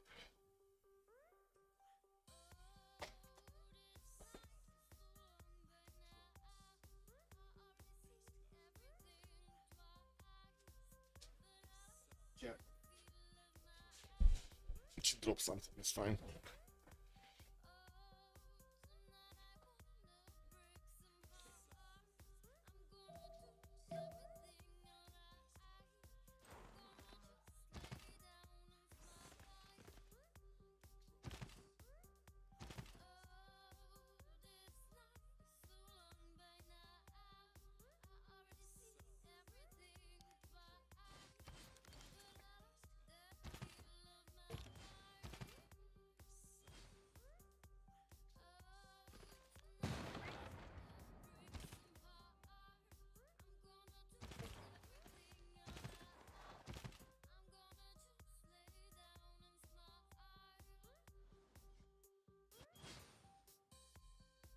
Okay, well, it doesn't seem like Solo replenish his forces on the front line, and CC cored up, armed up, not that many units available for him.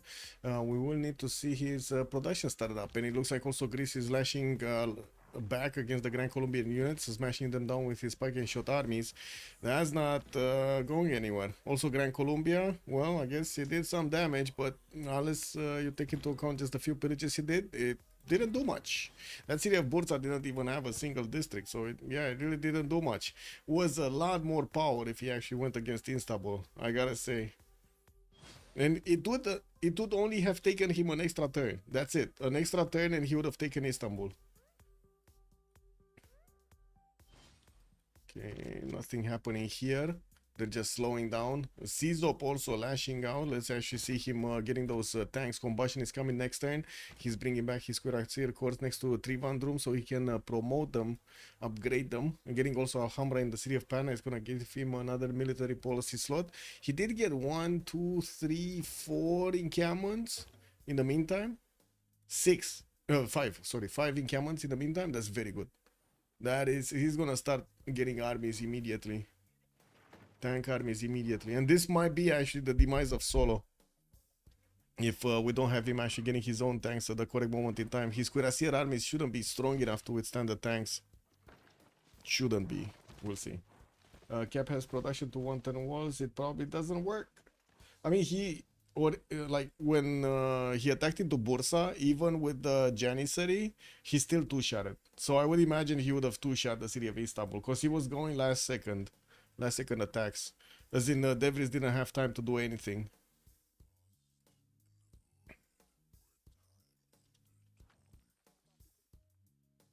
Okay, new field cannons coming out. I guess Tordet is sending one of his painters over there to paint a picture of his opponent. Okay, well, that kind of sounds like in the movies, you know, you see a guy that has his nemesis in on a portrait or something, and he's just shooting knives at him. At the portrait, I mean, you know, like at the picture. Kick.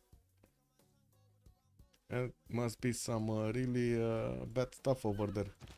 Mind damage, emotional damage.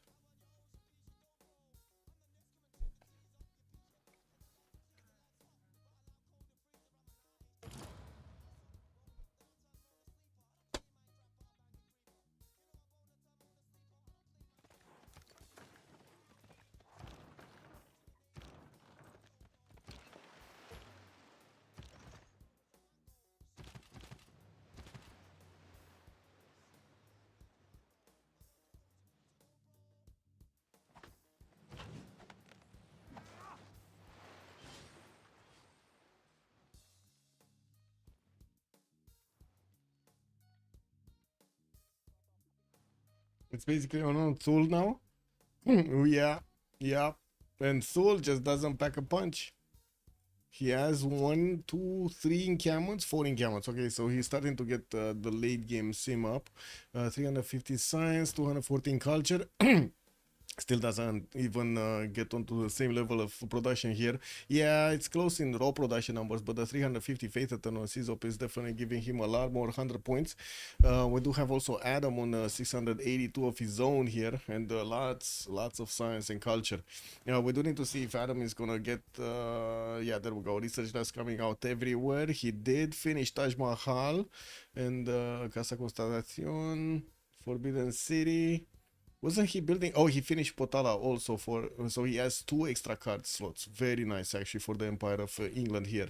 And 1 Diplo card slot and 1, let's say, random one. Is this tanks upgrading from CZOP? And yeah, there we go. There we go. 117 tank army against Byzantium's Cuirassier armies. That's just not gonna be good. I think we might see a lot of liberations happening here. Or is he just gonna keep this city? I think he's gonna liberate them back to S&D, to be honest. No point of keeping them. He's also turning another tank army. I'm really curious of his production capabilities. If he does manage to actually get them in a good enough time, like 3, 4 turns, maybe 2 turning, is gonna be insane. If he's 2 turning tank armies, that's gonna be just super good. Okay, almost one-shotting field cannon armies. How far is Byzantium from tanks? I mean, he's going Batras right now. And the refining, I guess he's gonna get the boost from Trinda for refining. I don't think Tordred got refining. Did he? Wait. Where is it? Army tab. No, he didn't. He's on 0 oil. Actually, Solo does have refining. He does have 5 oil. And he has steel, so why is he not going combustion? Because it's not like he's building units. Like pre-builds. No? He's getting encampments down, armories. Didn't finish his military academies, as in I don't see any, so he doesn't have oil per turn coming out from that. And Solo's still going cartography. Oh man, CZOP is moving in. We do have the tanks going into the Byzantine borders.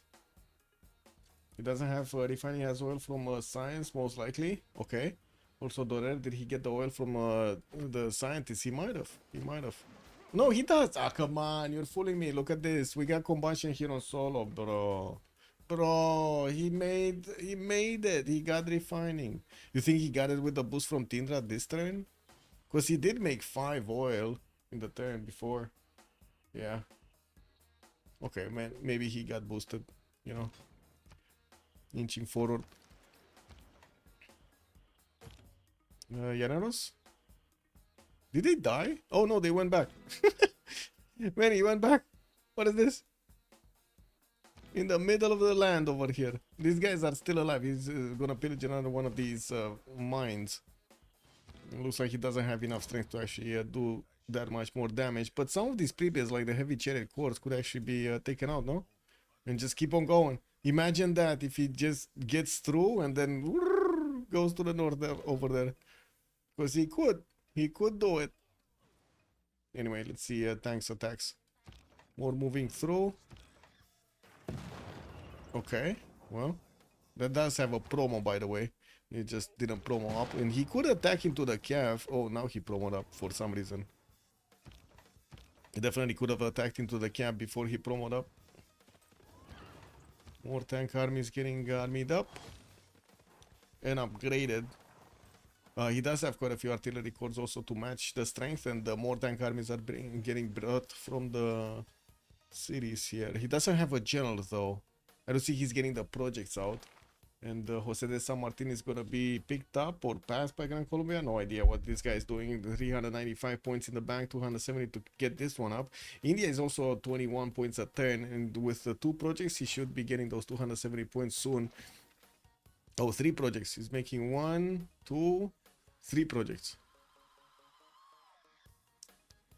Simon cannot recruit generals. Yes. Oh, right. Totally forgot about that one. Yes. Yes. He's just a point generator. Just making them for nothing. I mean, he needs his military academies anyway for the army ability. I totally forgot he cannot get that. Anyway, Cuirassier army is coming through. Combustion should also show up on You Died for Science relatively soon. He's on 328 science points, and I guess he doesn't have that much culture.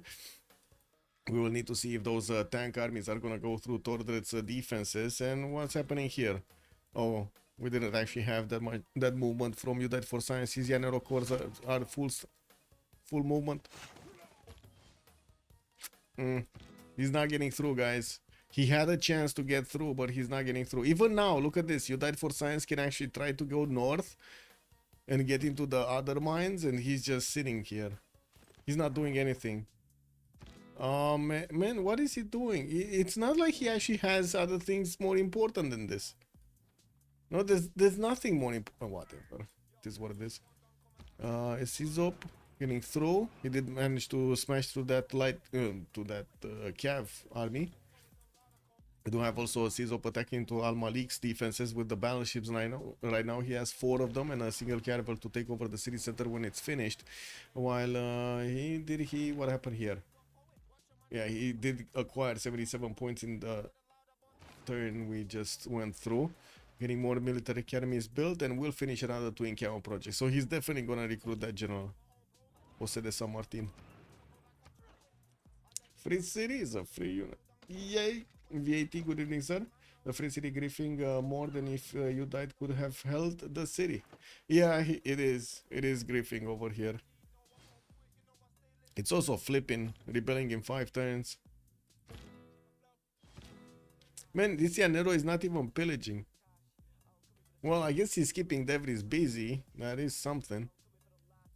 Another army is coming up from Gran Colombia. Not even close to being strong enough to take on the piking shots of Tordred. Definitely the tanks are gonna need to come out to do something. What's this? 3 movement? I mean, he could take out the crossbow. I guess he forgot he has movement.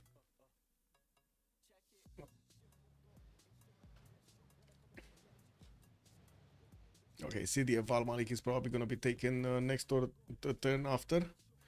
We do have Mongolia with a few Keshiks running around. He's also settling a few more cities. And again, the big question will be, is Solo actually going to get some help here from Thule? Or is he actually going to have enough strength to come back? Because he's not building any more units. And he's getting another encampment. Okay, buying a cuirassier there. It's not like he actually has a lot of faith a turn. He's only on 140 faith a turn. Barely has 267 in the bank. He will have tank armies to upgrade. And he should have enough gold from his teammates. Yeah, he has 900 gold in the bank. There's 1, 2, 3, 4 tank armies to upgrade here. 5. Another 2 cuirassiers and a heavy chariot. They're kinda sprinkled all over the place though.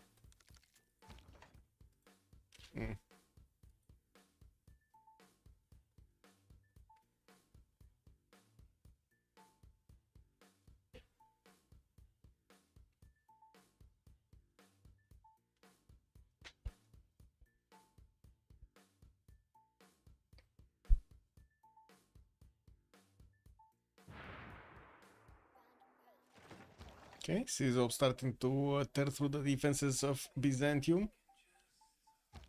But not really, wow, these artillery corps are moving so slow. They do have a road and they're still moving slow. Anyway, he did manage to recruit the general, no?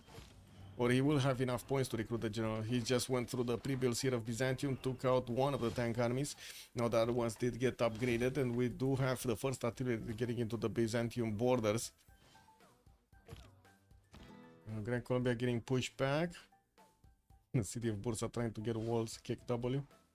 And tanks here on Grand Colombia, right? Oh no, he didn't finish it. He's getting it next turn. Okay. And Trinidad is also gonna get chemistry in 2 turns, while Adam already has it and also did build up quite a few of his research labs.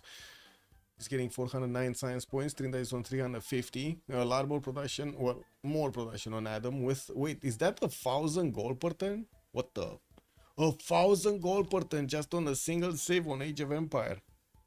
Like, this is amazing. Getting all of those Reina trade routes singing. Also, Benjamin, good evening, sir. What's the Pantheon? Wait, we don't have a Maori. Oh, are we watching the same stream? Kick W. Taj Mahal plus a Golden Age, yeah.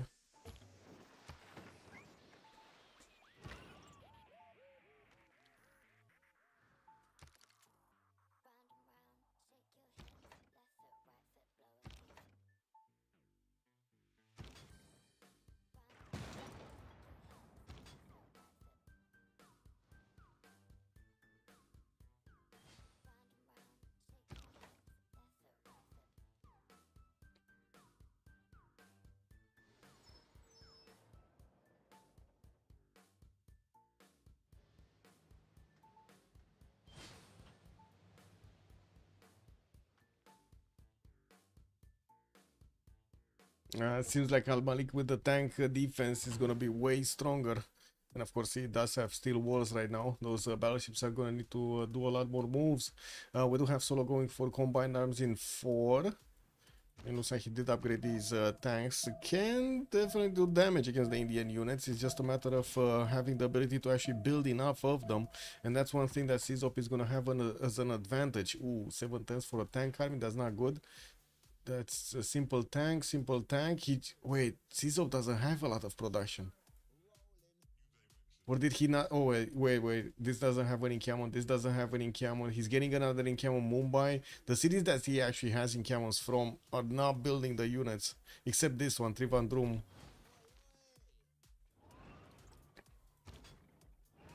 He has quite a few units anyway. Let's actually see if he's gonna manage to get this city. He should, especially with the artillery army getting through. This tank core needed to retreat. Only 2 points of experience remaining, separating him from actually getting his health back. He gets cards next turn. It will be better. Yeah, I see. Yeah, the cards for what? Lightning warfare, right? For tank armies. That's what you mean? Yeah.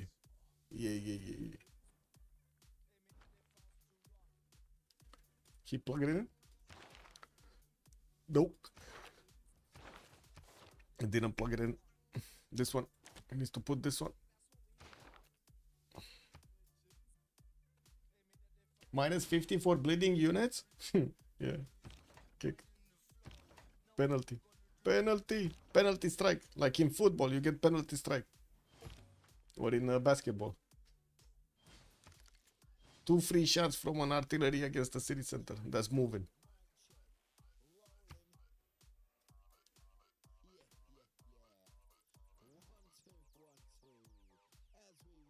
Okay, more pack shot armies showing up in Tordres defenses. Looks like Adam just slowed down entirely here. He doesn't care about this. Just trying to stabilize Athens to not rebel. We do have also Gran Colombia Generos Corps going into Bursa, so he can pillage these remaining mines here. Doesn't seem like he can actually wrap around anymore. I mean, I guess he could go through the south. This Cuirassier Corps, this Cuirassier actually should not have enough strength to withstand multiple attacks. Now we do have tanks from Gran Colombia, and the question is, can they do damage against Greece? No. The answer is no. Tank army against Pagan shot army, not going through. Just not going through. He's not going. He's not doing it. So yeah, he's just gonna sit tight over here on his cities because he's not getting anything. Colossus in Granada for an extra trade dot capacity. Ulaanbaatar is getting slowly taken down. The walls are chipped away by these artillery corps. And I do see we do have the third one also showing up over there. Also, supply convoy and Jose de San Martin is moving on the front line. We do have Gustavus Adolphus here on the side of Byzantium. Wait, he's not gonna get a general? Byzantium is just 12 points a turn. Next general is Dandara. And he only has a single encampment that he's making projects from. Well, I guess he does have another encampment here in Ulaanbaatar, but he's not using it for projects. Oh, that's gonna take a while to get 270 points with a single city that's making projects and not even one turning them. So for quite a few turns here, Sizop should have the advantage over Byzantium. Low oil also. Oh, he's effed. What's the low oil? -4. Shit. Oh. Yeah, I think Sizop is gonna clean up house right now. And there are like 2 tanks that could be taken out. Like this and this. This and this. Artillery shooting the city center. Put the city under siege. This, I don't know where he's going. He might actually, yeah, he wants to get some pillages there. Oh well. Yeah, Sizop will get fascism soon and can reconvert the S&D cap to reduce the taxes. Yes, yes, that's another big thing. It looks like Solo here is in a heap of trouble. City of Ulaanbaatar is going to be taken out. He does have a tank army inside and also a field cannon deployed in the encampment. That's nasty. If the city goes down, the encampment unit is also going to be taken out, deleted. Al-Malik is about to be taken over. The city walls do need to go down to 0. And we do need to see how Sizop is actually going to plan out of this attack here. Plan off, plan out, plan something. Okay, this one shot, this one shot, this one shot. Moving. Aerodromes coming out also for India to get some planes in the air. We got also him starting off on tank production in the capital city, 3 turning them right there. That's a much better production count. But Mysore is 8 turning them. Wow, that's gonna take like forever and a day. Grand Columbia did finish the pillages, and we do need to see if he's actually gonna lash out against this one single cuirassier. I do see some janissaries also trying to get around the corner there. Yeah, to get onto the defense. We do have Grand Columbia with his tanks just sitting in Cartagena de Indias while he's moving them up. It's not like he's actually going to do much with them. I guess there could be a way to do some damage to Gnosos. There's just a single hoplite and a warrior there in the north, but that could be upgraded at any point. Those could be upgraded at any point. Hambra did finish earlier on the side of Sizop, getting him another one of those points. We do have Sizop also getting to fascism next turn. More damage against Solo. Man, oh man. It's already overwhelming, doing overwhelming damage against Byzantine units. Should be GG soon. So you think Trinda cannot get something done here? Oh, he's gonna get Colossus. He's actually getting it next turn. Who is it? Here, right? Oh, next turn. Wait, what? Oh my god. You died for science. His last slot? No. He's above? No, wait. No, he didn't get it. Trinda got it. He was above. Yeah, Trinda got it. He got Colossus. He got the extra trade route. And he's building up his research labs right now. Getting also a spy, new spies actually on the eastern cities. We already do have an Indian spy on him. Well, I do have to say, Sizop did not use his advantage against these Byzantine tanks last turn. And now, there's no more minus on him. No more minus penalty on Byzantine tanks. Well, fascism just got activated, so let's actually see. Wait, did it get activated? Don't see it. And +6 intel, by the way. India has +6 intel on Byzantium. Sarah Bridlove is the next merchant. Did somebody actually get Mary Catherine Goddard? I don't think so. It's kind of early for Mary. Kivik also got Leonardo da Vinci. Gustav Eiffel hero in England. I don't see Mary. picked up. Oh well. Game is over 10 turns ago, Marco is calling out. Also, Devries put Ibrahim in Trina's cap, that's why he's Irel? Yes, yes. Well, I guess now at least he's getting the gold.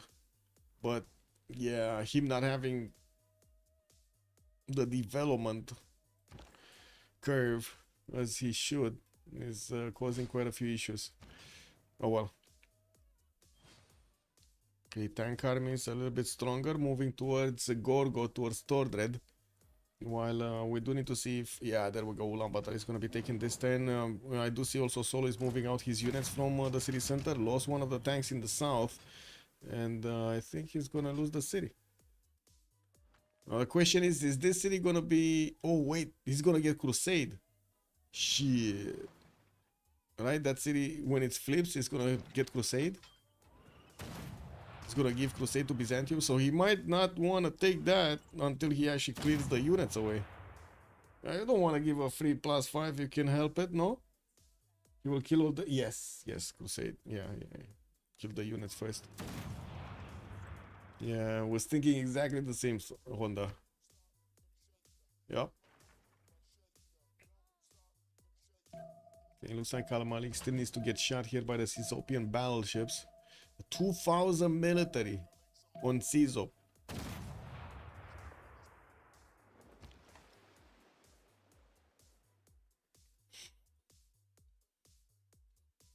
Balloon also coming down from India, finishing up his first aerodromes and getting those hangars in. While I do see he still is building up his tank count, he's gonna get War Department as third specialized in building here in the city of Padna's Government Plaza. Also getting some aquariums for those militaries to be a little bit stronger. When I do see Gran Colombia is actually moving towards the cities of Greece here, he's actually doing something. 115 strength units against the Pythian shots. Yeah, I guess we can see the damage happening. He brought an artillery corps with his military, getting another one, and it looks like England at the moment is just watching what's going on. His infantry corps should be also significantly stronger against the Pythian shots. Those are melee units against anti-cav units. Definitely works out better for the melee ones. I don't see him moving that much. Of course, he doesn't want to get into the range of the field cannon armies, but still, you know, he's gonna get there. He needs to get there.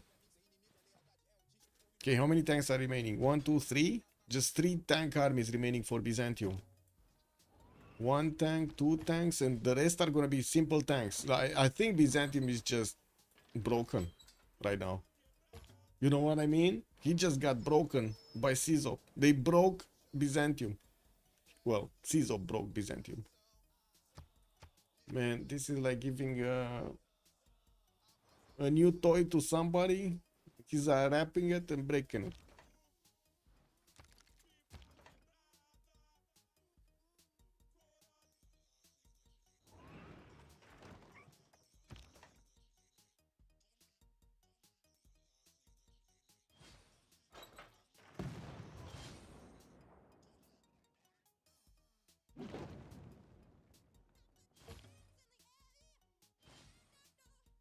Yep.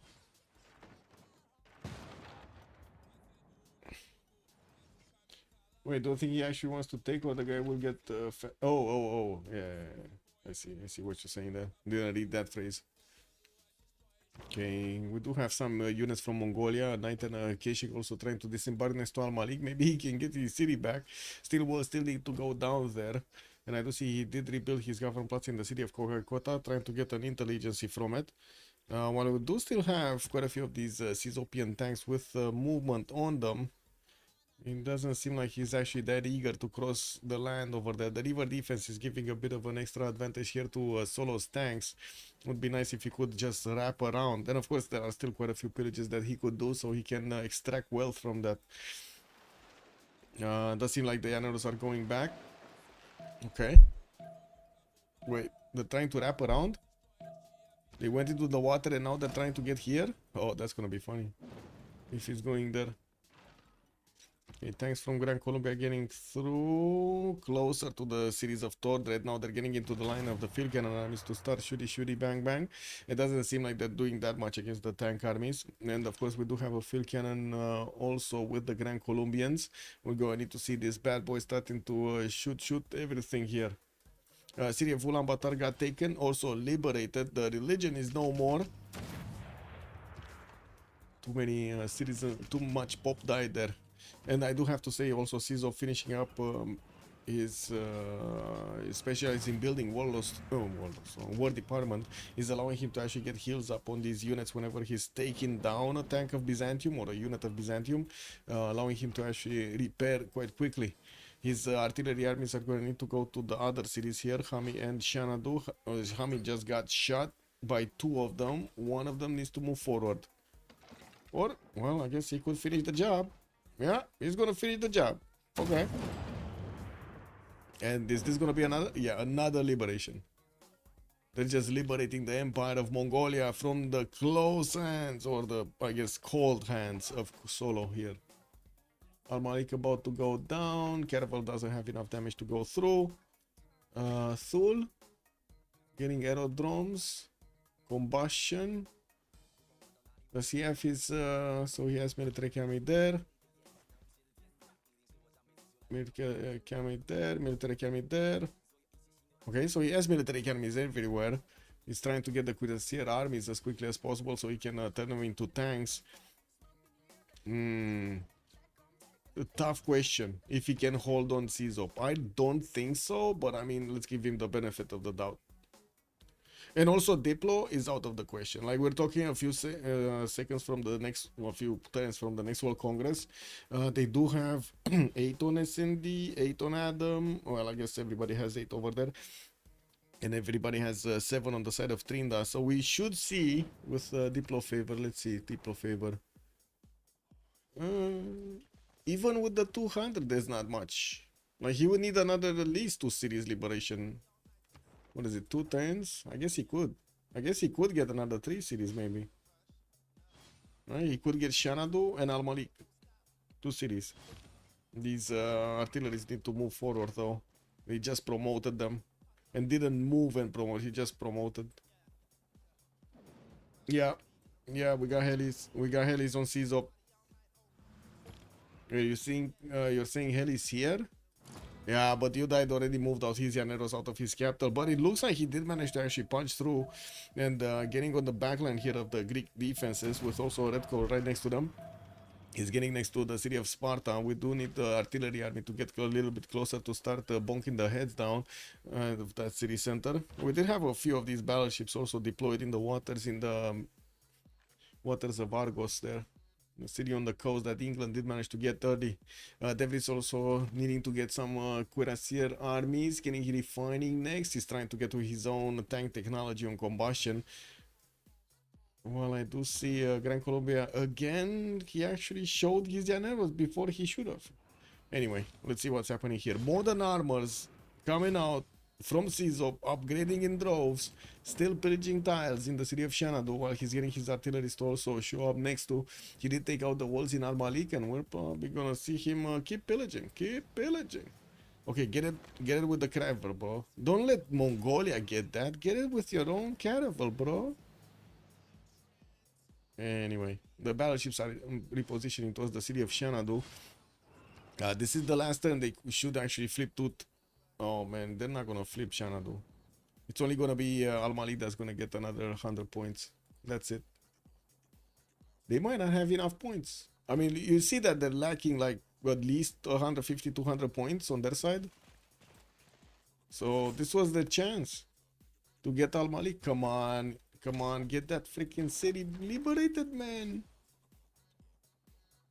Let's just see the CISO doing CISO things. 410 modern armor armies. Very nice. That's gonna be an insane amount of military moving towards Trinda that doesn't have that much military to begin with. Like, it doesn't even have freaking combustion yet. And this guy is on modern armors. You don't see the infantry anymore? Ooh. Wait. The infantry of England, right? This one? Yeah, I guess it died. There's no infantry anyone. And also the city of Sparta is starting to get shot by artilleries. Gran Colombia is probably gonna take that city down. It seems like he did it. He did it. He got into Tordres defenses and almost took down the capital, if not entirely took down the capital soon. Okay, Shanatu's getting shot. Come on. There's no liberation on Almalik. Like, this could make or break the last choice over there. Like the choice in the Congress. There still is a 10, don't get me wrong. There still is a 10. This one and the next one.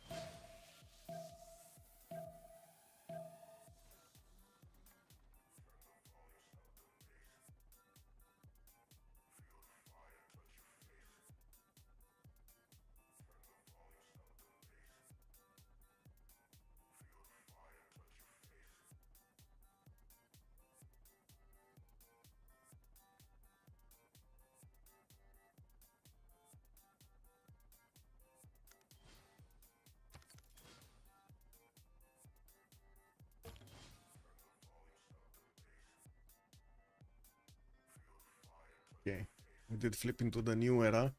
Dark Age, Golden Age on Trinda. And he did get his fascism up. Sizop is gonna be heroic. You died to heroic and Golden Age on Adam. That's gonna be quite a bit of extra gold there. And we do see that Sizop is cleaning up all of the tanks of Byzantium quite easily. Did upgrade his modern armors. And will take Al Malik. There we go. Is Liberation? Yes, there we go. Liberation. So 377 points. They're gonna need to give quite a few points to Adam, which probably was losing a lot of them. City of Xanadu is shot. Yeah, that city's going down, man. Is to go down. Oh! No, it's not. It's going the other way. Bro. Bro. There's not... Okay, that's fine. That's fine. Modern armor still has movement.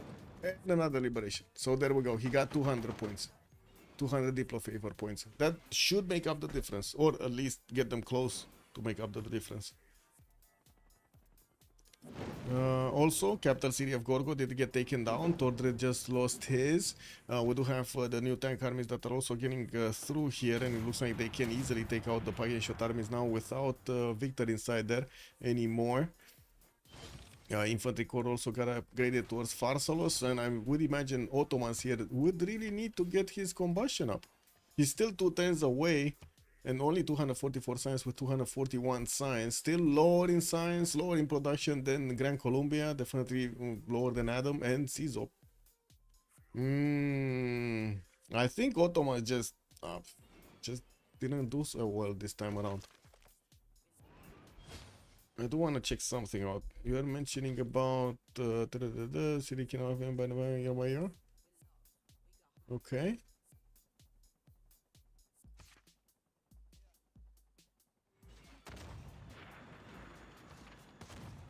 And that's it.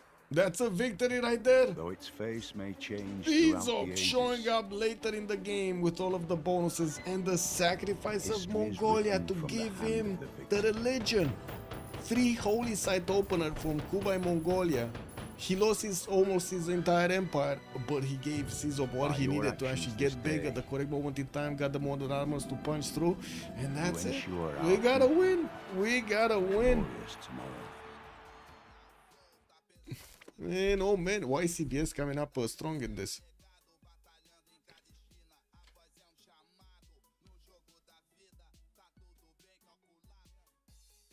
Yeah, glad to help. What is it? Oh, I'm in creator voice channel. Let me go debrief. Let's see if they're coming for the debrief. I have no idea. It's kind of late anyway.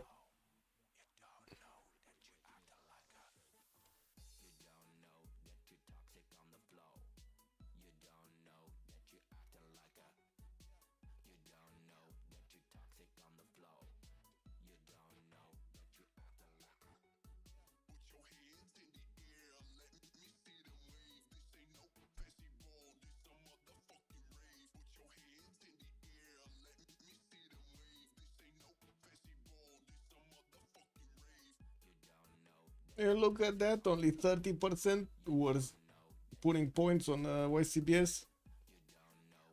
Early evening for 3 of YCBS. Yeah. Well, they did play at least during the day.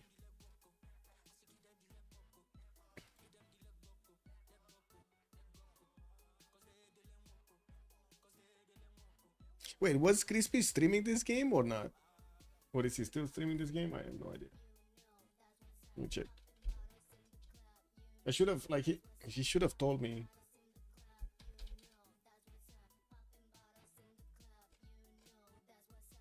Is it Crispy Safe, I believe? Oh no.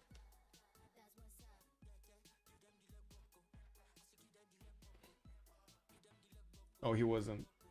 Okay. I thought he was streaming at least for the, you know, in another language. Anyway, doesn't seem like they're coming. So this is it for tonight. There is another game tomorrow, as in the second game is tomorrow, but not sure if we're gonna get a slot in that. I don't know. We'll see. There are, from what I can see, there are 4 more slots left, and nobody actually did sign up at the moment. Maybe you do get the second game. Would be good to actually have a series instead of just one game out of 3 possible cities. But anyway, have a good evening, everybody. Thank you so much for showing up, and I do hope you enjoyed the stream tonight. The game between YCBS going against their opponents over here, the ChillBros. It looks like the ChillBros were a bit too chill, and YCBS got the best of them. I do hope you're also gonna leave a like and a subscribe over there on the YouTube video, so you can help me out with the YouTube algorithm. And in the meantime, stay safe. Bye bye. Bye.